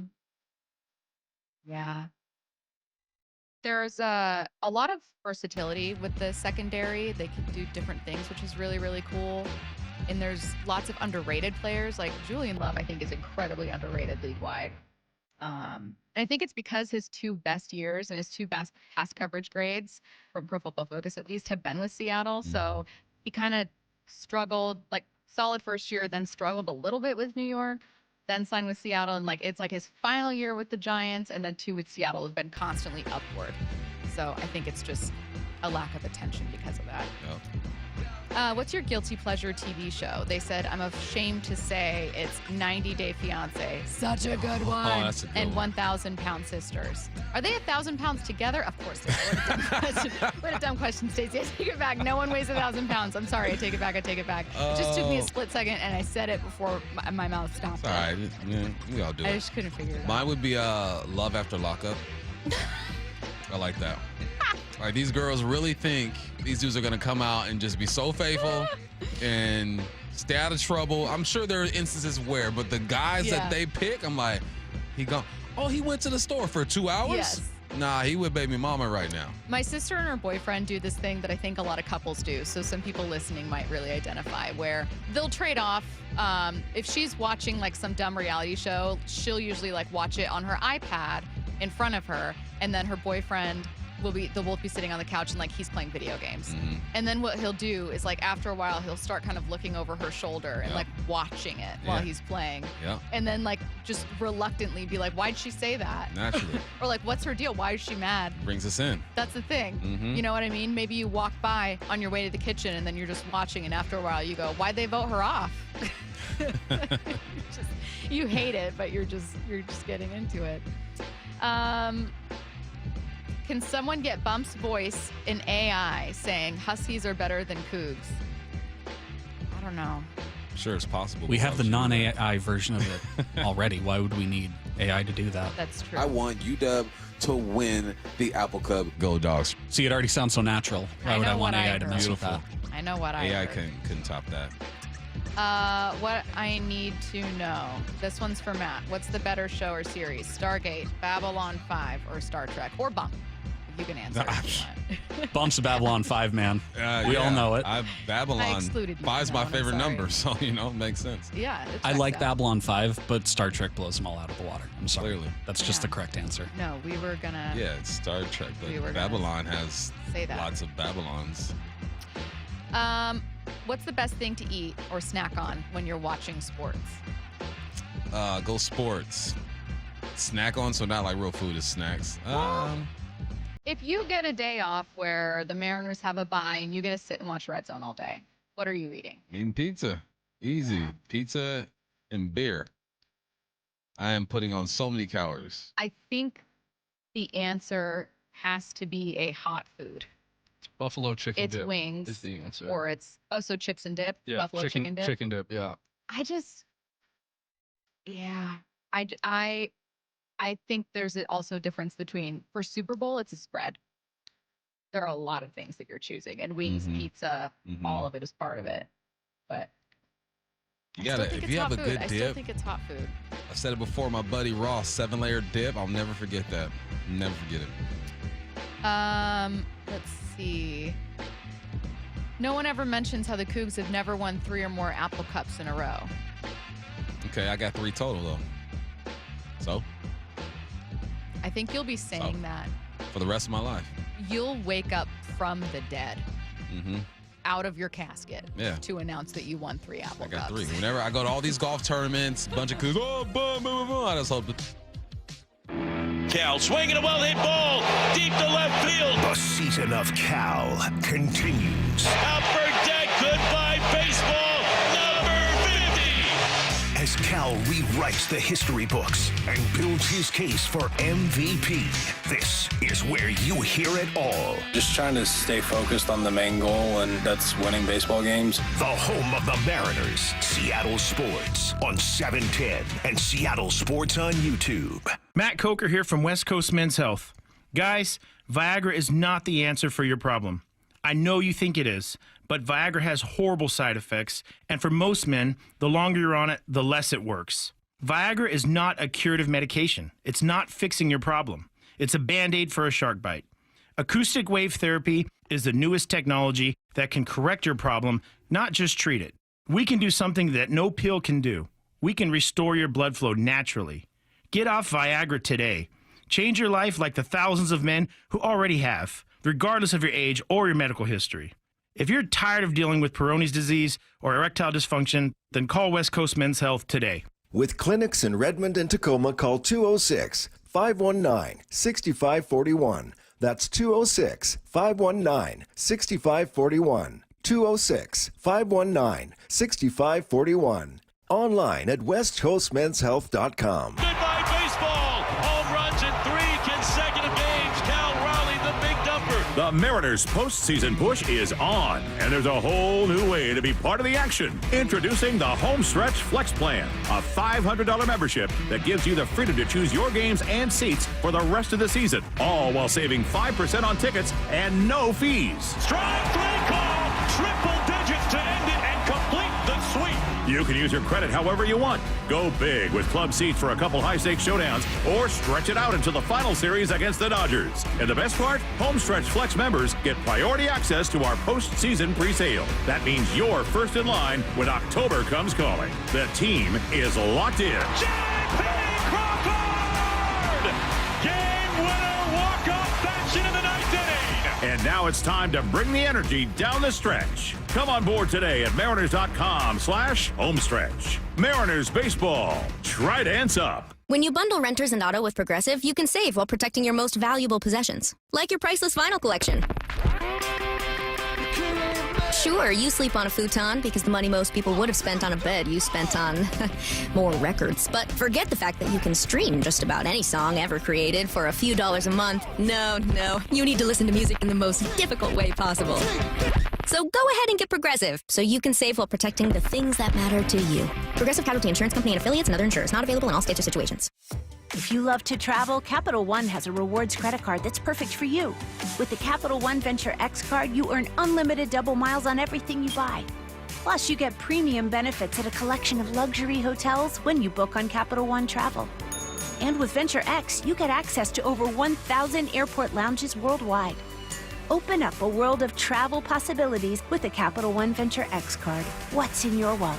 Terms apply. Lounge access is subject to change. See CapitalOne.com for details. Adam Schefter here with Vivid Seats live from the stands, and we've got a special update. Sources confirm fans using the Vivid Seats app are racking up rewards with every ticket and doing it fast. With an unbeatable lineup of seats and perks that go the distance, why use any other app for game day? Don't fumble this season. Grab your tickets through Vivid Seats, download their app, earn rewards, and as the official ticketing partner of ESPN, get $20 off your first $200 in-app purchase with code Schefter. That's code Schefter.